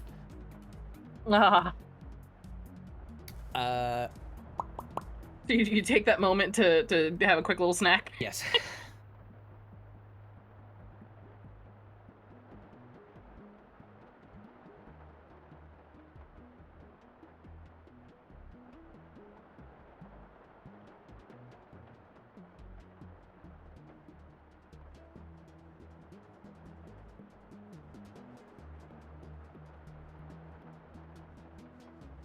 Oh, and that too. There's a whole nother layer of stuff that you guys will get to see at some point. Nebulous. I have written a, like, I don't know what to call it. We're talking about game design. I'll just keep using that terminology. I've written a design document, like, for my world and its mechanics.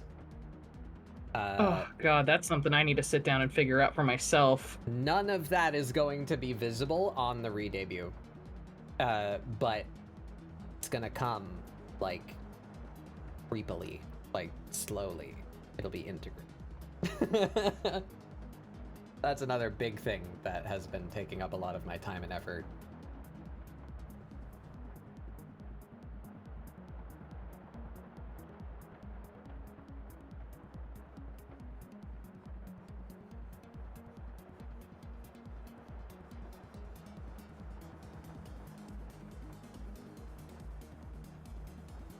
God, you kill me with this model.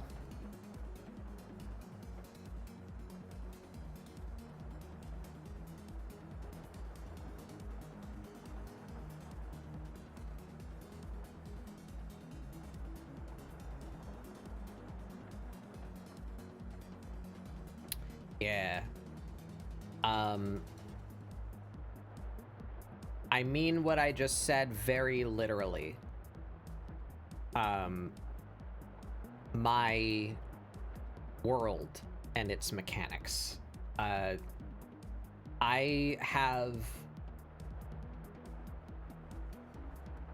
don't like being the center. So this is not lore for Batbug. This is lore for the forest. I'm just a little guy. I just live here. But I'm just a little guy. So it's not Batbug lore. It's forest lore.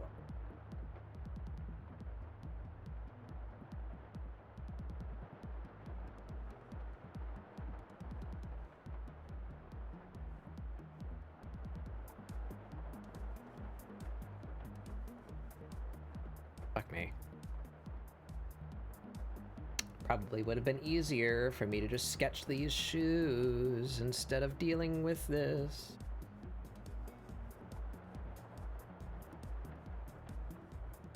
But now we're in here, and now we're committed. Do I know that feeling? Spend so much time looking for like a reference or an item that just will help the drawing make sense, and then you realize, man, this is taking way longer than it should, and it would have been faster if I just sketched. Yeah. Teehee. Okay, here we go. Just want to change the sketch a little bit because there's some... You can see the character's ankles. And I feel... Scandalous. I know, right? I currently can't do that, so I need to move these pant legs up a little bit.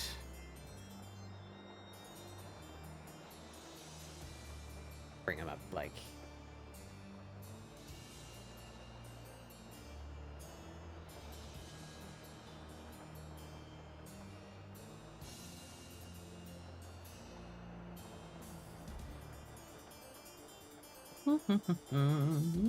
Yeah, that's about right.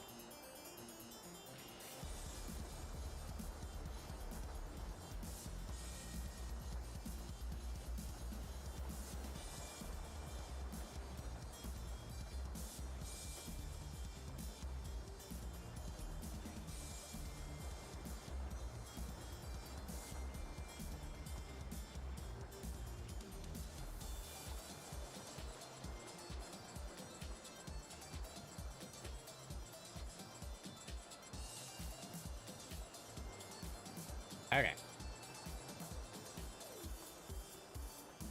She's got little wrist thing.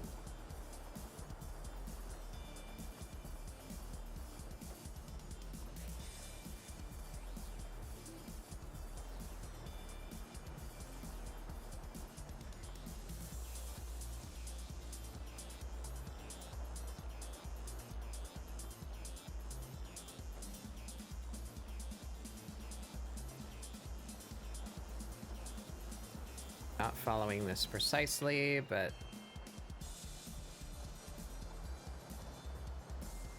impression that I kinda understand how shoes work. The idea of shoes. Yeah.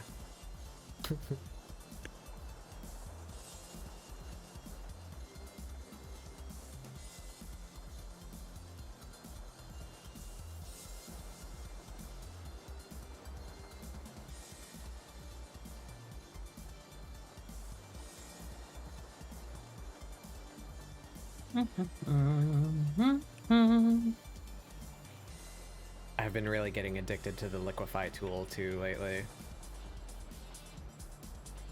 I have only just recently started using it, and oh my god, it's a game changer. Yeah.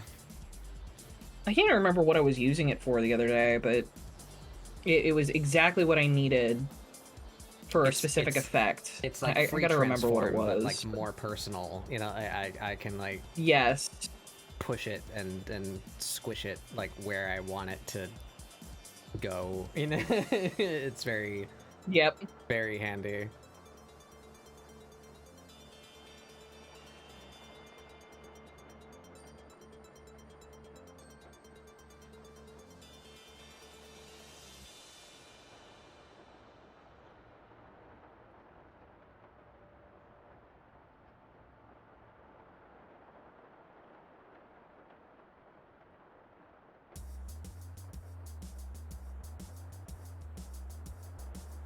So,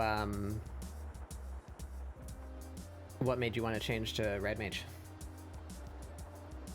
You know, I was really interested in... Well, I wanted to try something new besides Bard. I wanted to still be DPS. And I had seen some of the Red Mage movesets and thought, man, those are flashy, those are cool, those are fun. Primarily, it was shit that looks cool. I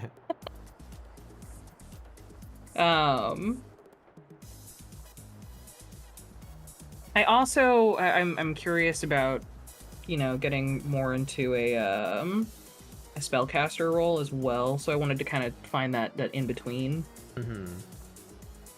Because I mean, you know, Bard isn't really martial, but yeah, it doesn't quite feel like a spellcaster. Yeah, they're in a really weird spot right now. I can criticize them again. They've had this discussion themselves, so that they're also thinking about it. I very much look forward to whatever their solution is, because these designers are insanely good. The ranged DPS role is in a very weird spot in the game right now, because the way that they've designed their game is the interest of the encounter has to come from movement, because there is very little interest in your performance, because there's no build variety and there's known rotations, right? So you're not going to be engaged or enthused if most of your attention is on you performing your job. So what they do is they make you do a little dance while you're trying to perform your job, right?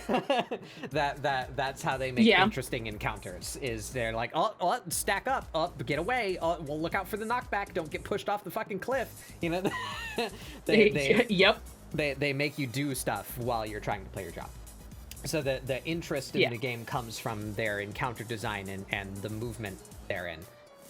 So because bards are they're not a caster, so they don't have to stand still to attack, but they still have the benefit of being ranged, so they can dodge a large number of mechanics by virtue of just not having to be near the boss.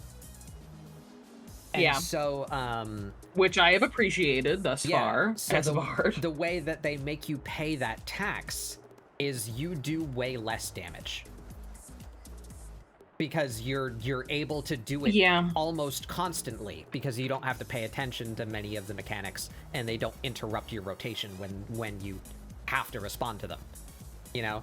Whereas a black mage has to stop casting in their ley lines because the boss just set them on fire. Right, so like there's a DPS loss there because it interrupts their action, whereas it doesn't do that. Man, I didn't even think about that. So there's this ranged damage tax to make up for that, but it means that they're just not like influential. You know, like you don't really see the boss's health bar move when you do fancy stuff, because you're paying the range tax, right?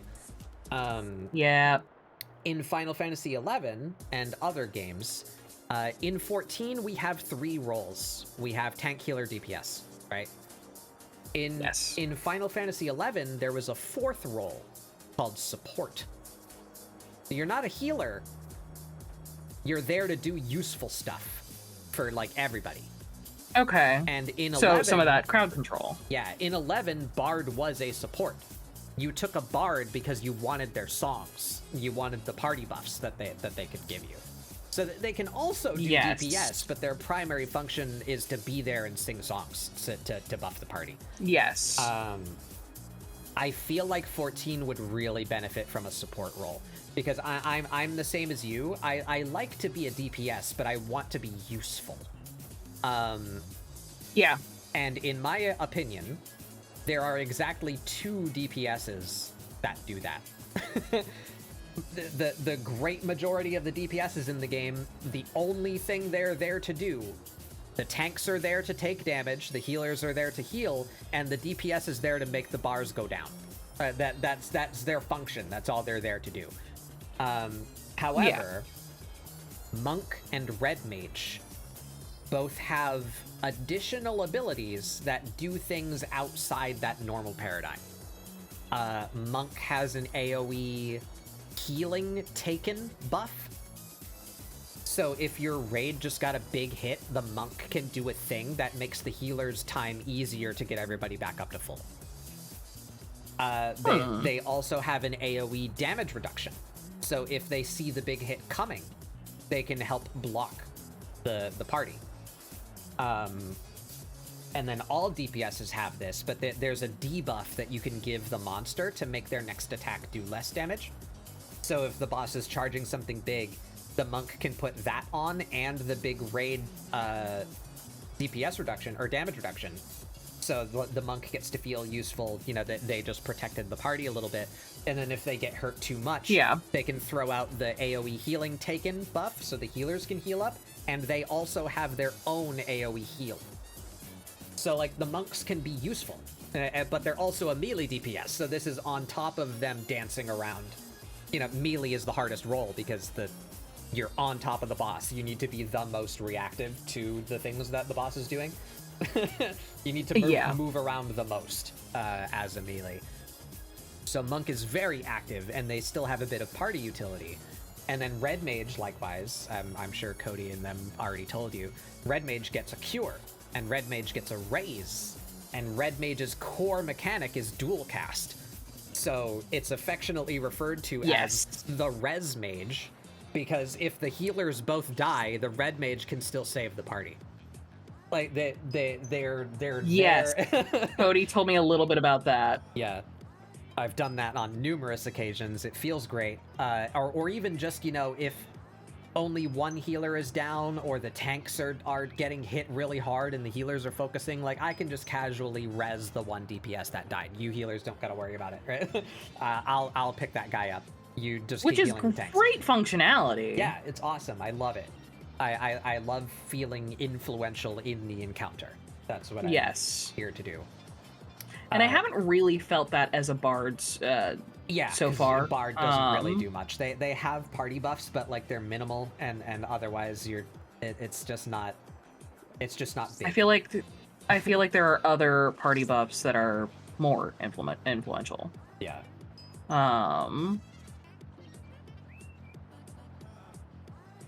So yeah, it's I'm looking forward to seeing what I can do as a red. I don't know what I'm gonna do next. Like I'm still in the trying things out phase, you know, like figuring out what classes really speak to me, or if any do, but I'm liking what I'm seeing of the Red Mage. Yeah, Red Mage is very also fun. They're just kind of badass looking.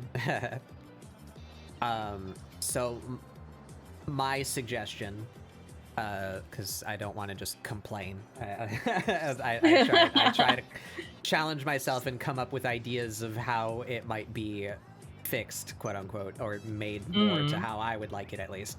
I would love to see a support role implemented.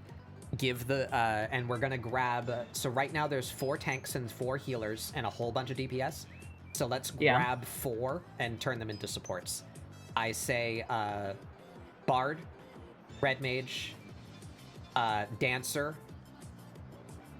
and I don't remember my hypothetical 4th one. And I don't have a list of classes in front of me. What's the Blue Mage role? Blue Mage doesn't have a role. They're restricted from party content. They're like a funny little solo thing, mostly. I did not know that. That's interesting. Yeah. They're vastly overpowered, and that's why. Like, it's just like a fun class that you can goof off with by yourself. You're not allowed to do. You can do group content, but it has to be pre-made. You can't do roulettes or, like, duty found content with Blue. Gotcha. But yeah, I would like to see a support role. So lean into the fact that they have low DPS, just give them more other things that they can do. To be like generally helpful and useful. Like, give every, every DPS has some of the same actions because there's role wide abilities. So like second wind, right?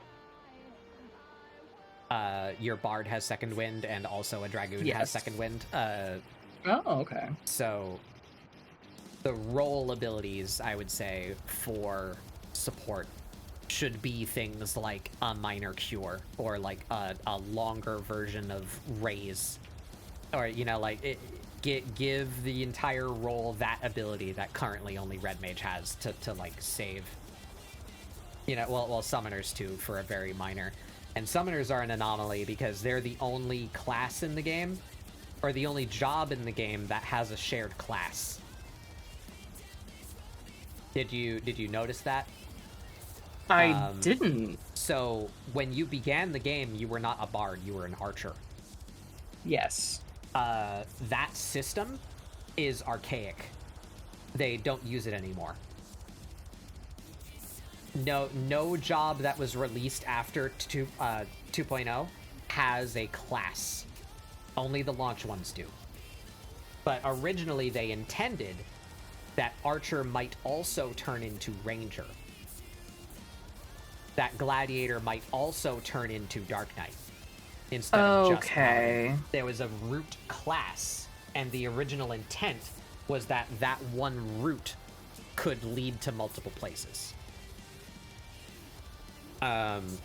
The only job in the game where that is the case is Summoner and Scholar. They both come from Arcanist. So God, I forgot Scholar existed. Yeah. So Summoner is in a weird spot because it has like a small percentage of healer DNA in it. So Summoner can also raise. They're not as crazy at it as Red Mage, because Red Mage has dual cast mechanic that makes it like really powerful, because raise has like a 10-second cast time normally, right? So being able to do it instantly is a huge deal. Summoners can also raise, but they're a DPS. But they're also a caster, so they have swift cast, just like every caster does.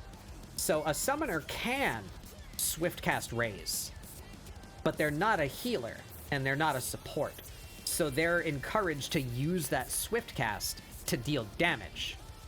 So the summoner like never has swift cast available when like a panic moment happens. It's like, oh shit, I need to raise somebody.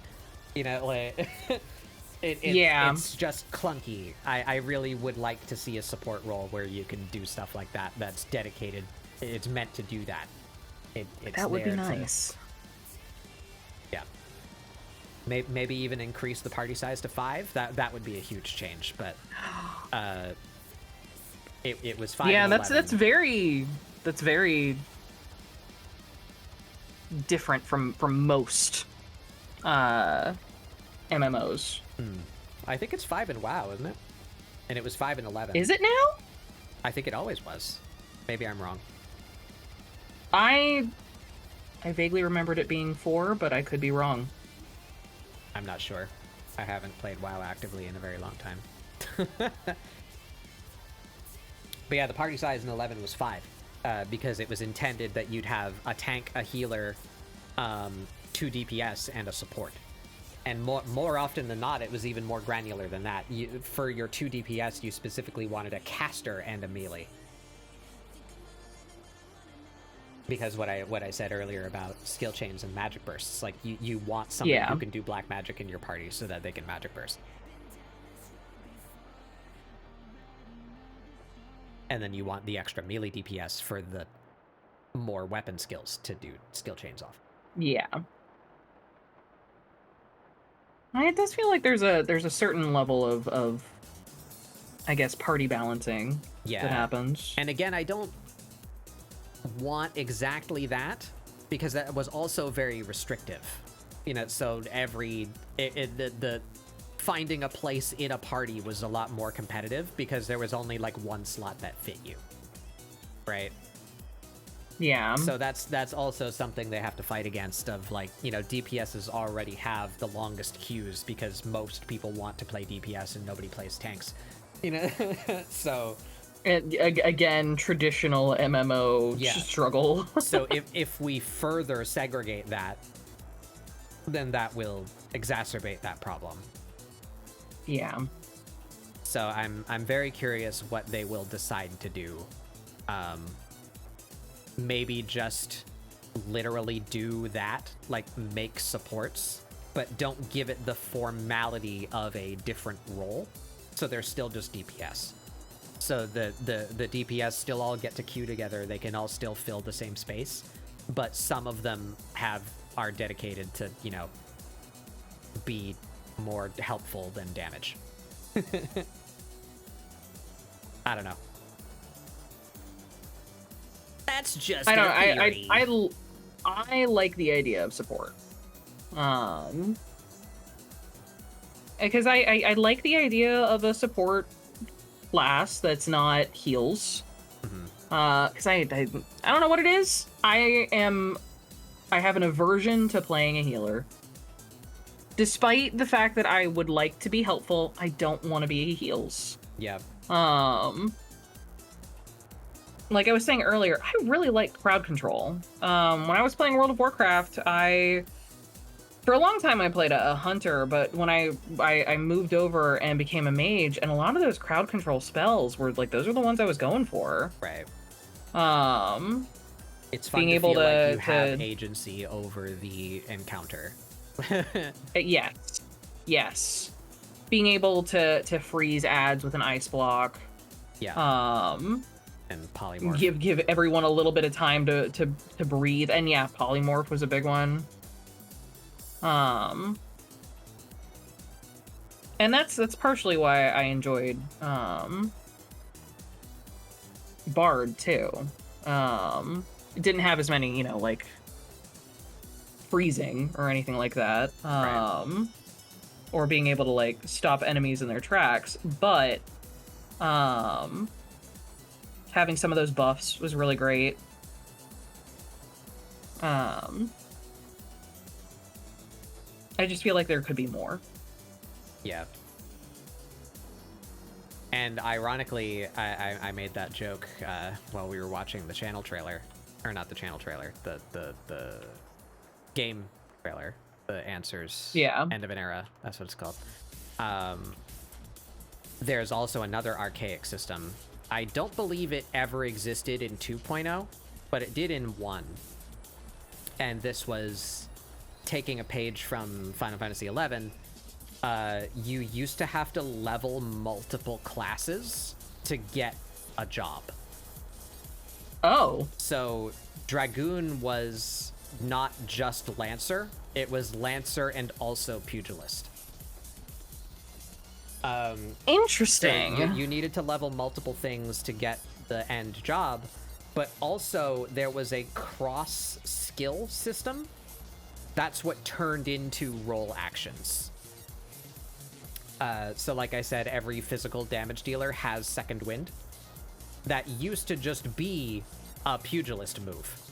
So if you wanted Second Wind, you had to go level Pugilist until you had Second Wind, and then that got added to a pool of skills you were allowed to pick from. There was a little bit of build variety. There was a very obvious correct answer, though, so like it didn't really work.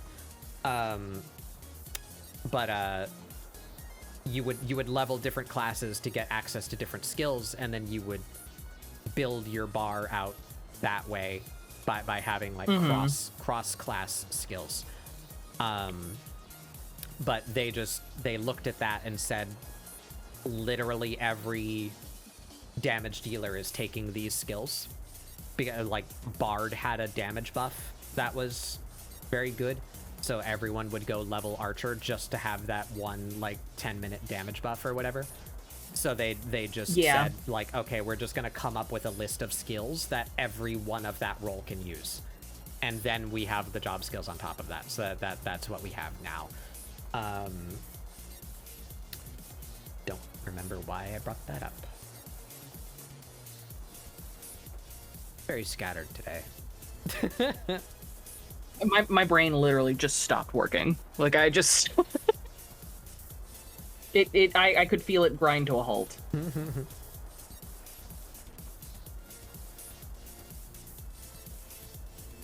Yeah, I have no idea why I brought that up. Oh well.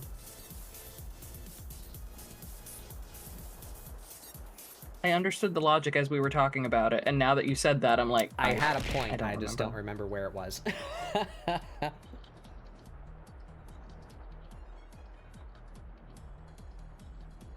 I think I am gonna finish laying some of this out, and then I think I'm gonna have to call it. Okay. Because I've got D&D tomorrow. Yeah. Sport classes, yeah, I don't remember why I got on that road about the class actions.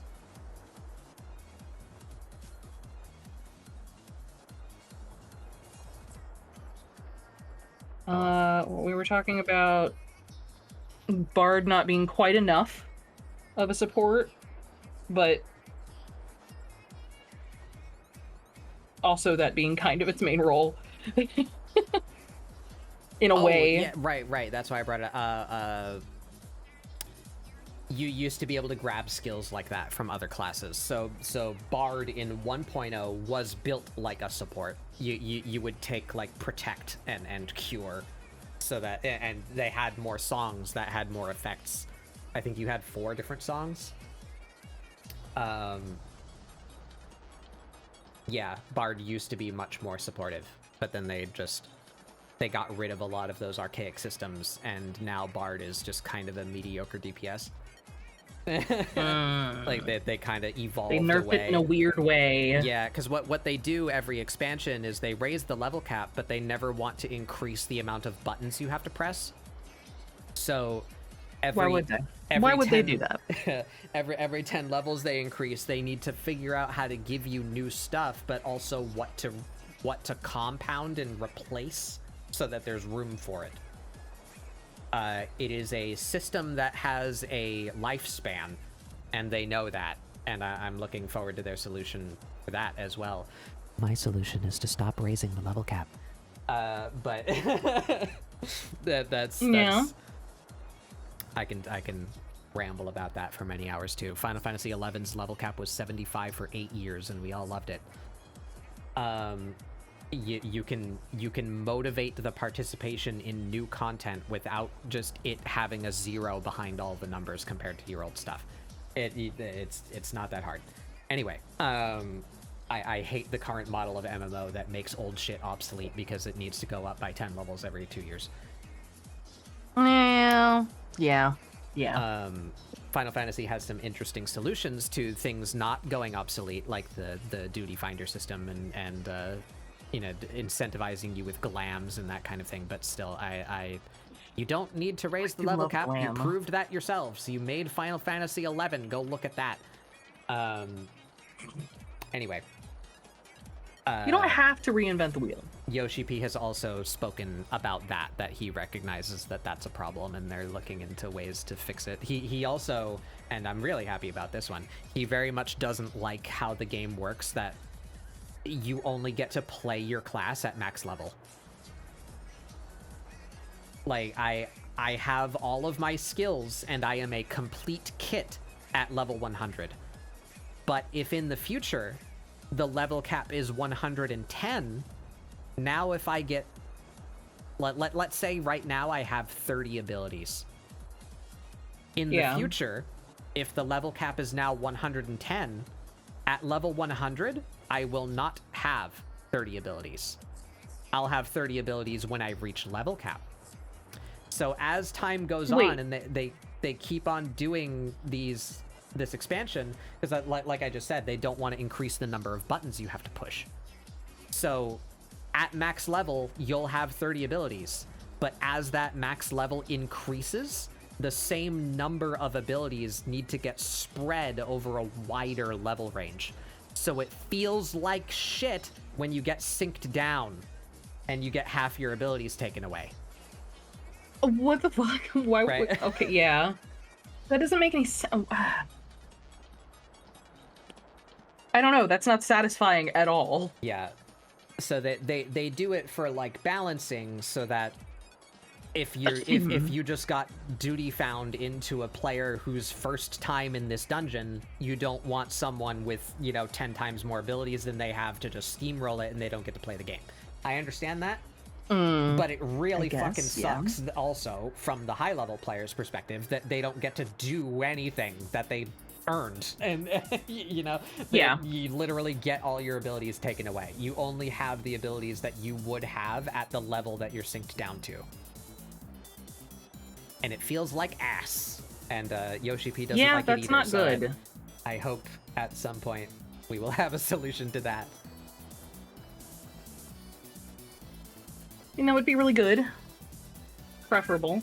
But yeah, as an effect of that, the time passing and Archer being as old as it is, they have just slowly kind of evolved it away from having any support abilities. It's basically just a DPS. Yeah, and I mean that's the role I've been playing. Yeah, but again, it's in that weird spot because it's a ranged DPS, so you don't get to do as much DPS as other DPS, but still that's your only role, so it's like, what do I do? it's a spot currently. Without being able to really see or really tracking the kinds of numbers that I'm putting out as far as damage goes, I kind of thought it was just in my head that I didn't feel like I was doing all that much. Yeah. Damage wise. But it is a little satisfying to know that no, man, you just not. You just don't. Yeah. And I also heavily agree with this. I wouldn't ask it to be any other way, but there is a strict rule against DPS parsers. And it's because gamers, derogatory, capital G gamers, are shit. Yes. And they will be toxic and discriminate against each other because your DPS isn't high enough. You're not allowed to come to this raid. Oh yeah. That was so prevalent in World of Warcraft and Elder Scrolls. So I played ESO a lot. I played it briefly. I was one of the. I liked it quite a lot, actually. I just didn't stay with it for. I was in the early access. I was one of the beta testers because I was so fucking excited about it. I was just like, yes, give me the Elder Scrolls MMO, and I played it for years. And I have fond memories of it. But yeah, if you weren't pumping out the numbers, you didn't get to go on high level raids. Yeah. So Final Fantasy and there was a lot of take away that tool, not to hide what they're doing, but like players would have an unnecessarily negative reaction to it if they were allowed to look at it. Like if the game just had a built-in DPS number, then you would see like, oh, Bard just does less damage. Nobody play Bard. Bard sucks. And it's like, no, Bard can still like do something. It's just it's lower for a reason, and it's because they get to keep attacking where the other people have to stop. But it's still like feels higher bad, output, lower number. It's a struggle. Yeah. It's not the most pleasant. Yeah.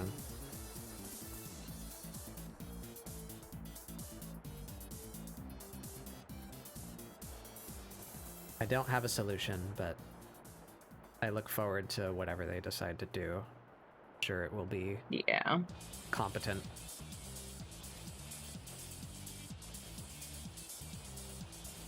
No, and I mean, like we're saying all this stuff, but I'm loving the game. Yeah. I'm very much enjoying it. I'm having a good time. And I love my Warrior of Light. Yeah. Funny, we just I just spent all this time drawing her, but I was talking to Cody the other day. I'm kind of thinking about maybe going back to Row. And it's the dumbest reason.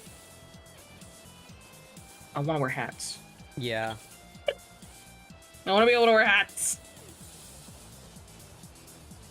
Without having to, like, heavily mod or anything like that. Yeah. I do hope that at some point they will. I believe. I really don't want to be wrong. I'm almost certain I remember that being discussed somewhere. That, like, I could have sworn I'd seen it, yeah. is a goal that they will implement that to the two classes that are missing it, or the two races that are missing it, rather. Yeah. And again, it's is it that is it limitation. The ears? I guess. Yeah. So from my best guess, from what insight I can offer, every character is bipedal. No one has digitigrade legs. No one has, like, exaggerated big monster paws. And no one has 4 arms, right? Everyone is a human shape and then a weird head, if they have a weird head. Yeah. Right? And maybe they have a tail. So that's where they have to put extra work to make gear fit. Or a long-ass neck. Right? Yeah. Yep. So I can only imagine, as someone with the hypothetical job of making every piece of armor fit every race, that all of those stress points are around the butt and the head. It's whether or not you need to compensate for a tail, and whether or not you need to compensate for weird ears. So wait, but the Makote can wear hats, though, right? They can, but they were designed from the beginning to, and their ears are not in the same place as the Viera. So there needs to be a personal touch to every piece of headgear in the game to make it fit Viera. Right? So it... yeah. It's a workload, for sure. I feel like my, non-gaming professional solution would be like, just let it clip through. Just let that shit clip right on. Yeah, and that I think that would be most people's, like, I don't care if my ears poke out, just give me a hat, but they have standards, and possibly they don't have that say. It might be Square Enix's call to say, no, we have a quality standard, you're not allowed to, Which, that makes sense. That makes sense. Just sucks. Yeah.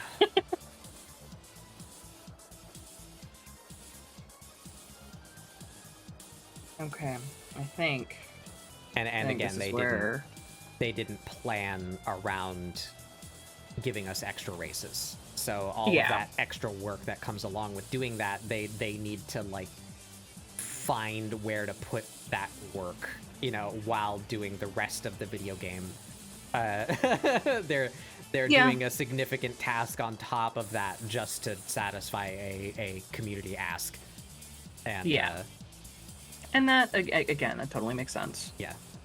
So hopefully eventually it will be a thing, but one of these days. Right now we just have to hope. All right, I think this is unfortunately where I will be calling it. Okay, oh my goodness. Yep. Oh, I can feel my spine ready to shatter as I stretch. Oh my goodness. Thank you for inviting me. This has been a blast. I've loved talking Final Fantasy, and I've loved getting to finally draw my warrior. Yeah, I'd really like to have you and Giz on here more, but it's challenging to schedule. Oh God, I know. Yeah, no, thank you so much. Hopefully we'll be able to do this again soon. Yeah. Yeah, because my work schedule is gonna be your screen. Easier. You got flats down and everything. I got flats down. I'm still sketching. I definitely cut corners with my sketching. Like there's things that I'm not 100% satisfied with. as far as like, line control quality or like line quality or anything like that. And I'm still not like super pleased with the face. I'll come back to it and figure out what's wrong. I feel like I just need to step away from it for a second and be like, it's going to be one of those things. I'm going to come back and I'm going to notice it immediately, or I'm going to post it on Blue Sky as a here's the whip, and then realize, that's the thing I hate. Yeah. Because as soon as you post it, suddenly you see all the flaws. But yeah. We'll hopefully do this again soon. Like I was saying, my job schedule is going to be different. Yeah. Soonish. Well, it has. I know you. You're an older ScribbleSupport alumni, right? Yes. I don't remember what number you were on for, but you were here a while ago, and it has undergone some structural changes since then. I used to go out of my way to schedule 4 people every week, and then I realized that was not sustainable because that took my entire week. To gather and schedule people and get them to commit and say like, yeah, okay, we're gonna do it at this time at this day and we're okay with this theme.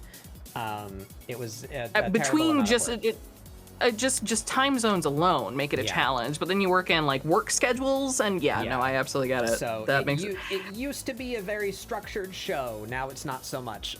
So you have access to this channel.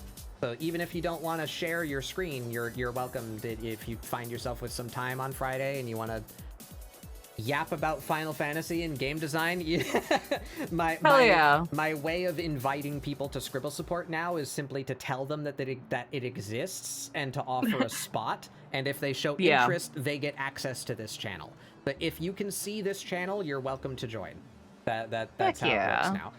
So if you feel like stopping by again, feel free. Yeah, of course. All right, you have a great night. Have a great rest of your stream. Goodbye, everybody. Good night. Shout out. Good Penny. night. It's Penny. Shout out Penny. Shout out. Port buns. There she is. All right, back to just me.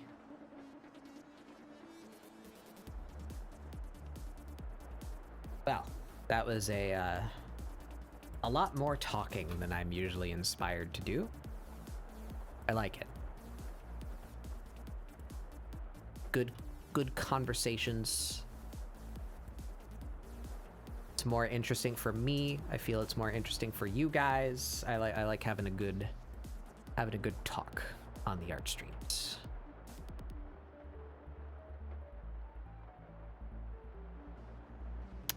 But on that note, my throat hurts. So I've been yelling about things for nearly 6 hours now.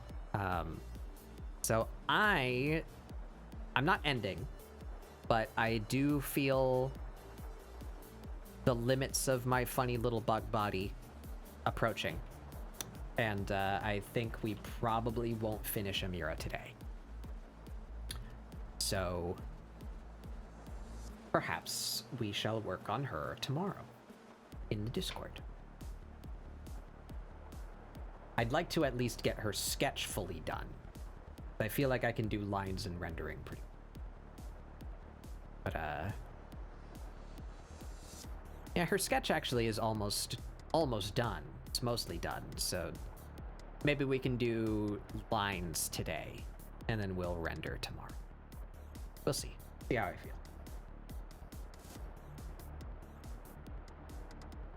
In fact, since Penny just headed out, I realized just now that I've not done it. I'm gonna take like a 10-minute break to finish eating the food that is now cold in front of me, and grab a nice soothing beverage. Give me a little bit more longevity. So, we're gonna take a very short break. Get up, stretch your legs, use the bathroom, grab a snack. I will be right back. Whoop.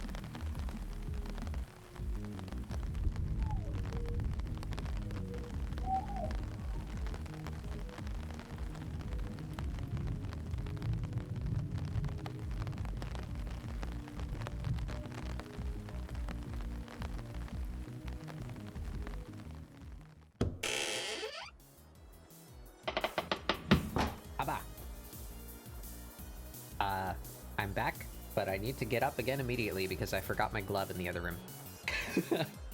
Oops. Back 1 sec.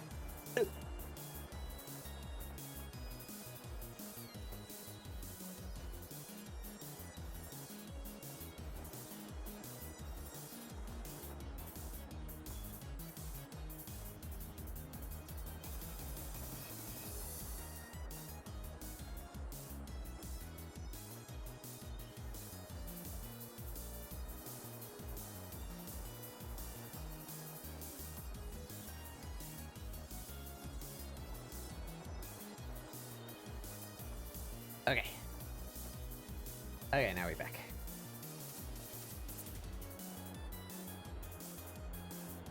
Hoppa. Alrighty. What do we got left to do? We got shoes. And we got her wrist thingies. I feel like she's a bit bare up top, so probably give her some, like, earrings. Something. Anywho. Let's see what we're working with here with the shoe. How does this look so far if I clean the foot out from the inside of the shoe? Intensity of that bone.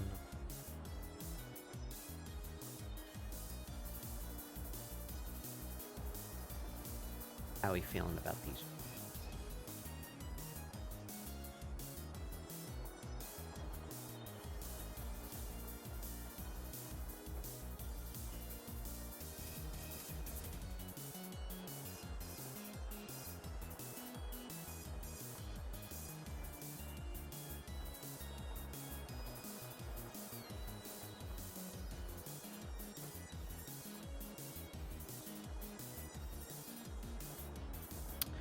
That's looking pretty good to me. I do think, though, that these should be shaped a little more flatly. So about there. Just wanna, like, down there.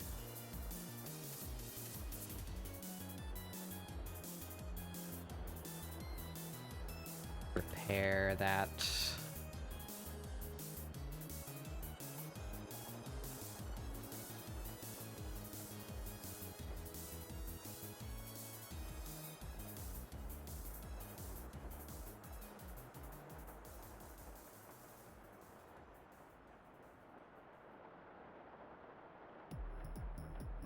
Hey, there's some more Final Fantasy music.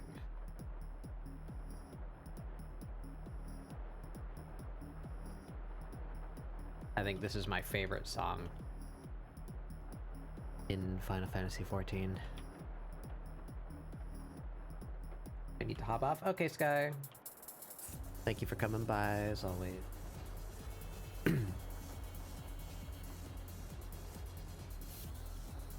I wanna turn. Yeah.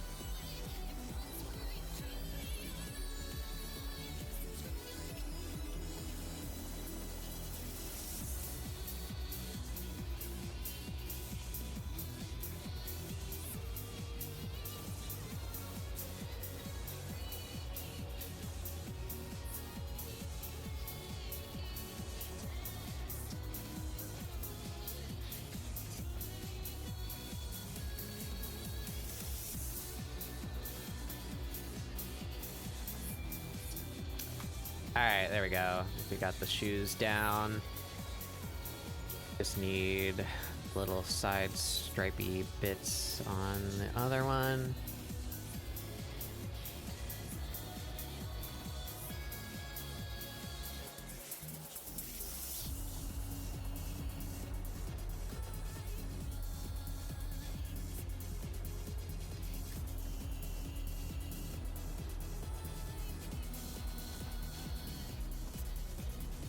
And then laces.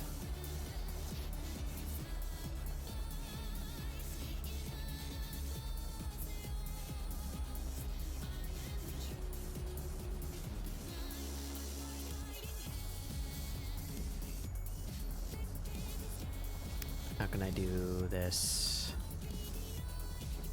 I do that with this, maybe?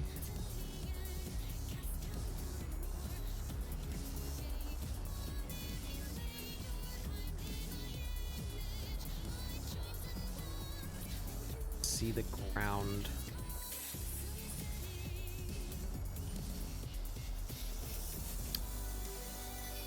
Just a little bit.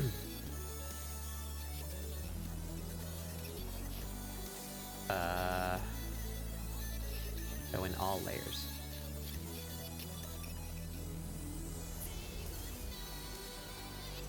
Oh, it locks. Damn it.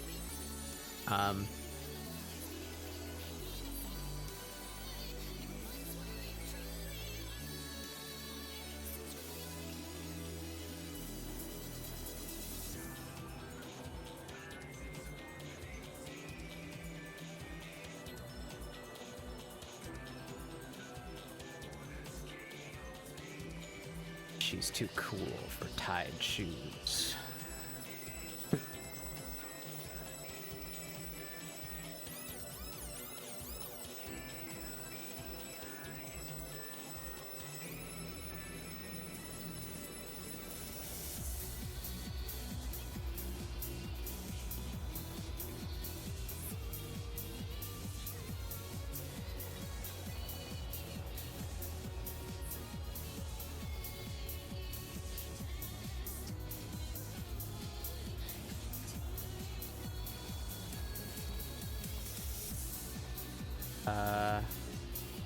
Oh, I did that wrong. Let's do this. Boop, boop, boop, boop, boop, boop. Go back up. Boop.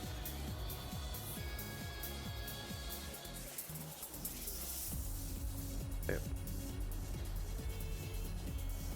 That'll do.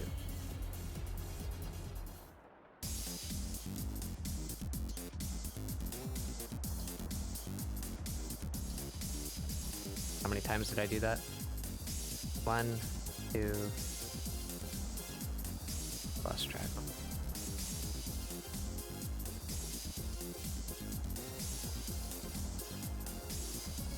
One.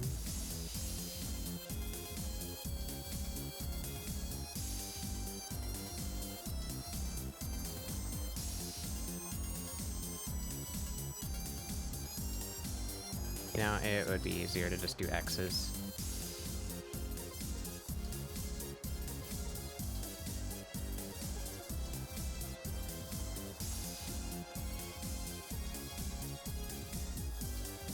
Let's not struggle with something so easy. Let's make my life easier. Restart right there. Oh, right, that snaps to the grid too. All right, turn the grid off.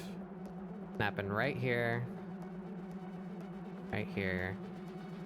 Here. Right here. Right here, and right here. On the other side too. Here.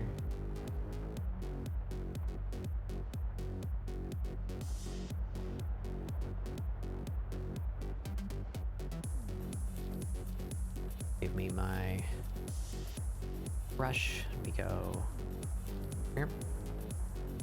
Here. Here. Here. You have to do the sounds or it doesn't work.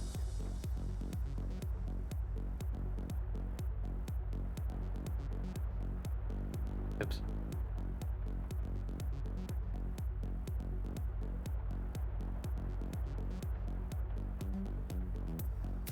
There we go. Easy peasy. That layer. These guys need to be under that fold of the shoe.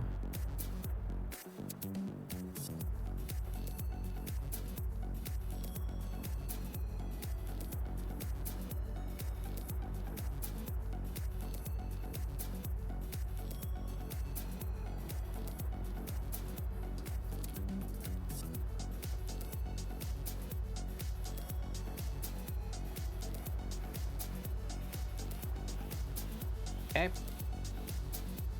Laces. And then we have the eyelets corresponding.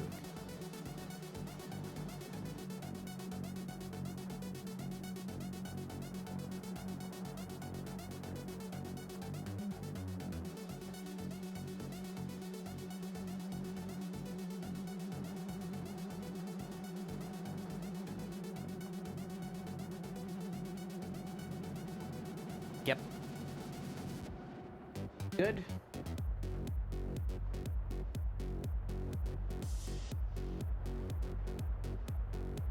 So then, I think we should be able to see a little bit of the opposing pocket back there.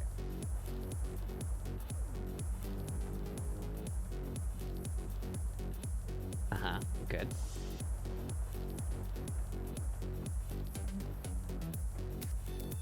Have the little things on the end of the laces. There's a word for those. I don't remember what they're called.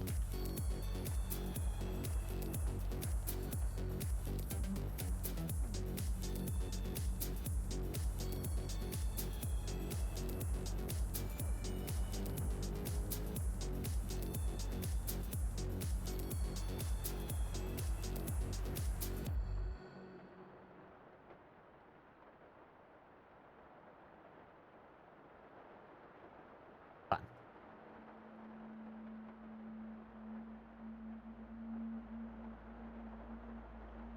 Okay.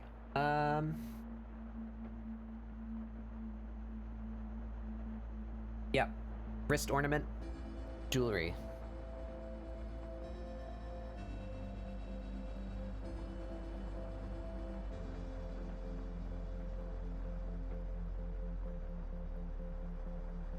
And her body is missing a couple details. She has freckles and tattoo question mark. The markings that the Mikote have on their face.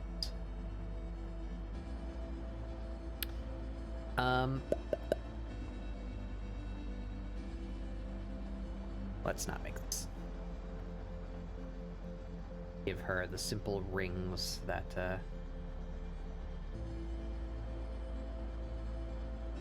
the reference picture has.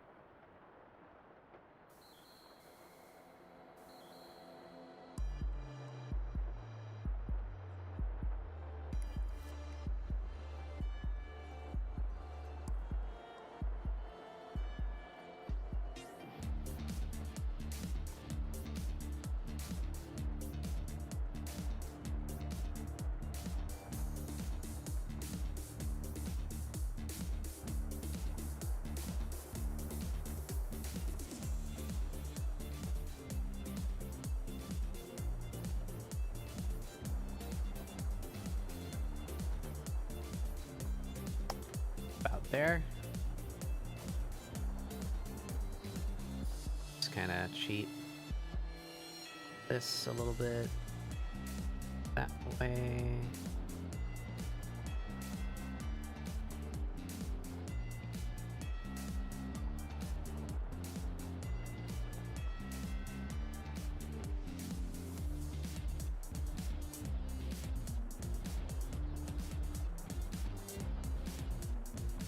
That puts us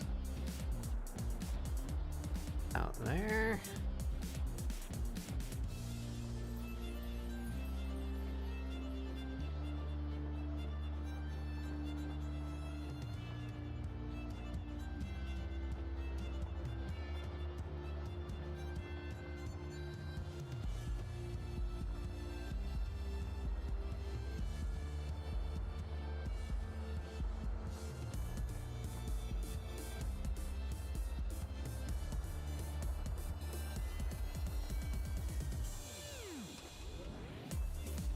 That looks about right.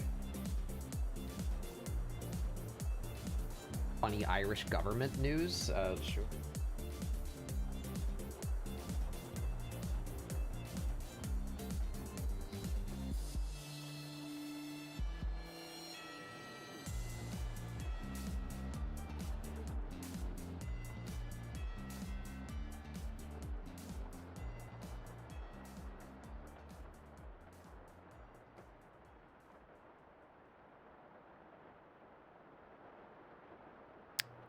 I placed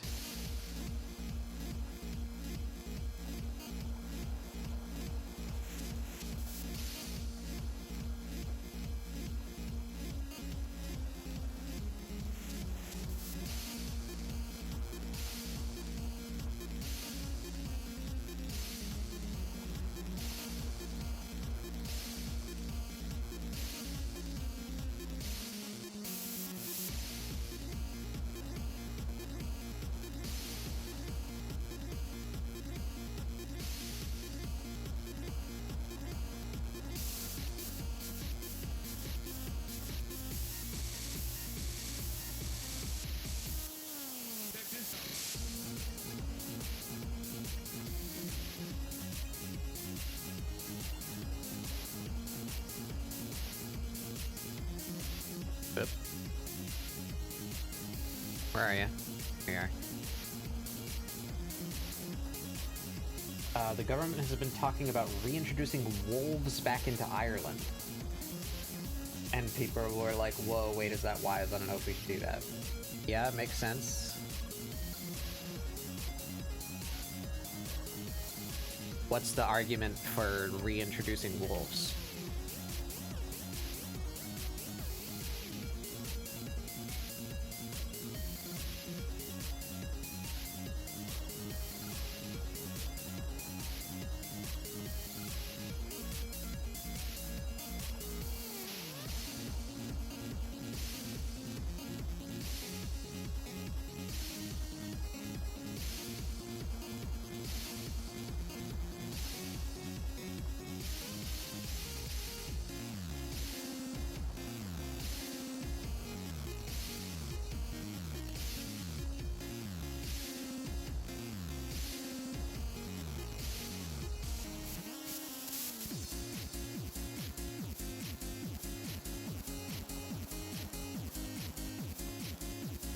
Ever mentioned that it was actually the English that wiped the wolves out originally, and so everyone was like, give us the fucking wolf.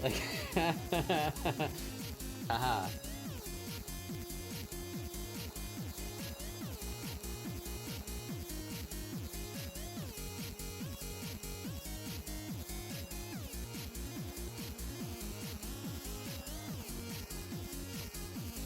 Any metaphorical fuck the English.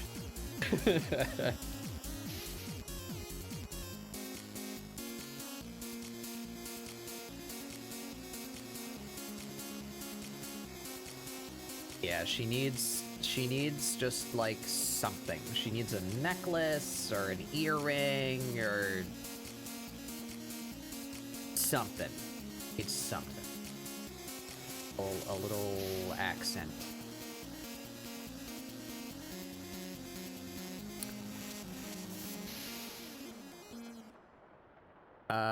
Where am I? Here? Here. Maybe she's got like a necklace.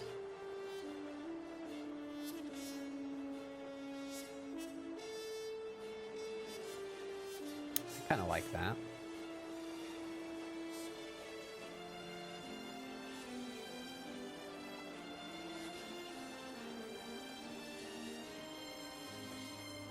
Yeah. Cool armband, yeah, maybe she could have like a little thing.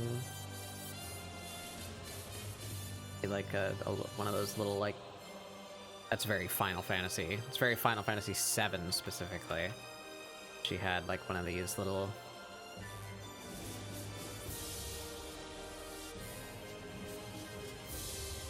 Yeah, that's kind of cute. I like that.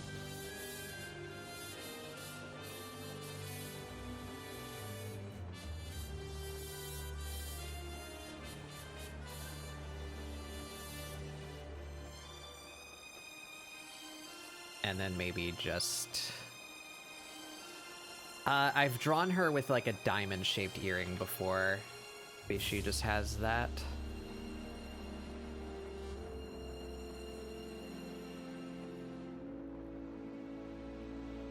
That's not bad. Maybe it would suit the style more if she had like that.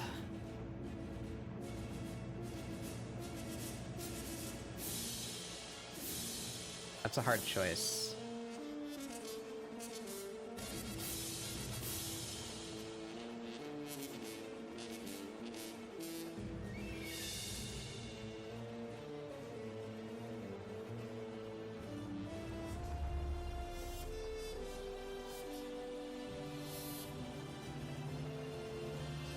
Okay, no los dos.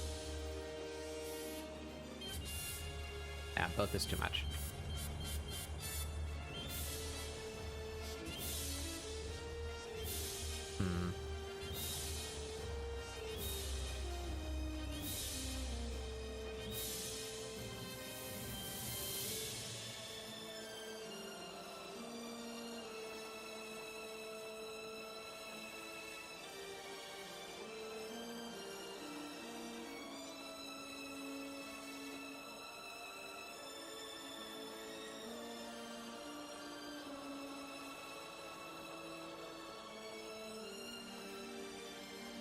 Yeah, I like her big chunky earring. Like that.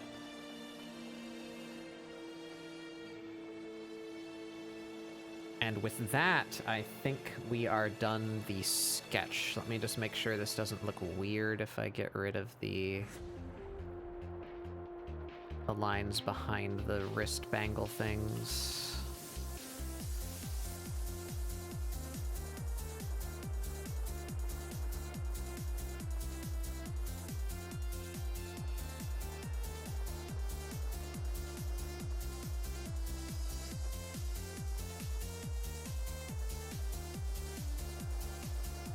Yeah, no, I'm down with that. She's so moody.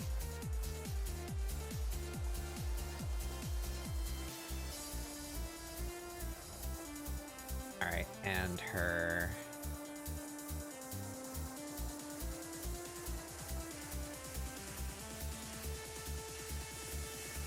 that actually changed, and now I need to look at it. I believe she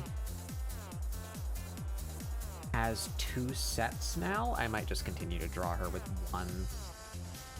The number of stripes on her face.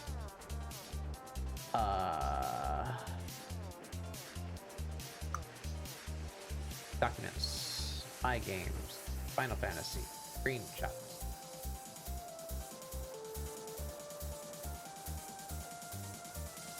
Show me your face.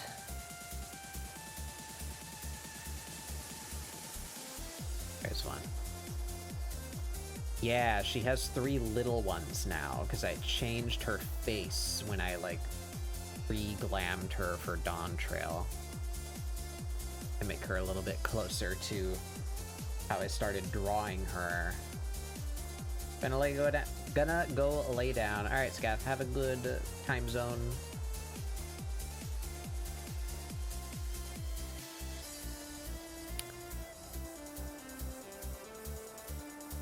Gonna be streaming much longer? I don't know how much longer. I'm not done yet. I think I'm gonna try and do lines tonight. So this is a sketch. Enjoying my 6.5 hour sketch. I'm very nearing completion of the design work though, so I think I'm gonna do a quick line over this and then maybe we'll color and render tomorrow. So I don't know, add another hour or two maybe.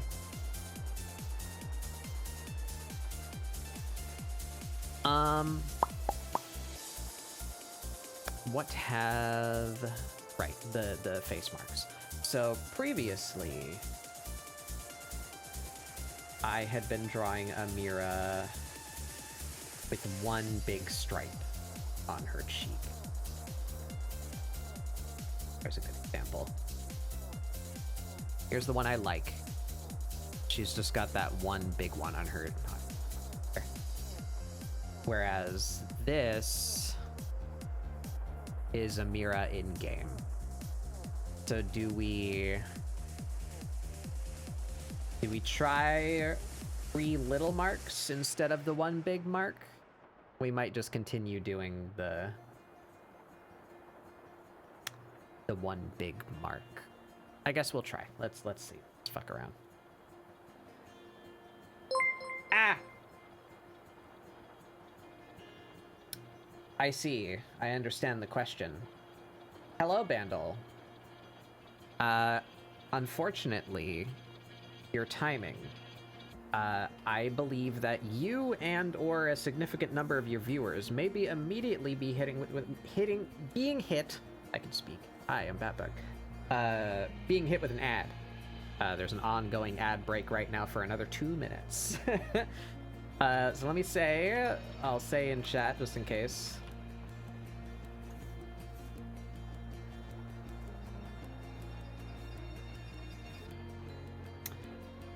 And just in case any of you can hear me, welcome in. Welcome in, Bandle. Welcome in, everybody. I'm Batbug Doodles. This is ScribbleSupport. You know, I should give my spiel in a minute when I know everyone can hear me. For the rest of you that might actually be able to hear me, welcome. You're part of the secret club that can see and hear me while the ads are happening. This is my Warrior of Light, my character from Final Fantasy XIV.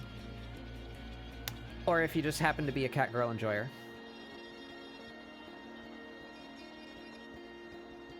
We are deciding how I want to translate her facial markings from the game.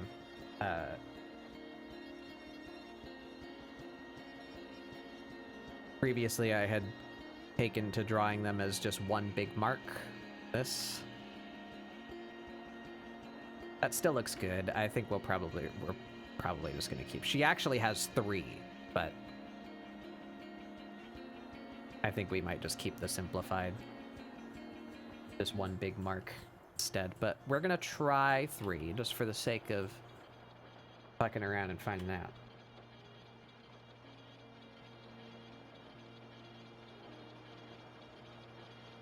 All this mark A. To mark B.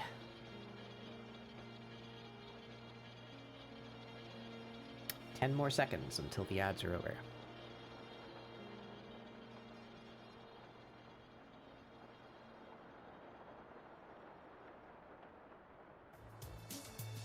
All right.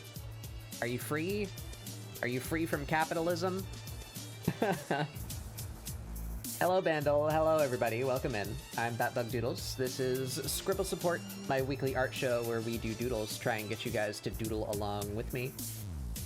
Today, I was joined by a friend who has since gone to bed, Penny Pork Buns. Her name is still in the title if you want to go check her out as well. We're drawing our Warriors of Light from Final Fantasy XIV. We both haven't drawn our characters in a while, so we thought it would be a fun thing to get together and talk about Final Fantasy and draw our characters. I'm still going with the mine. Her art is also gorgeous. Yes, she's very talented. Thank you for coming by, Vandal. What were you doing? Were you doodling today? Were you still working on the chibis?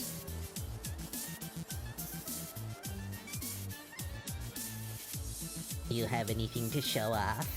Can I see?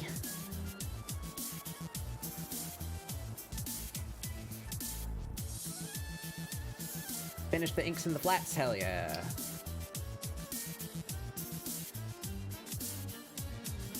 Do you have a whip posted anywhere, or would you care to share? I would love to show off your art. Vandal art good.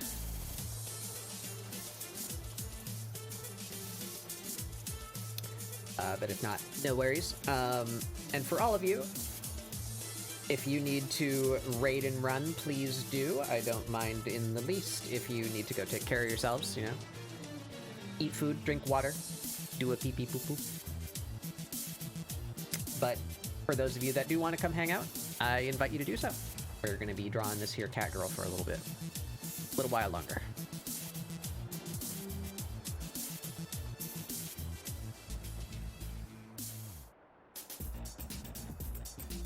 She looks at you incredulously. Judgmentally, even.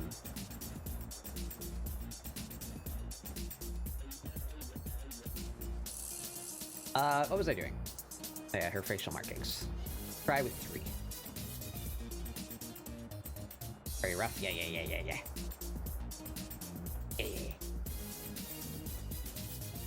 Look at them. They're adorable. I promise I'm not just trying to appeal to your bias in anything, but I think Tristana's my favorite one. Poppy's pretty good too. I like how grumpy she is. They're all very good. I think I prefer these bottom ones.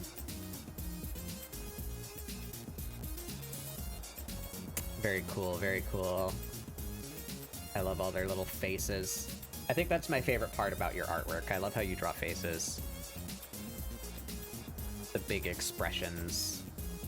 Big brown eyes. Good art, good art, good art. Yeah.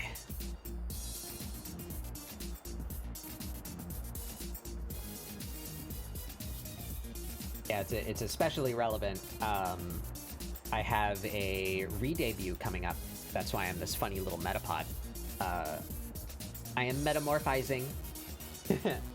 Re-debut coming in December. I'm redoing all my emotes, and there is a number of your pieces in my emote inspiration folder. I very much like how you draw faces.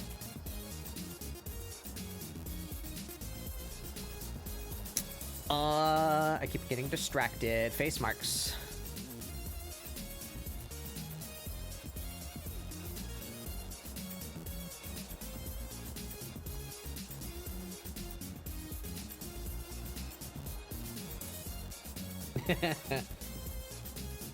Get appreciated, idiot.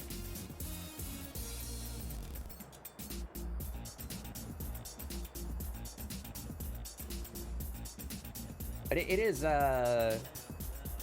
quite late for you. I imagine you might be heading to bed sometime soon. But thank you so much for coming by. Appreciate it. I will have your little people. Hopefully they enjoy cat girls.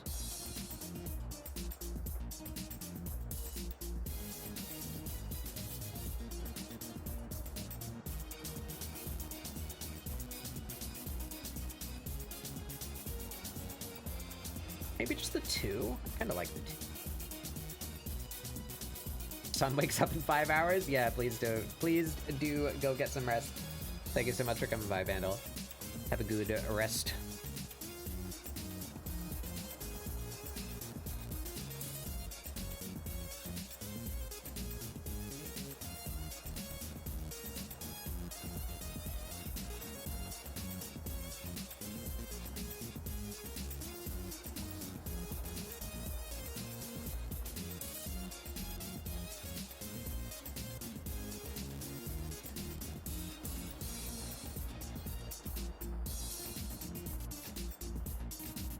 I don't mind that. How do we feel about that as opposed to this, though? Classic. Actually.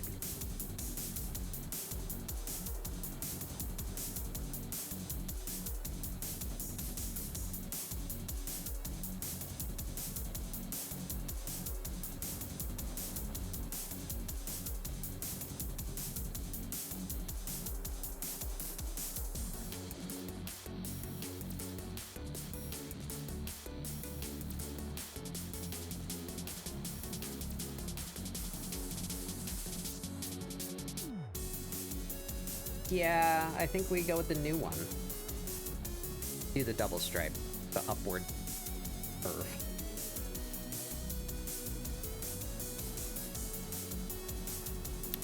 There she is. My moody cat girl.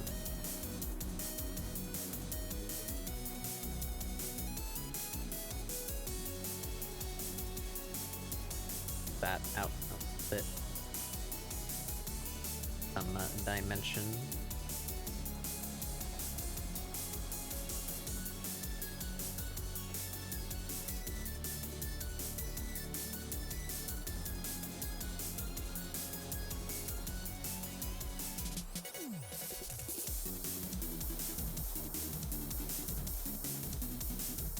Yeah.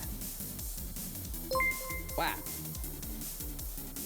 The sour E. Sour E. Welcome. I think we are done with our sketch. I think this has turned out quite well. What's I doing? Oh yeah, right here.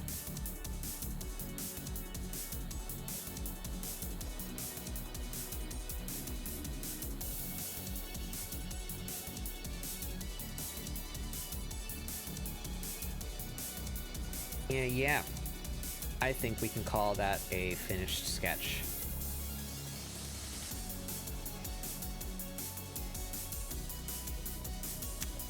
So then,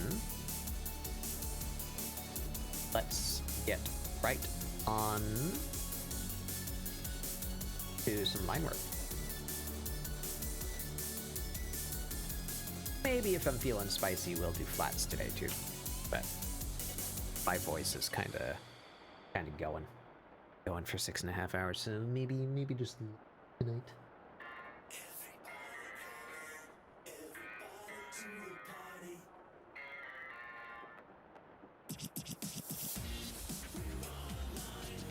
Would you believe me if I told you this song is from Warframe?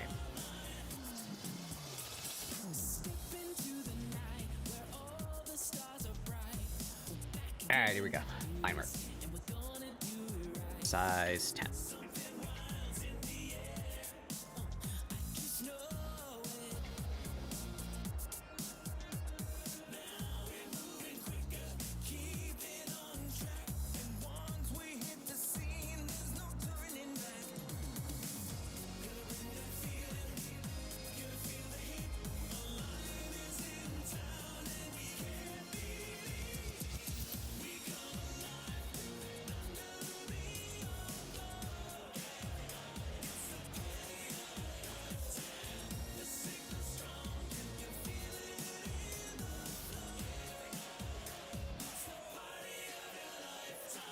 Where do I start here? How do I tackle this?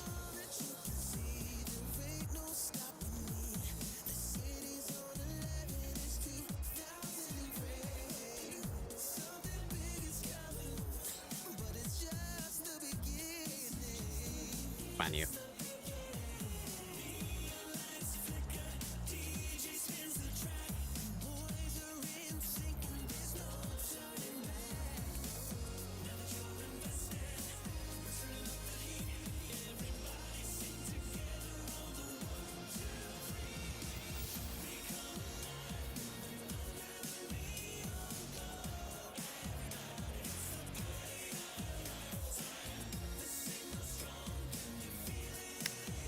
Sorry to those who are new, but I am currently doing line art I don't know what it is about my funny little bug brain, but when it comes to doing line art, I tend to kind of zone out. So sorry if I'm a little quiet. I will do my best to remember to commentate. But not a lot to commentate on, since, you know, the artwork's already done. The sketch is there, I'm just going over it.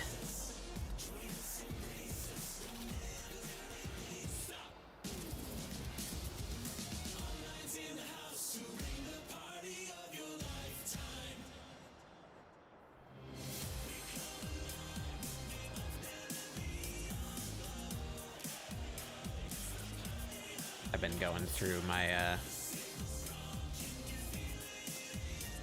my semi-periodic Warframe phase again lately. Very excited about the upcoming update. Getting my Warframes and such ready. Doing some silly stuff.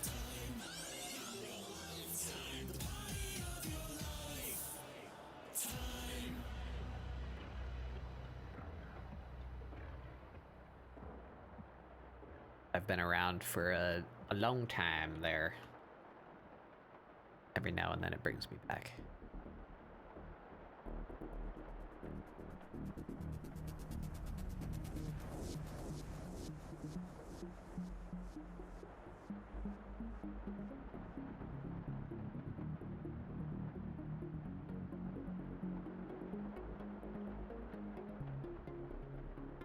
Missed a little bit. Try that again, but this time actually on the screen.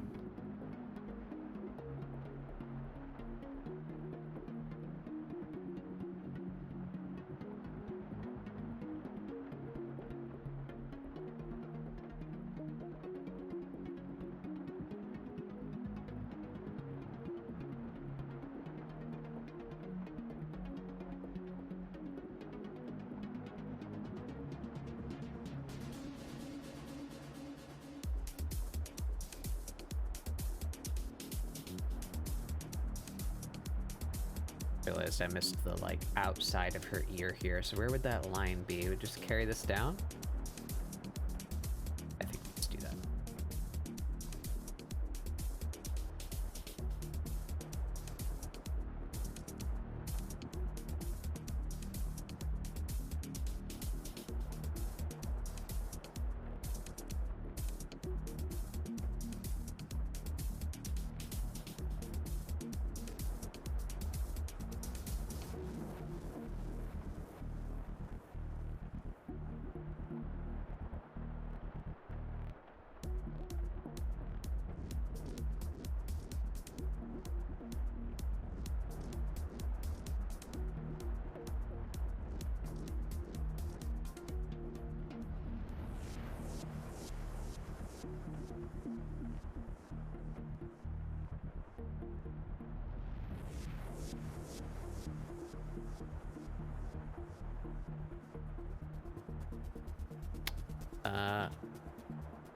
Right, and I really like how that process worked out last time. Let's try and do the same thing again. All my little scratchy lines on a different layer so we can move them out of this folder when I'm done, and that way they don't interfere with how I lay down my flat colors, and it's much easier. Color. Yes. We enjoy easier to color.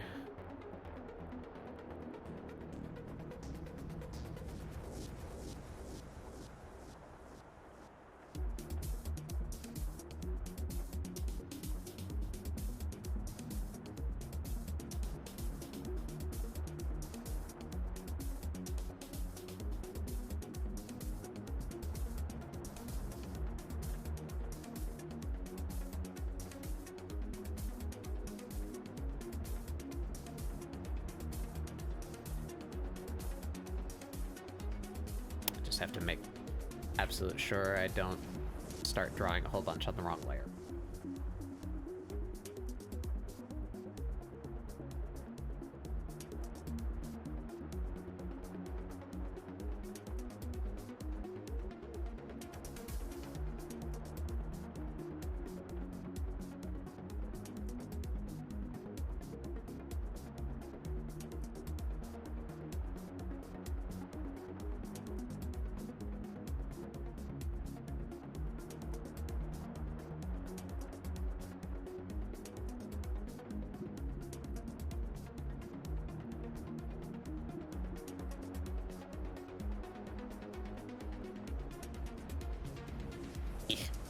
There we go.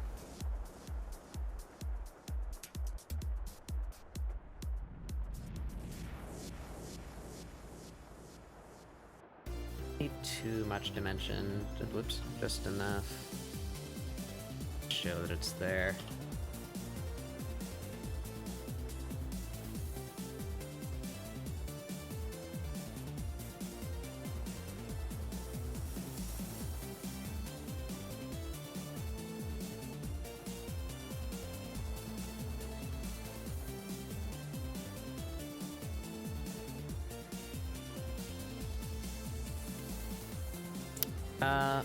Oh, forgot some hair up here.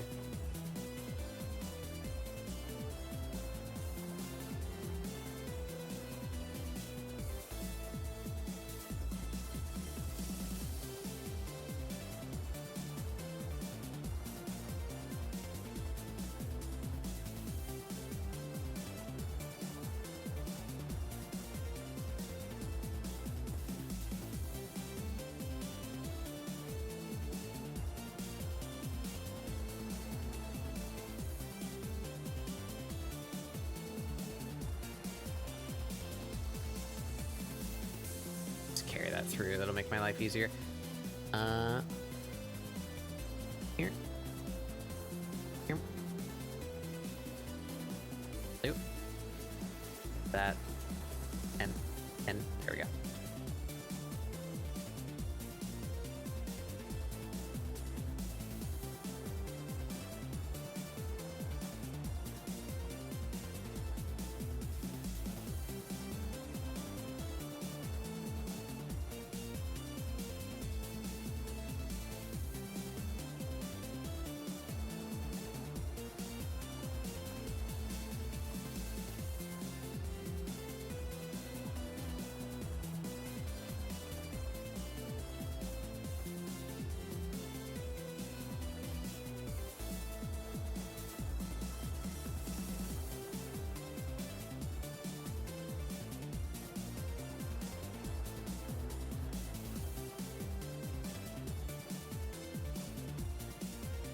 And give me what I want. There it is.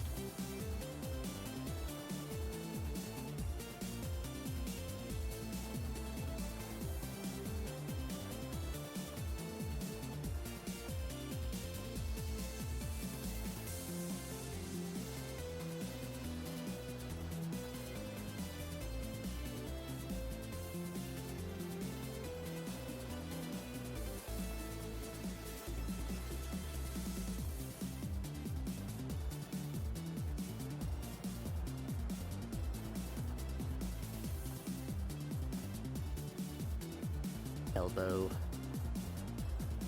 muscle, bip.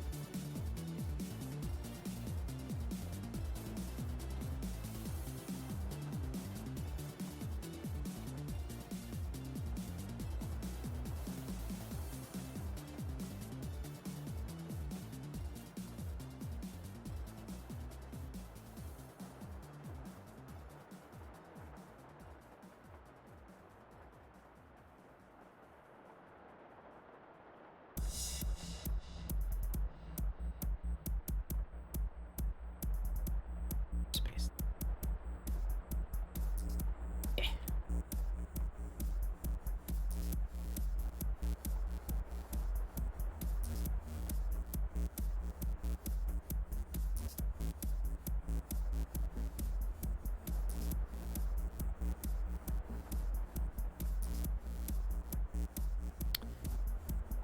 Right along.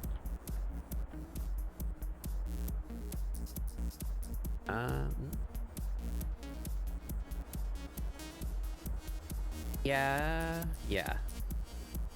It's the edge of her body right there. And shirt is like dangling off her shoulder. She's leaning back at an angle, so there should be a little bit of space there. That makes sense. And I didn't bother to sketch, so we're just gonna kind of wing it. She should have a bit of definition on her underarm here, like...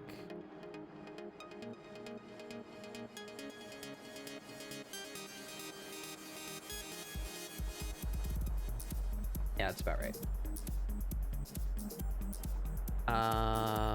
Where are are we now?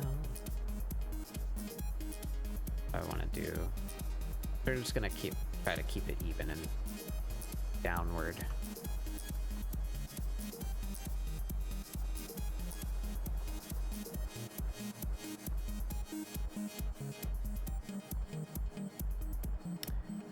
I'm gonna save myself some suffering, and we're just gonna do that with a curve.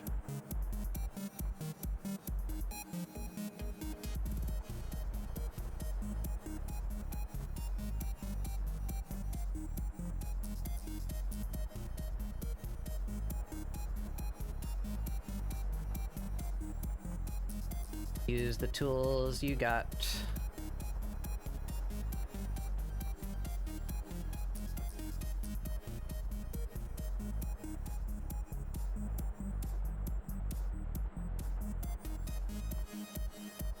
Go in here with a smaller brush, notate the fold in the cloth without taking too much emphasis away from the clothing and the body.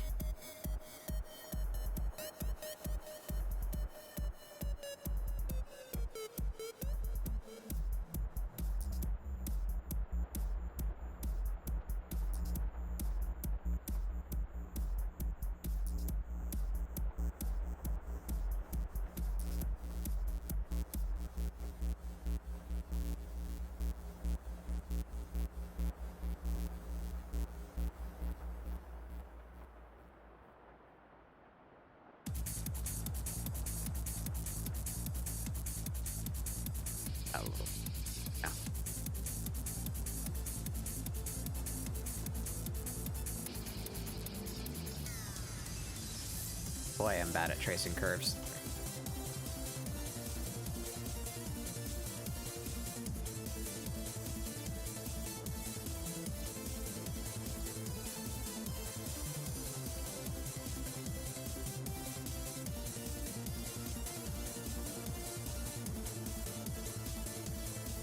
Okay, likewise, these not to be done with curves.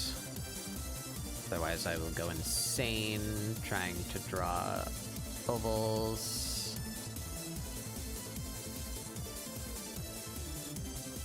And we don't need that.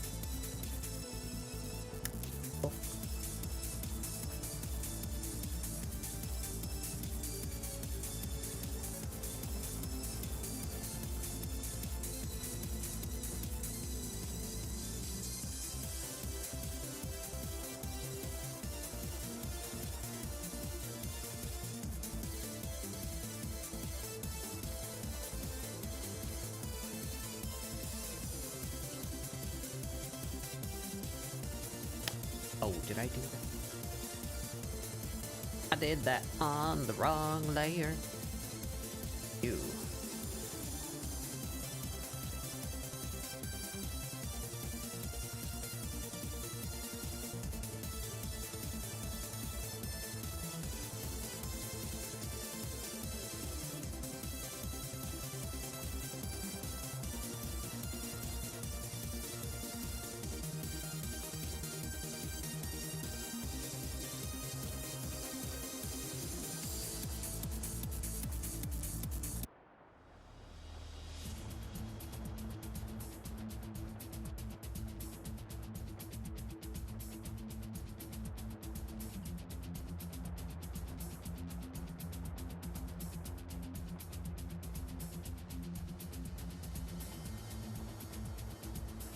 I don't know how this is gonna come out, but we're trying it.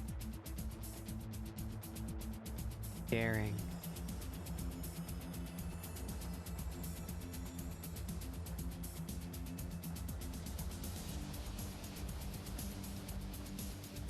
Look odd, but we will see.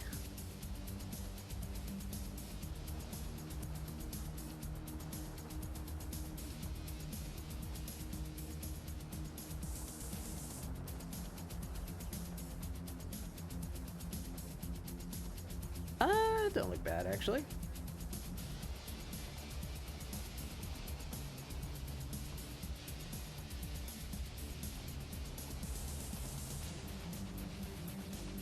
Alright, we're getting down to the dreadful part of these crazy pants of hers and all their intricacies.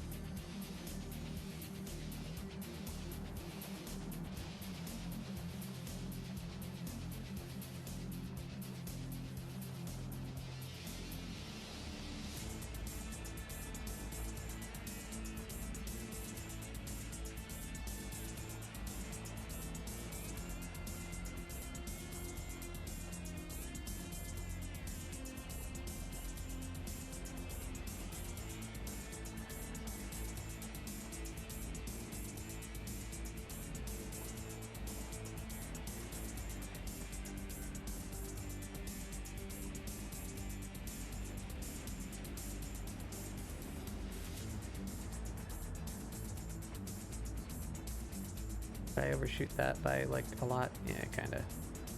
A little down. More.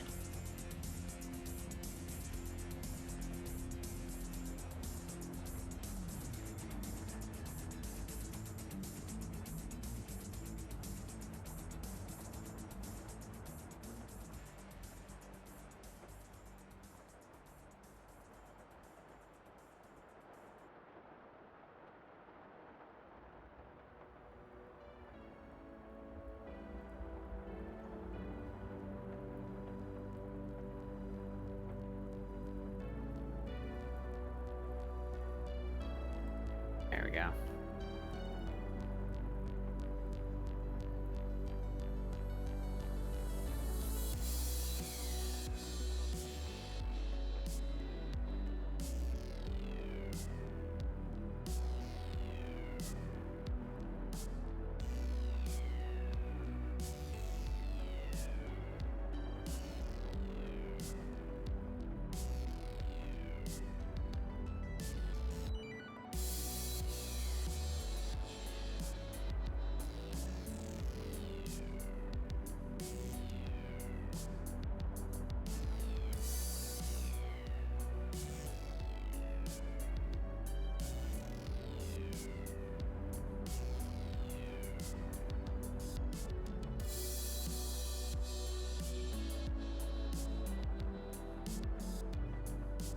Yep.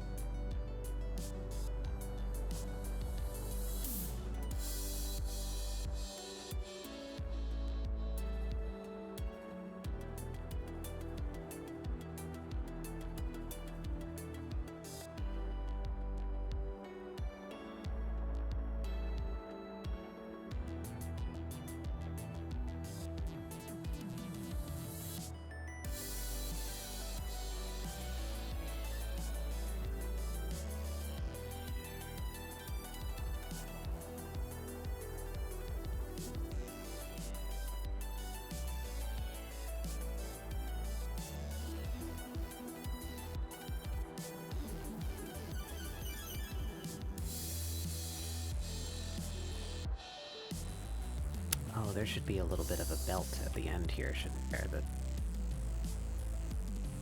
like tail of the belt should be like here. Yeah.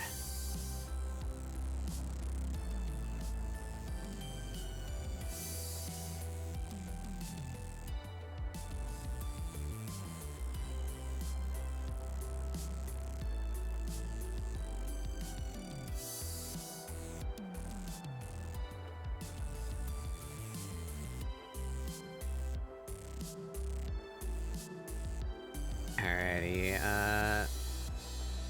on a new layer. Try and get that down right. Just to be curved more.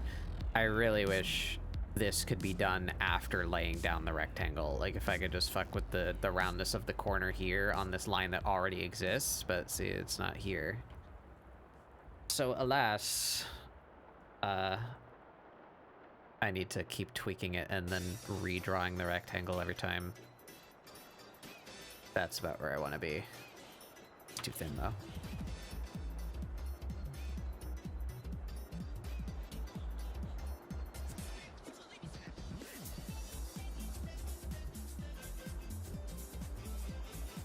Oh, and I drew that at an angle.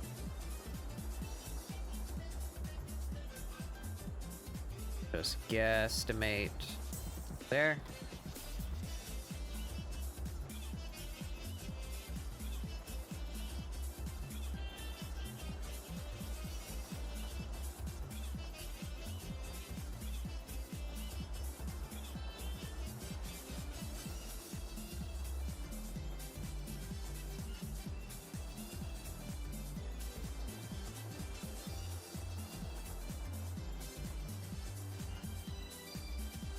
Yep.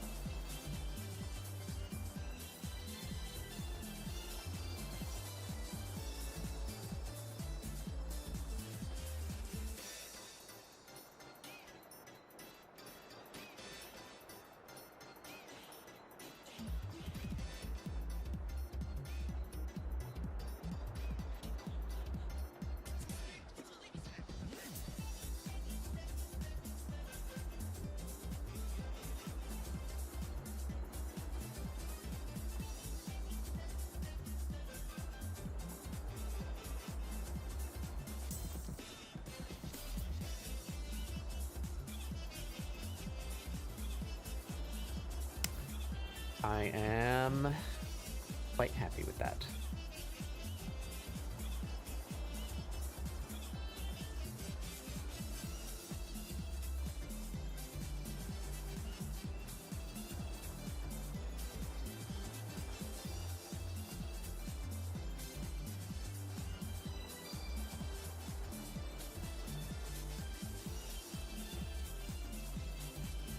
Oh boy. All right, here comes the complex parts.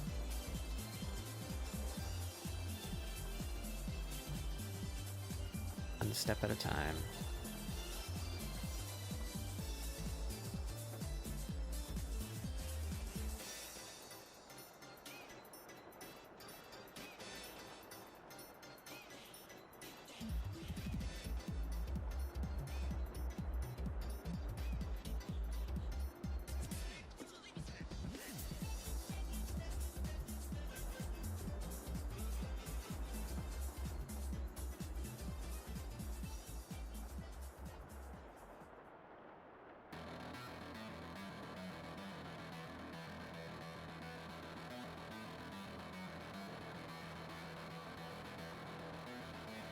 Oh, excuse me.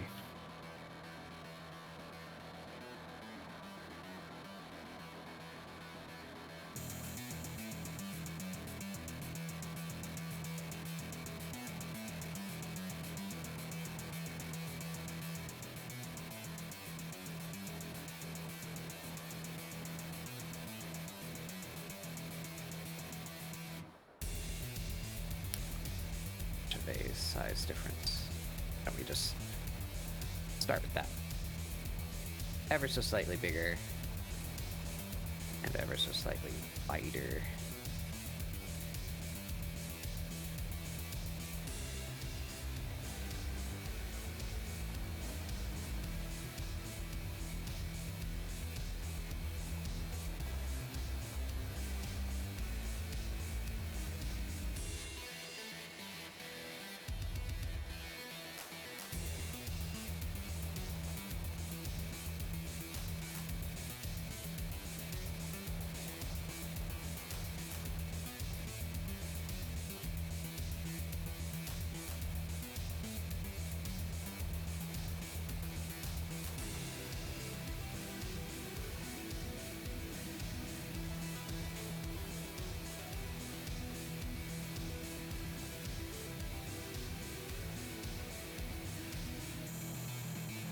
Yeah.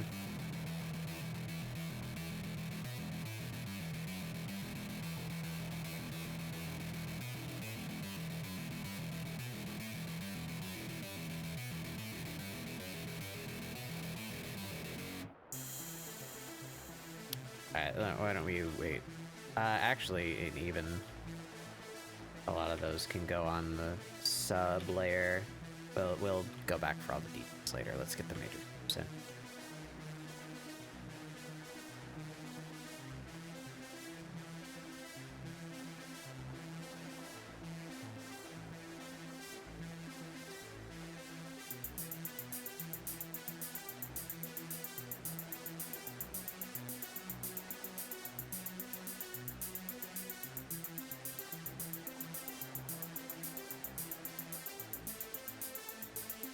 On you. Up there.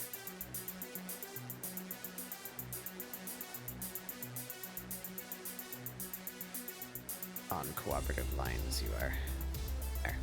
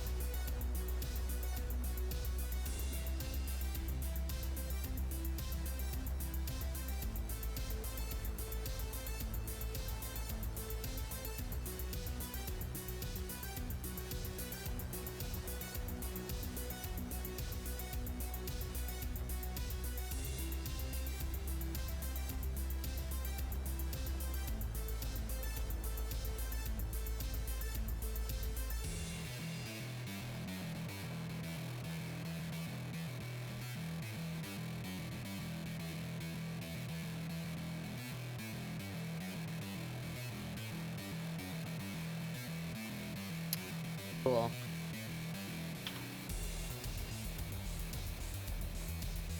Alright, that's one major leg. Let's just get the other one done now, too.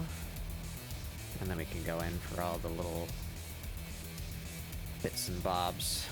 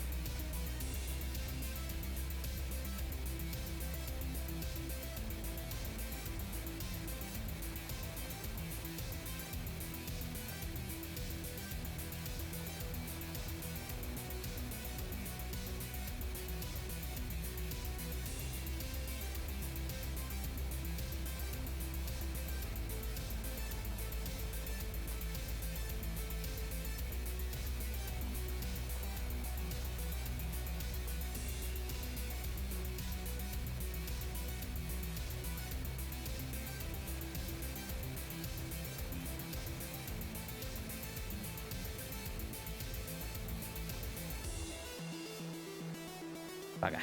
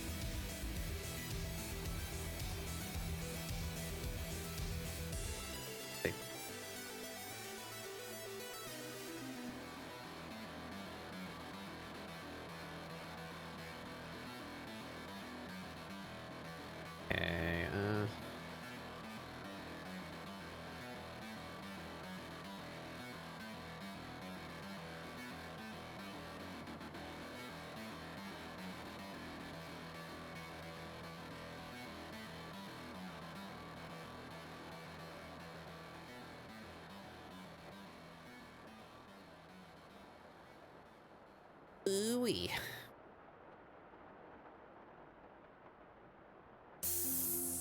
I want to procrastinate further. We're gonna do her feet and shoes too while we're down here before we do all the internal detail of the pants. That scares me.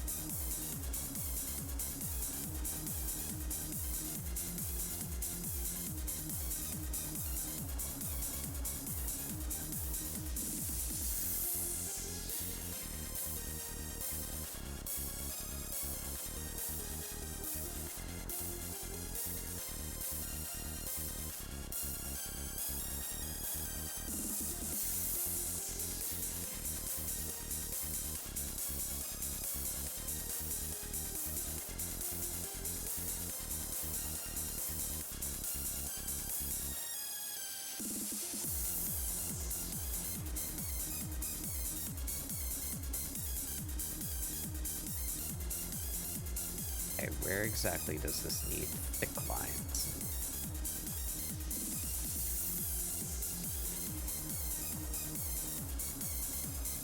Subtle. That. Just keep the outermost shape. Wait, that's different. There's a part there that would pass in front, yeah.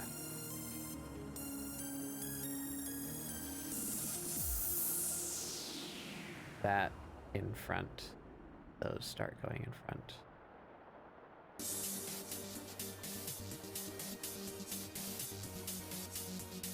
I think we'll separate the body of the shoe from the sole with a thicker line too. The rest of the lines will be thinner.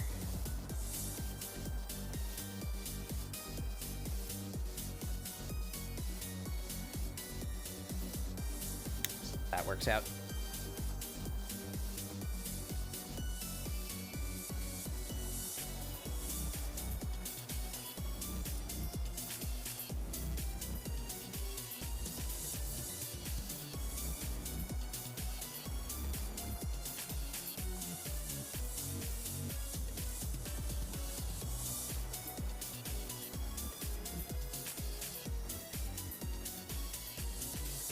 A little asymmetrical, bring it up on that side to compensate. That's better.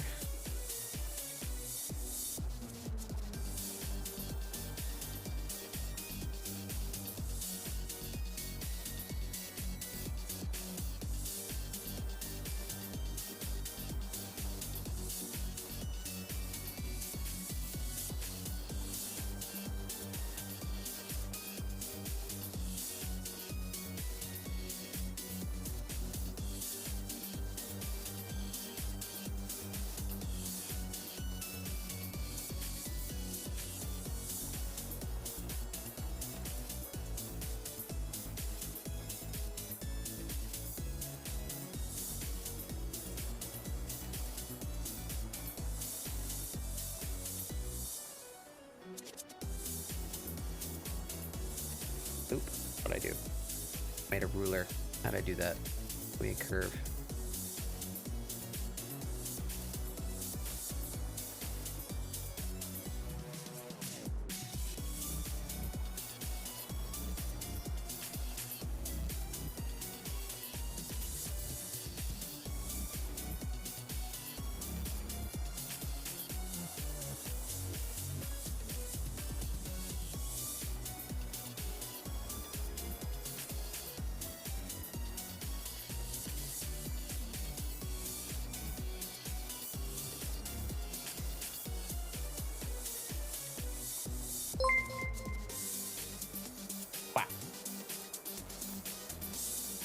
Narcoleptic Bussy. Welcome.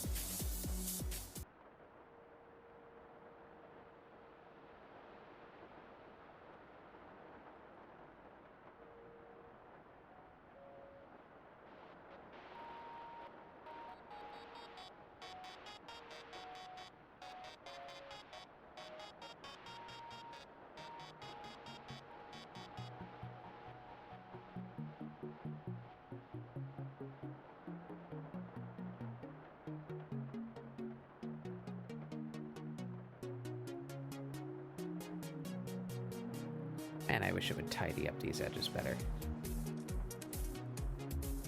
So I didn't have to fix each one of them. Would improve my life.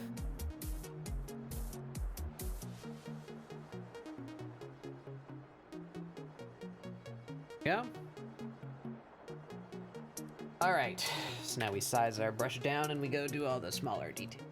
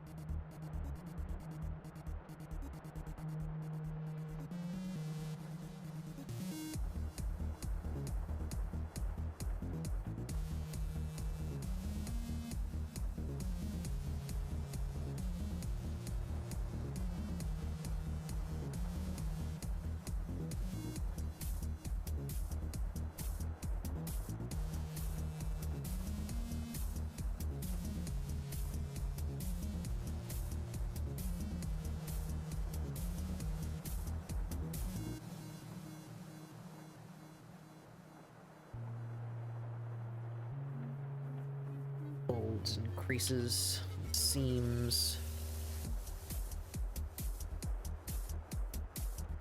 Big ridiculous pants.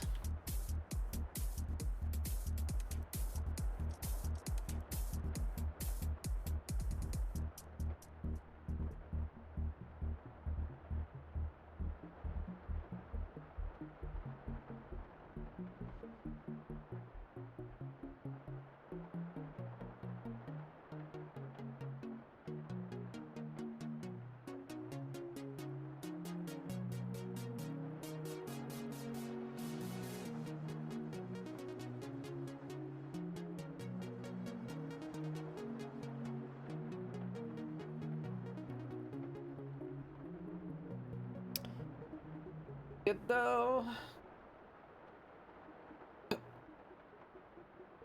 Where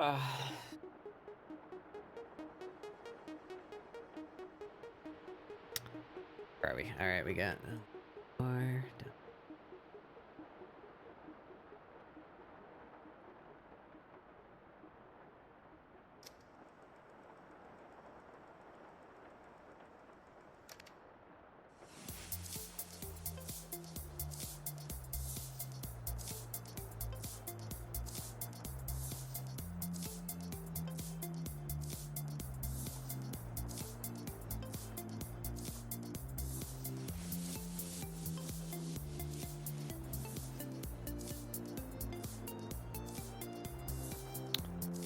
That looks pretty good.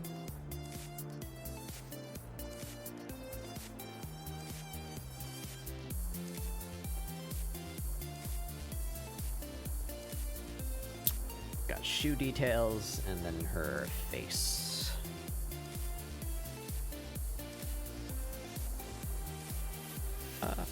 Yeah, that should be it.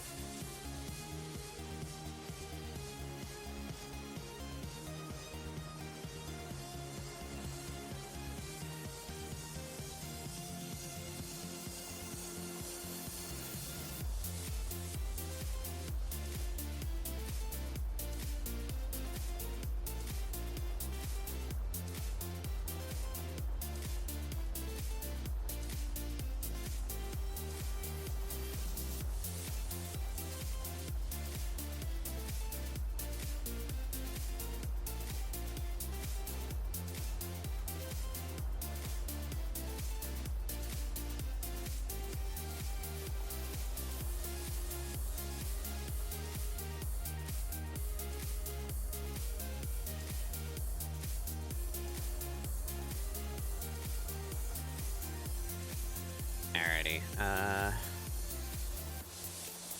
this has to be in the base layer, because otherwise we'll end up with holes that won't fill in well.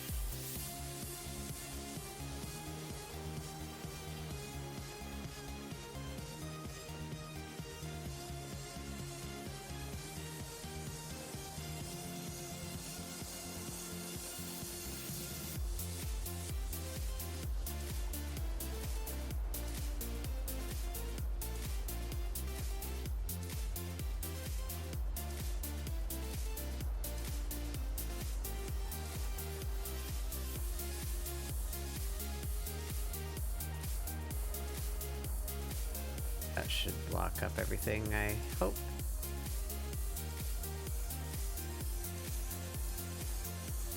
So then the internals, we just have over here now.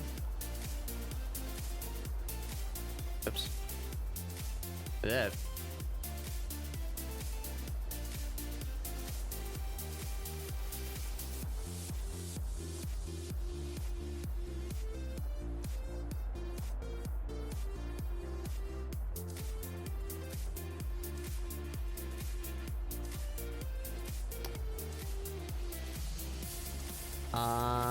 It is an actual color change there. Will be. So, that on the main layer.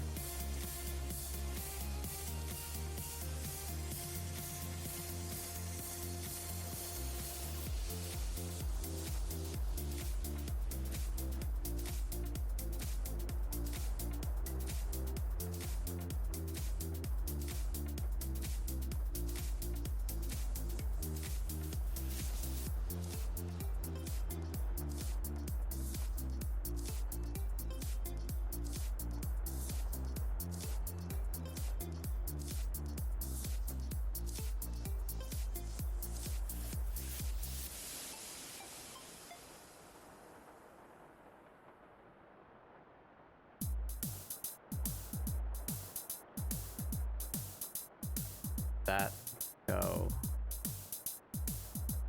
That should go here, not up.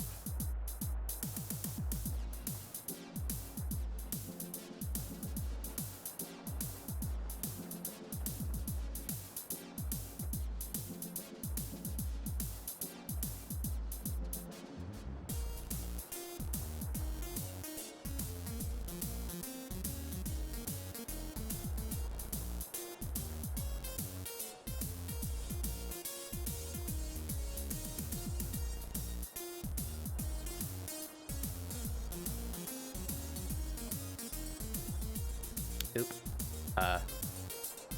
You, and you.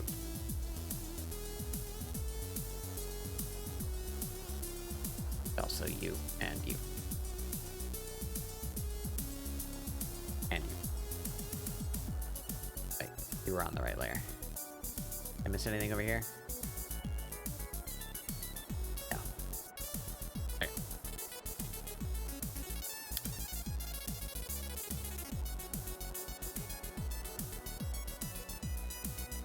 I'm just gonna leave them like this. It's stylistic, and also it's easier. I'm just gonna keep them with these, like, nonsensical overlapping lines. Like, this should continue all the way across, right? Like, these should be passing over each other, but I kind of like how it looks with the hollow center, and also that will make my life easier, so we're gonna do that.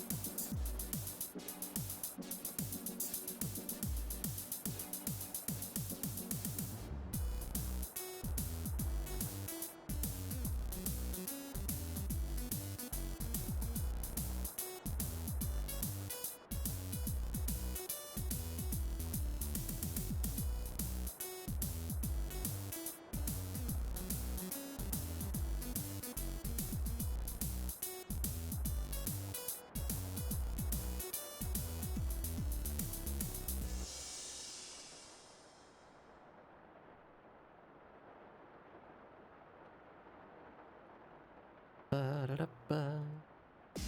You.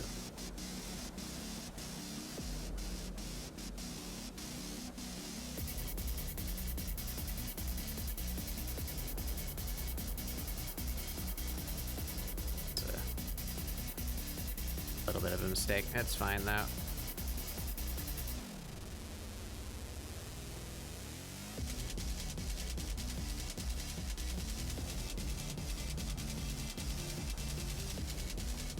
Maybe we don't actually need the bottom here.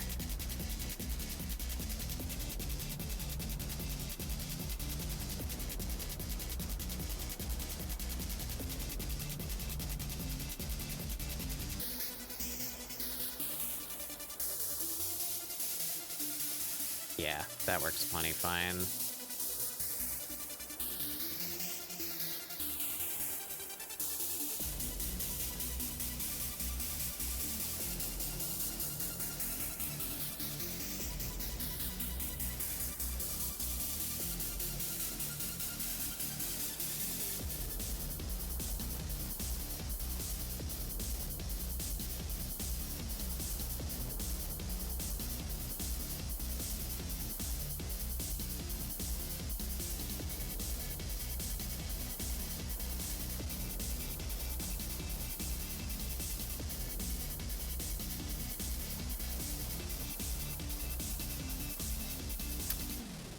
One.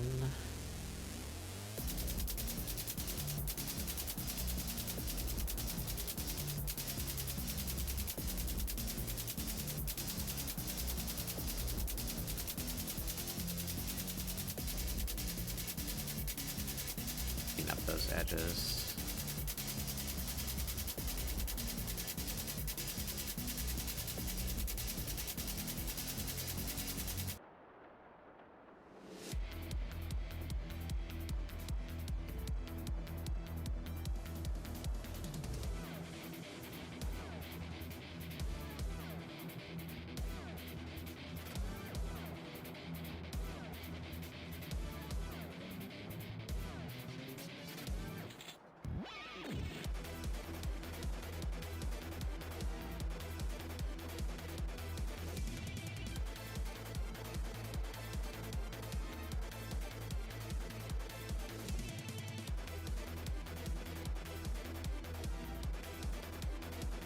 Good.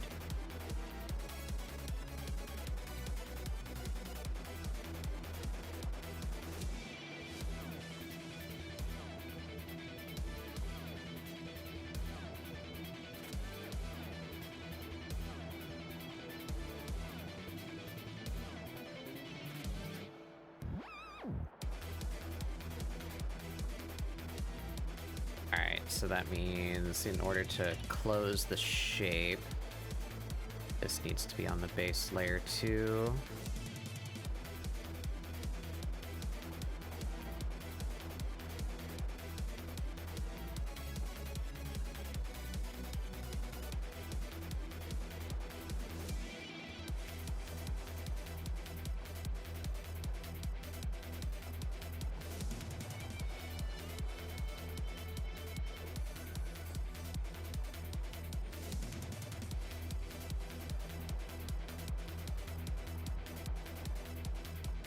And then we clean up these edges, like so.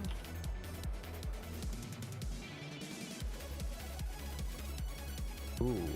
Ooh. Wait. Right, now it's a curve. Okay. Thought I had painted everything in the wrong size for a moment there, but I did not.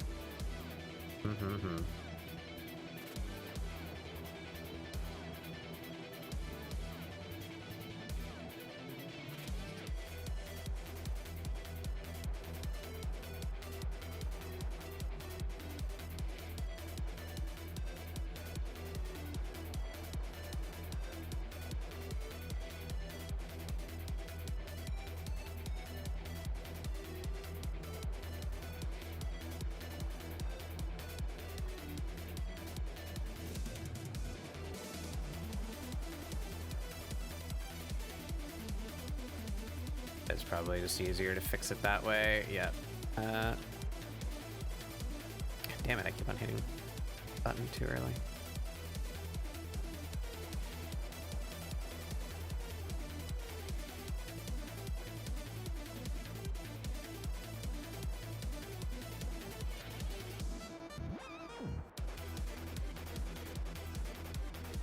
Make it look right here, which shouldn't take too much adjustment. Want the laces to feel a consistent thickness.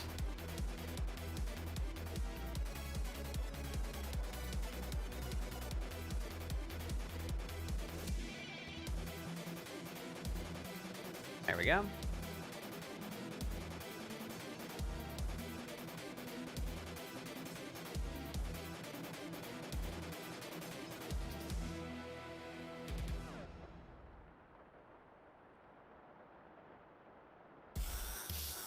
Oop.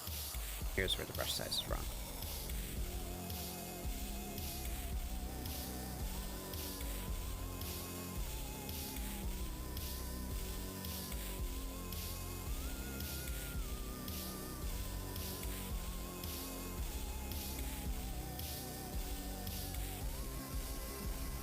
And here's where I should be on the other layer as well.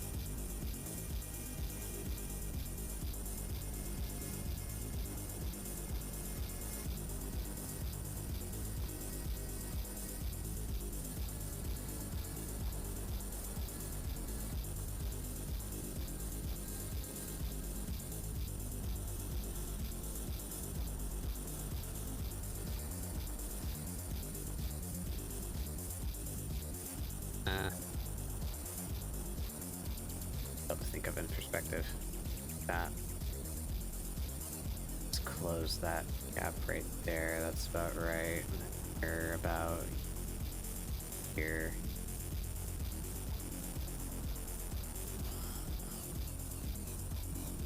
Yeah. Alright, shoes. I think that's shoes. Looks to be shoes. Got something funky going on right there. Oop.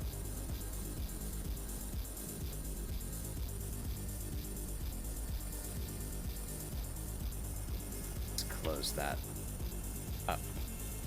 There we go.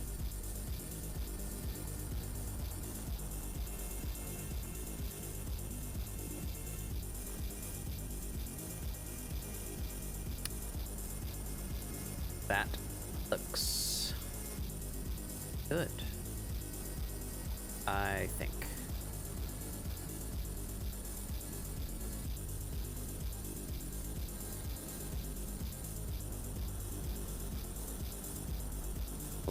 Oh wait, well, that's fixed with that. Fine. If I turn that off, do I have any holes that would cause the filler to not work? It looks like I am fine, just at first glance. Ooh.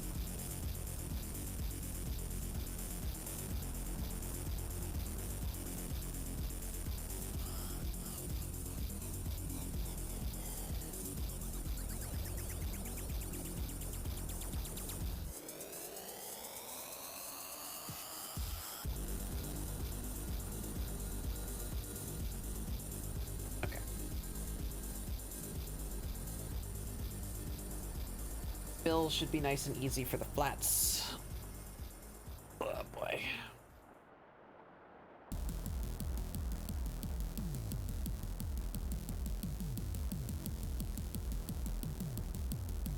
But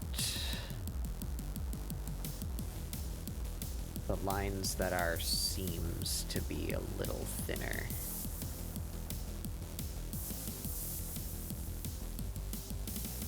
They blend a little too much with the folds. Ah, fuck me. Fuck, why aren't you selecting? What the hell?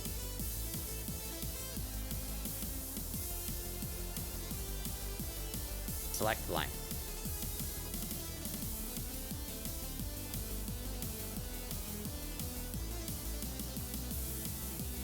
Oh, it's because they're not on the same layer. But. I drew that one on the wrong layer. There we go.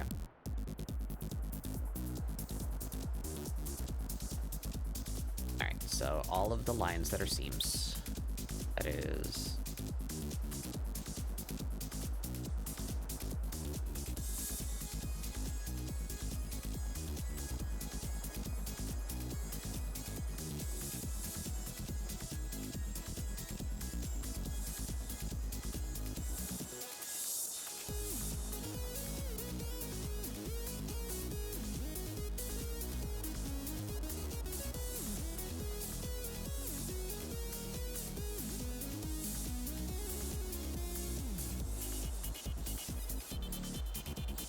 Not those ones.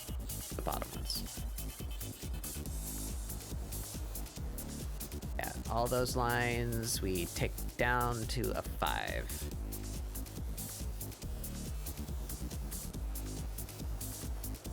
Yeah, that's better. Like that. Maybe even the major ones, like these horizontal bands, back up to 7. This one, go even smaller.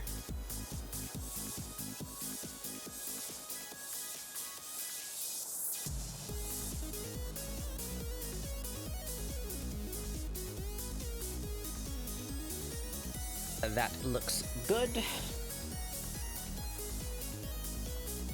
Right? We need her little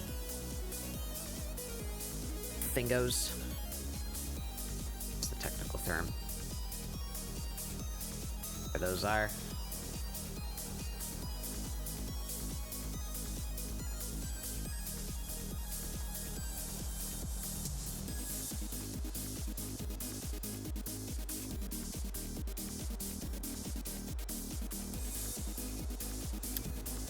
We need her necklace.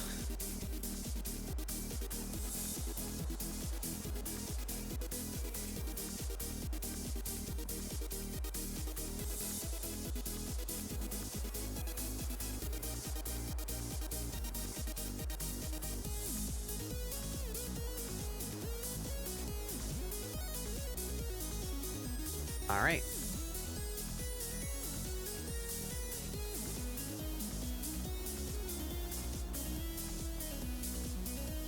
Face. Time for face.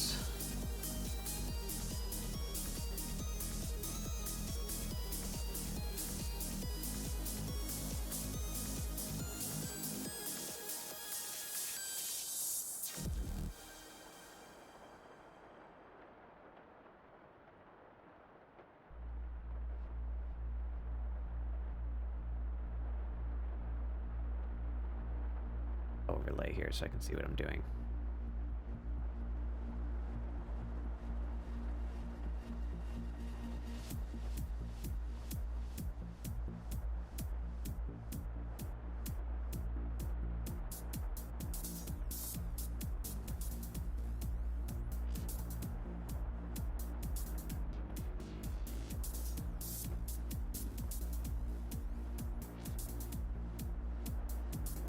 I need Amirah's color palette.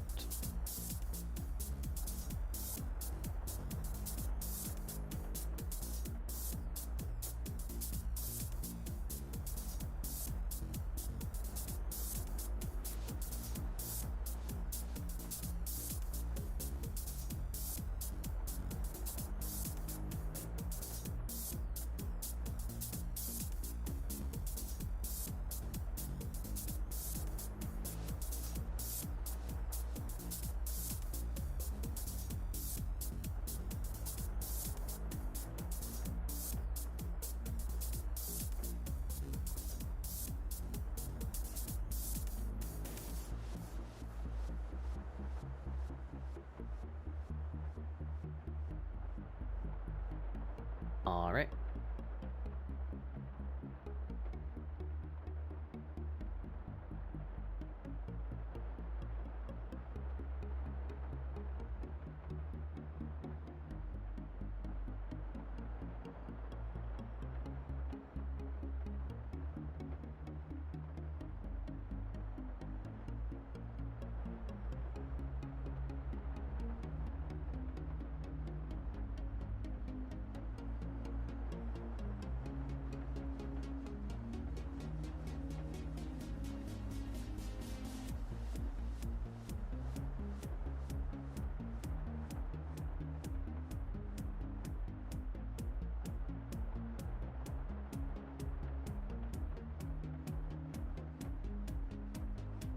That look weird in that thickness.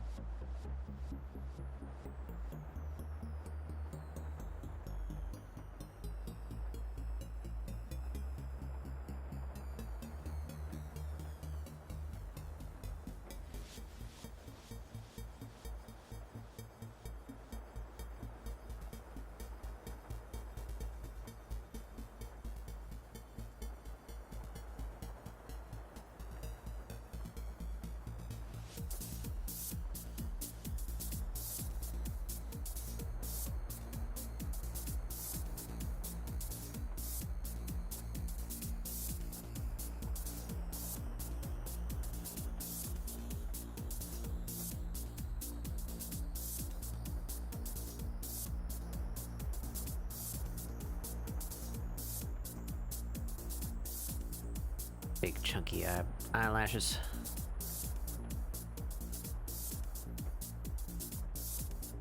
Where the sass of the cat resides.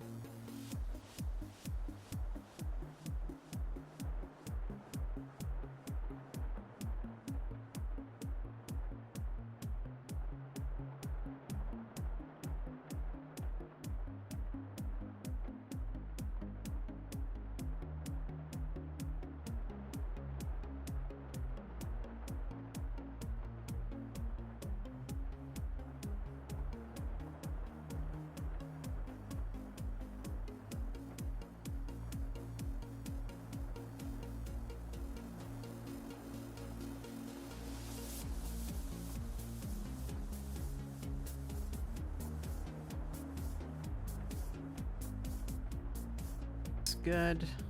Other end.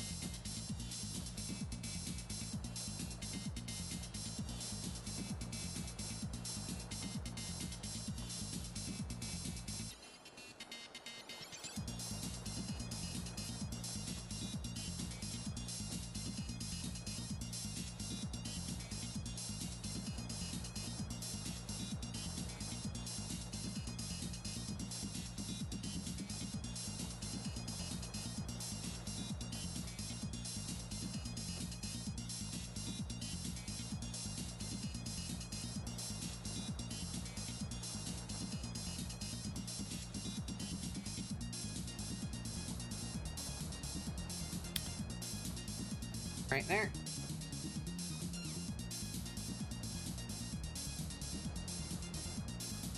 Close that up, and I can make that area a reference real quick. Wow. Long tooth. Welcome in. Where's my colors? Over there.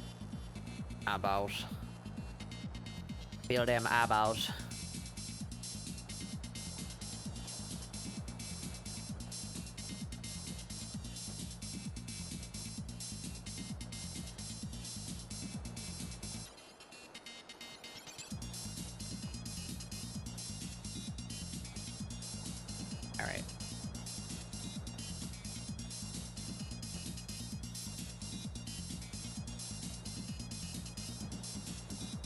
My skin sub layers here. We got blush, freckles, mark, and lips.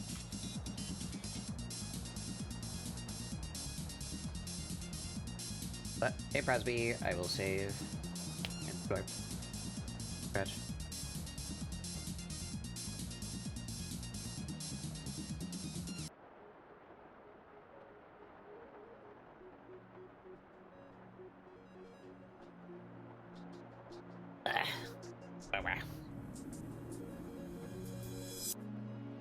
Fingers are getting a little sore. Ah. Ugh.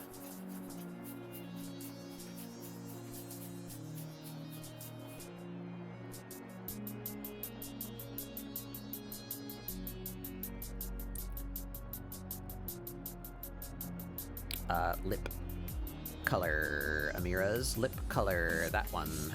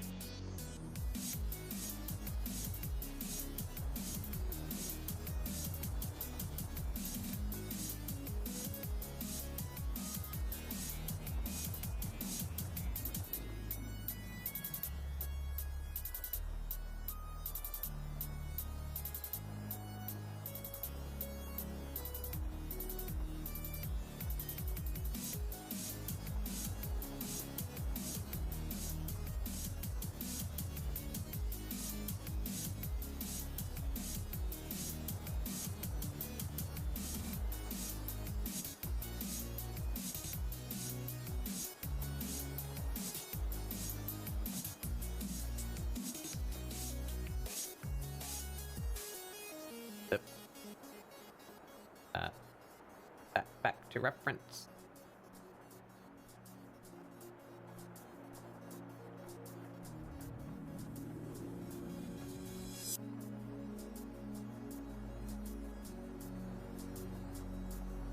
And there's actually no reason for me to do this again, so we take those freckles, we move them up here.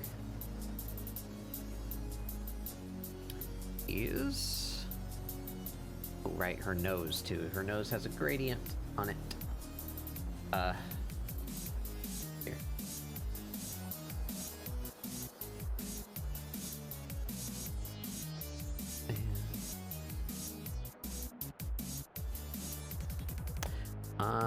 We mark this out here.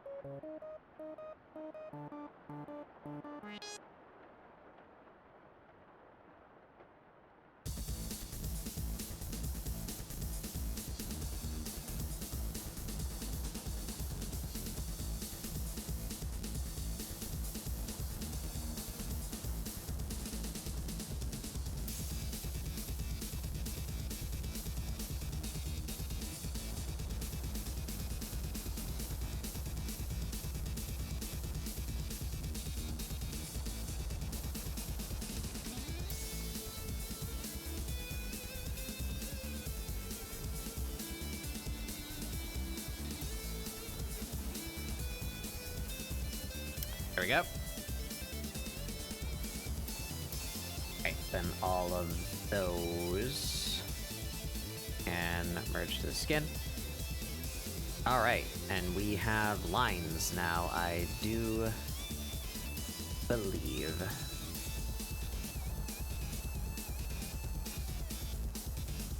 Let's lay down some quick flats.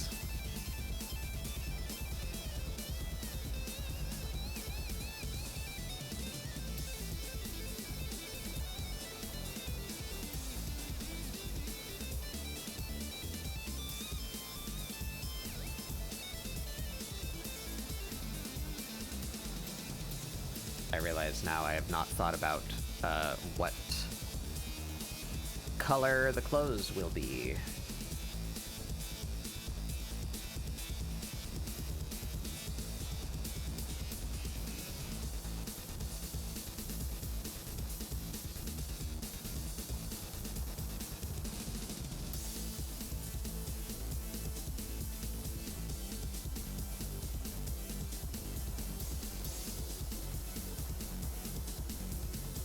I don't know if I have the brain power to figure that out right now.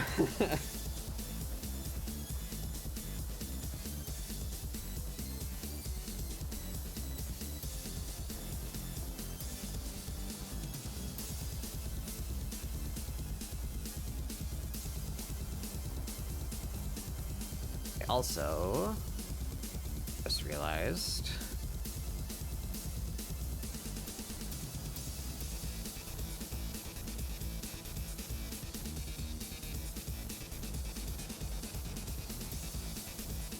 fingernails.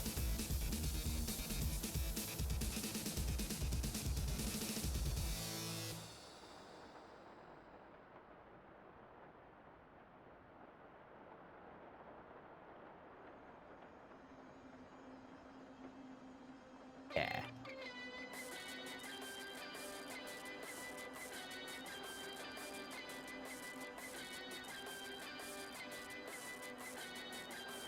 Okay, get her eyes.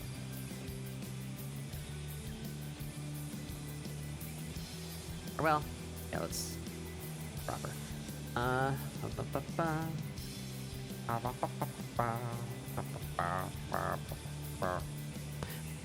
Color, hide, draft, go.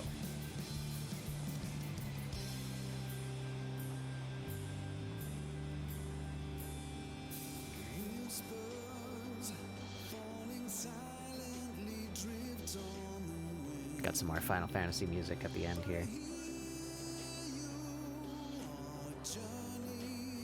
How?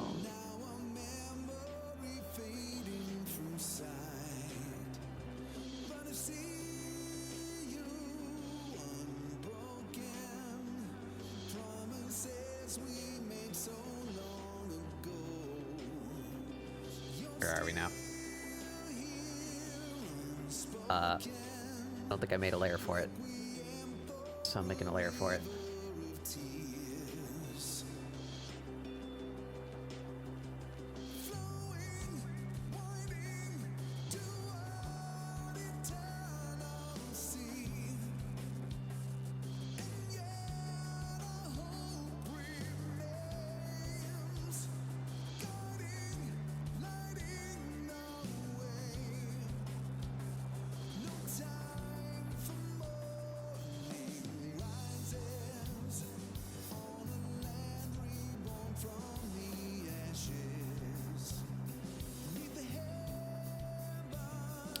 Out there, we'll probably need some adjustments.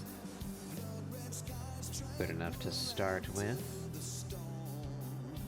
You go down here.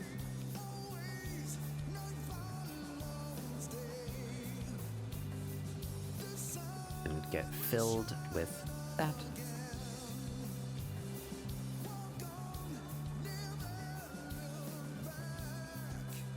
There she is.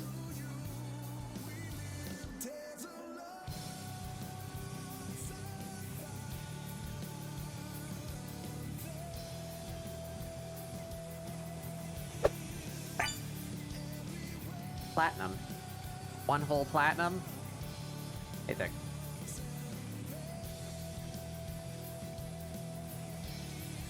Oop.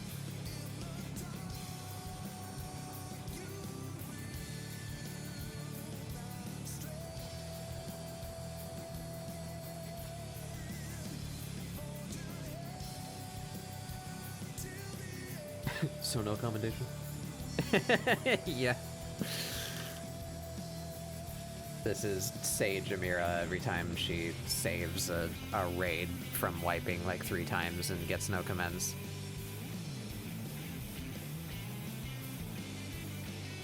Here, we can go back to this.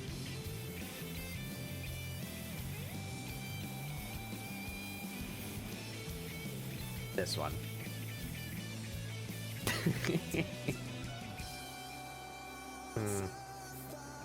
No commands.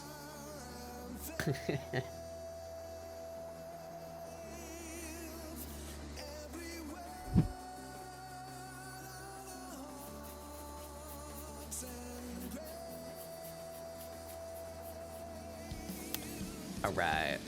Where was I? Coloring figure color or ear color. That color.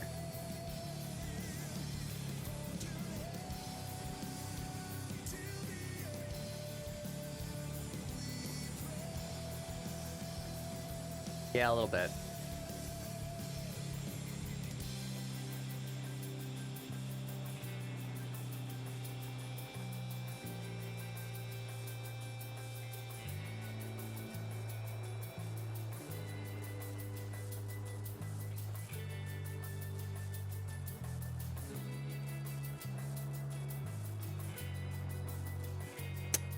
All right, I feel good about that. We need to figure out what color her clothes are.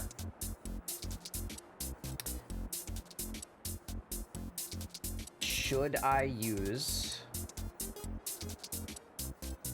the colors from the challenge?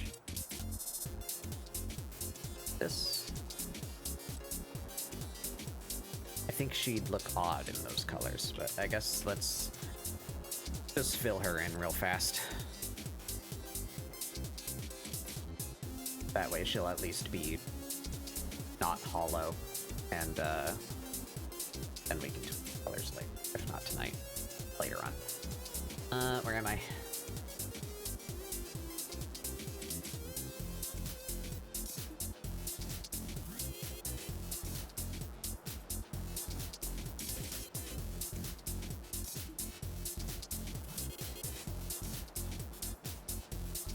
I have an unnamed layer. Oh, there it is. Ant.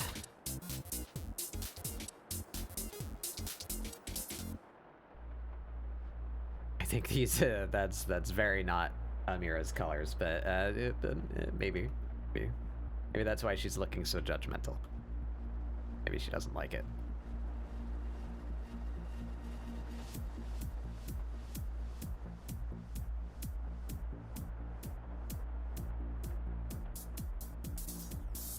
Oh.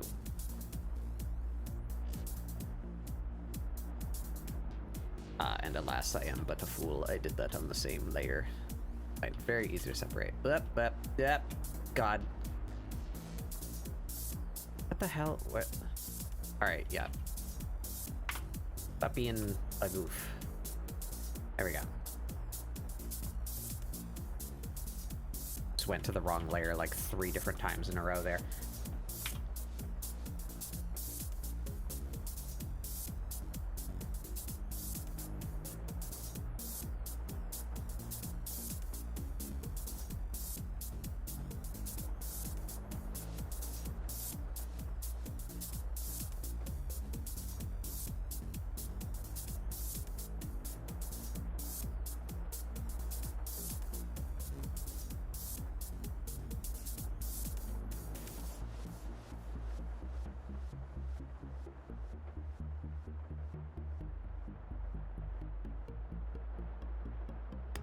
We need to go slightly not black. Go.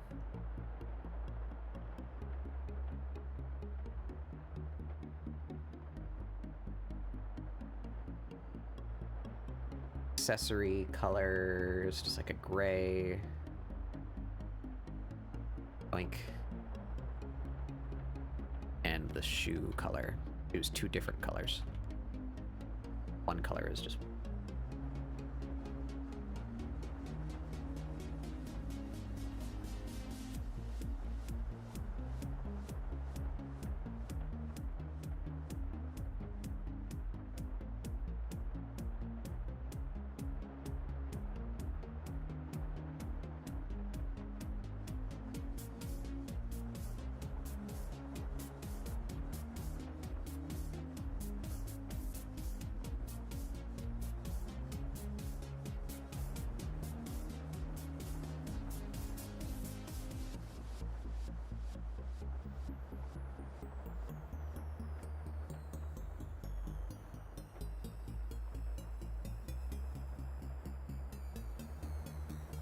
Bop.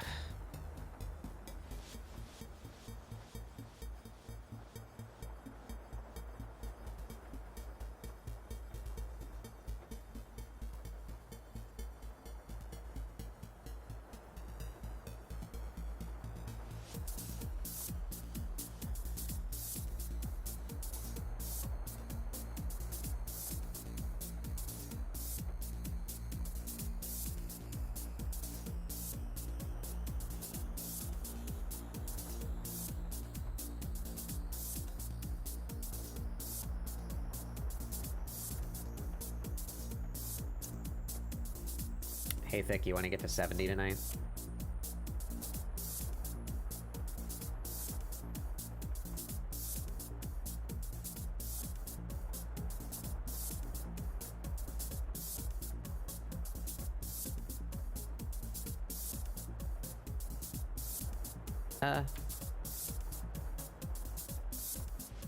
Two.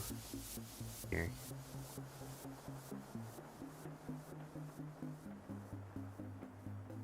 Oh, I forgot the eyelets on the other side.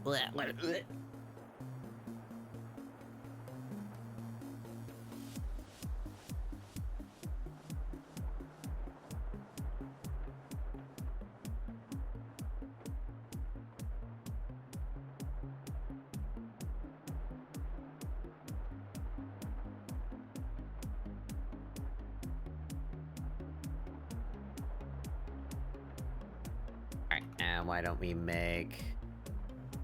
Now that looks weird. These need to be... circular.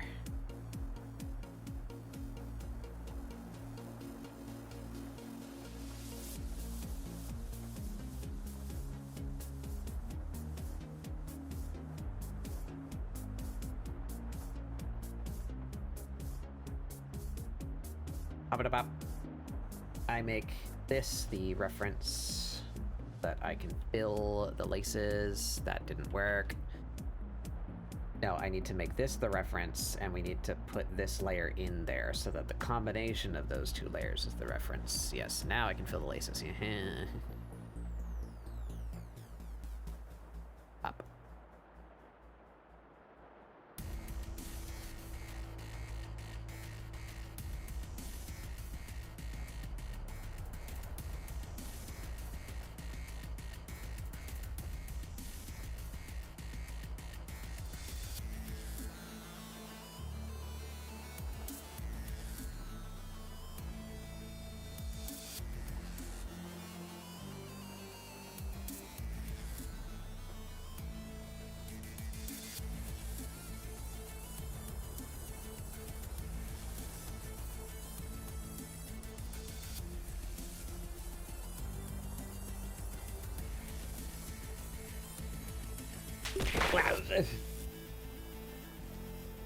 Hey, Fox.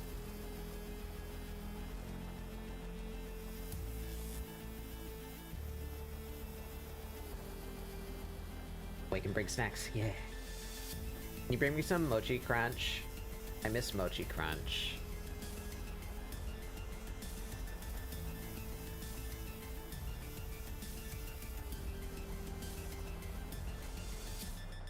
Can you bring me some Lee Moi? I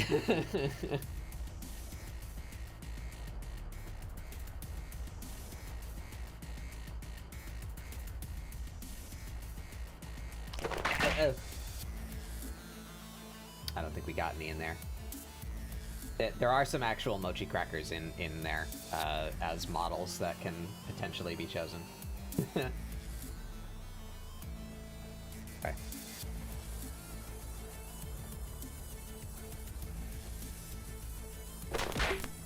There's some. See the little orange things? Those are supposed to be mochi crackers.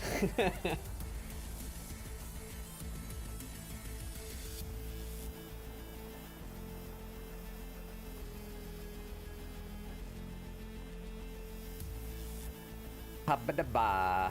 Yeah, I don't think I like these colors, but I have no earthly idea what colors I would put her in.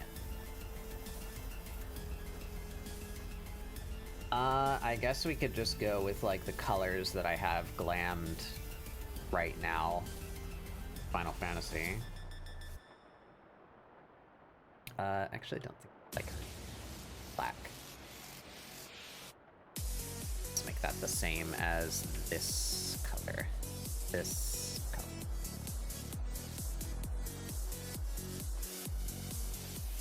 Is that really that color? Look right. Yeah, I guess it is.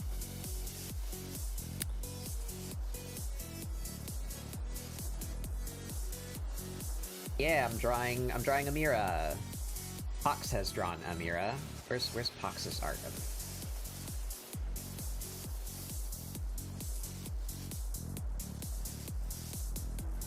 That is it. Wow. Treble von Maestro, welcome.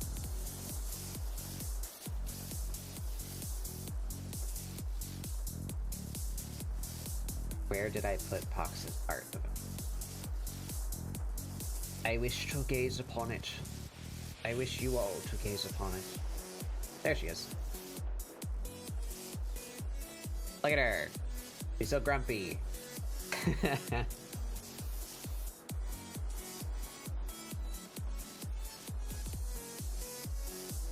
You know, put it thick 15 months. That's like 3 weeks.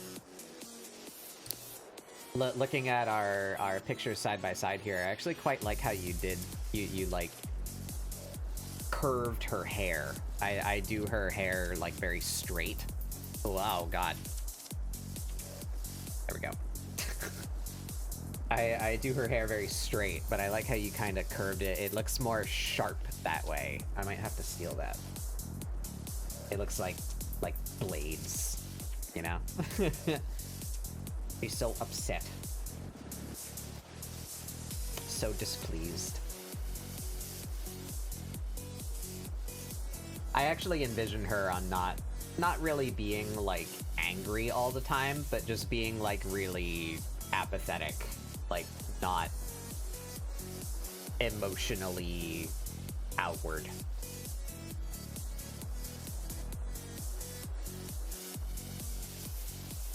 But yeah, we're doing two prompts kind of today. Penny was here earlier. Her name is still in the title. You should go check her out. She's a very good artist also. Friend Penny Pork Buns. We were drawing our Warriors of Light together because I've not drawn Amirah in like a year. So we're drawing Amirah again. And as is my ongoing problem, I don't really main anything in Final Fantasy XIV. So I never know what clothes to put her in. Because I don't really play any of the classes in 14 full-time. So clothing her is a problem. But there's an artist I follow on Blue Sky that submitted a draw your character in this outfit challenge. So I am doing so. And that way I don't have to think about clothes. It's great. I like not having to think about clothes. I suck at outfit design.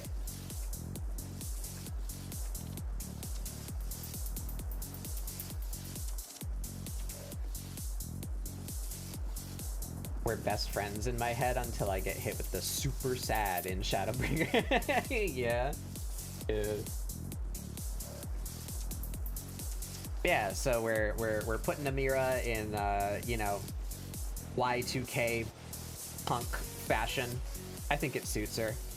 It's not these colors though. We gotta figure out some other colors. But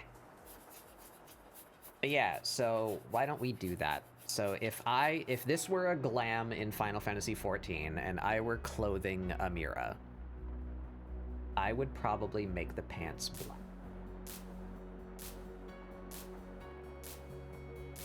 Now you can't see the belt. Maybe the belt could be a leather.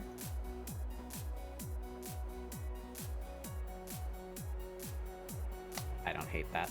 And maybe the shirt, the cloth color, would be red. Ooh, yeah. There she is. That's Amirah now. I actually don't mind the shoes white. I thought I would have changed them, but... I don't like her bangles that color, though. Maybe we make them, gold.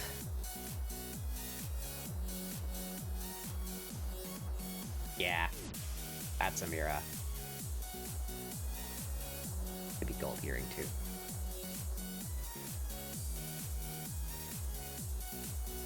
Damn, they are Vans, aren't they?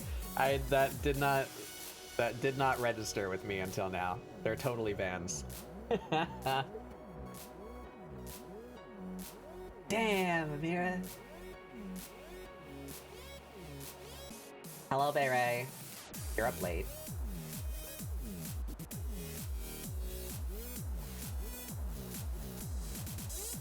Has Sandy stopped ejecting her insides?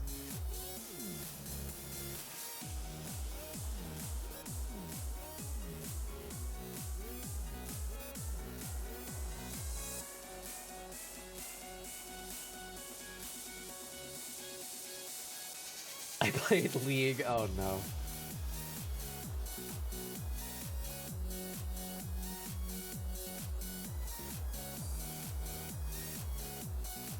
Yeah, I'm happy with these colors now, though.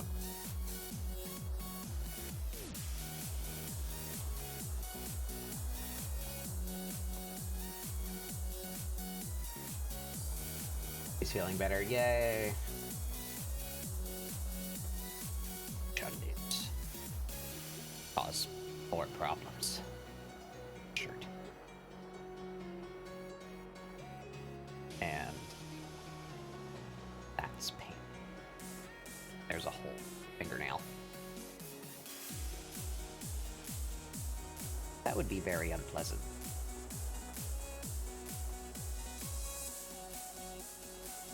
Should also be a pant. All right, yeah, I think we're gonna do a little decrusting. We're gonna do a little cleanup, and then I think I'm done for the night. My voice is dying, and so am I. But I'm quite happy with how that turned out. Amirah could be in an iPod ad.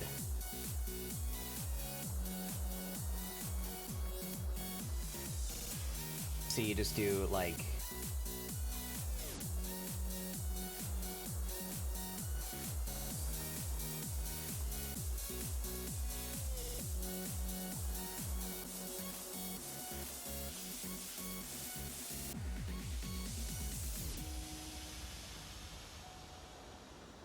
It's all, like, overdramatic, you know?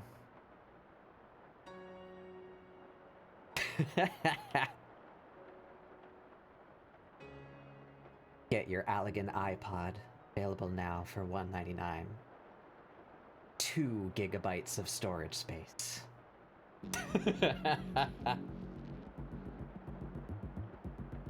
I might keep that, actually. I kinda like the headphone wires. Yeah, alright, let's do a little cleanup. I'll look for some raid. Sorry for raiding around. Yeah, no worries, Barry. I kind of always expect people who raid to immediately leave. I know that's, you know, that's what I do when I raid. Like, I just streamed. I did work. I'm done now. Goodbye. That's to be expected, I think. What am I doing? We're setting a background color so that I can check and see if there are any holes. Got any gaps in your colors?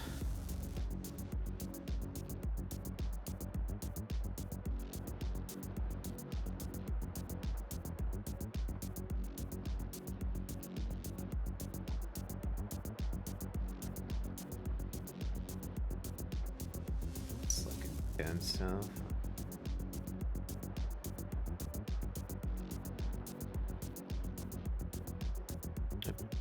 Overflow right there.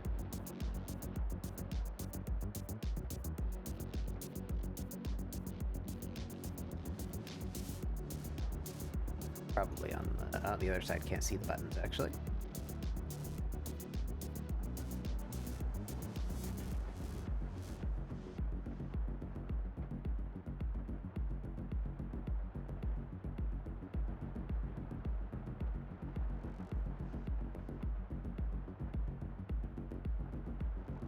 Me also looking for overflows.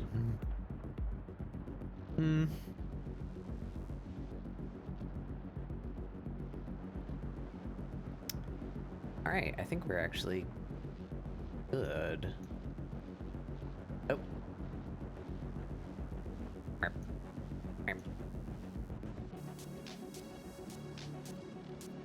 Yeah, it always happens where the lines get a little thinner. Whenever I, like, make something really pointy, there's a good chance for crust there. When I fill in, it goes out of the bounds. So yeah, just like that.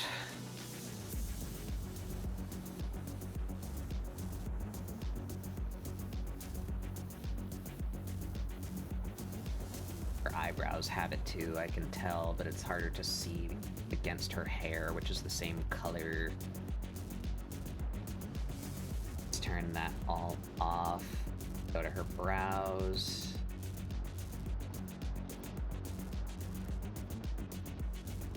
Let's turn this. There we go. Now we can see. Look at that crust. We gotta decrust.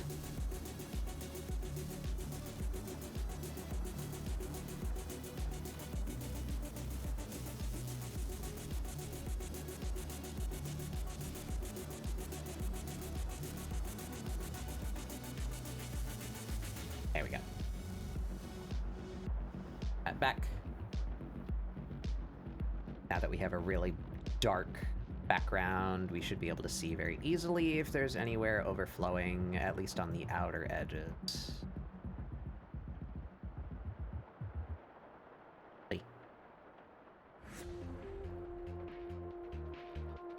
Uncrust thyself. on the shoelaces all over. Look at that. There. Rusty. Why am I doing this with my mouse?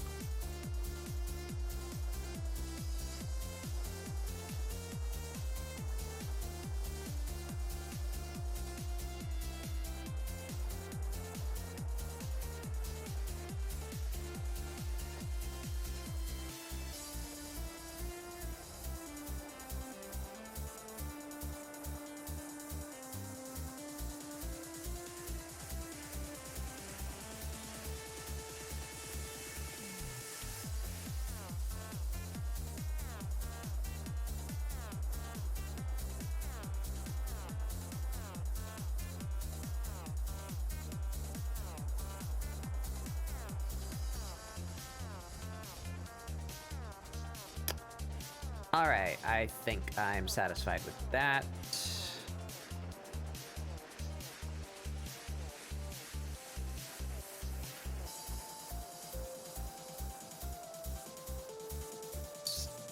Saw that I missed a spot for flesh color.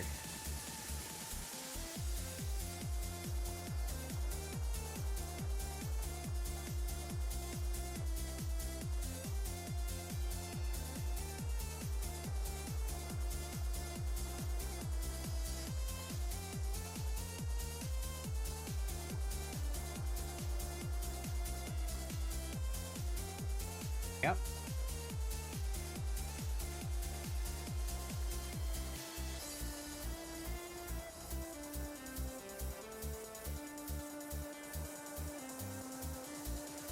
All right. I'm feeling good about that.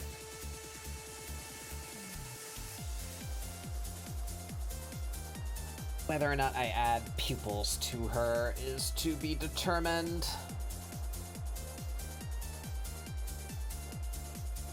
I've been inconsistent with that on her specifically. Do I just keep her with the flat color eyes, or do I give her the little, the cat slit?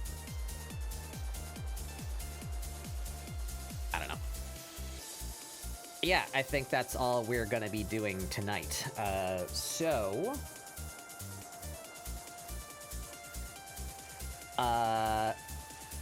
Yeah, I guess let's do this announcement in a minute before the ads come, because I can't snooze them anymore. I used up all my snoozes today. I will be working on this tomorrow in the Discord for Discord Doodle Day. Come join my Discord if you want to hang out. We hang out, talk, play games, do art. I often do my doodle redeems on Saturdays. And sometimes, you know, when I do a really long Scribble support like this and I don't finish it in a day, I will finish it in the Discord, so you get like a little bonus stream. Come join the Discord. I am going to look for someone to raid, so capitalism comes in 1 minute, but in the meantime, watch the time-lapse of what we got so far.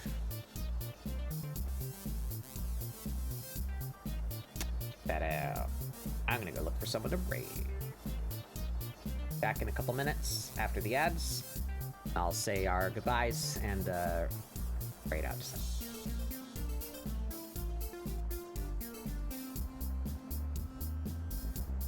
Ooh, I know where we're going to. We have 30 seconds. Thank you for joining me, everybody. This has been ScribbleSupport 134. Please do check out Penny and come join the Discord tomorrow. Grab this here raid message. We're gonna go check out a gym goblin who is raising money to fix his wife's eyes. She needs some procedure done, I believe, or just new glasses. I'm not sure exactly what it is. Let's go help Jim's wife's eyes. Grab my raid message. If you don't have my emotes, substitute your own. Oh, wait a minute. I misread that. I'm a goof. Oh, it's her teeth. You're right. It's her teeth, not her eyes. It's her teeth. I read that notification wrong, and we were in ads that whole time. I thought that was when the ads were going to start, but that was when the ads were going to end. Check out my time lapse there. Look at that. But as I was saying, that's all we're going to be doing tonight. There's a sketch of a time lapse of basically the sketch, because we just got up to lines and flats. So I will not be uploading the time lapse tonight because I am not done. But I'm going to finish it tomorrow in the Discord. So join my Discord, come hang out. We do Discord Doodle Days every Saturday. We hang out, we do art, we play games. I do my doodle redeems or finish ScribbleSupports there, so you get a little bonus stream on Saturday if you come join the Discord. Same time as my normal stream time. But we're going to Jim Goblin to help his wife raise funds for dental work, because that sucks if your mouth is not in good shape.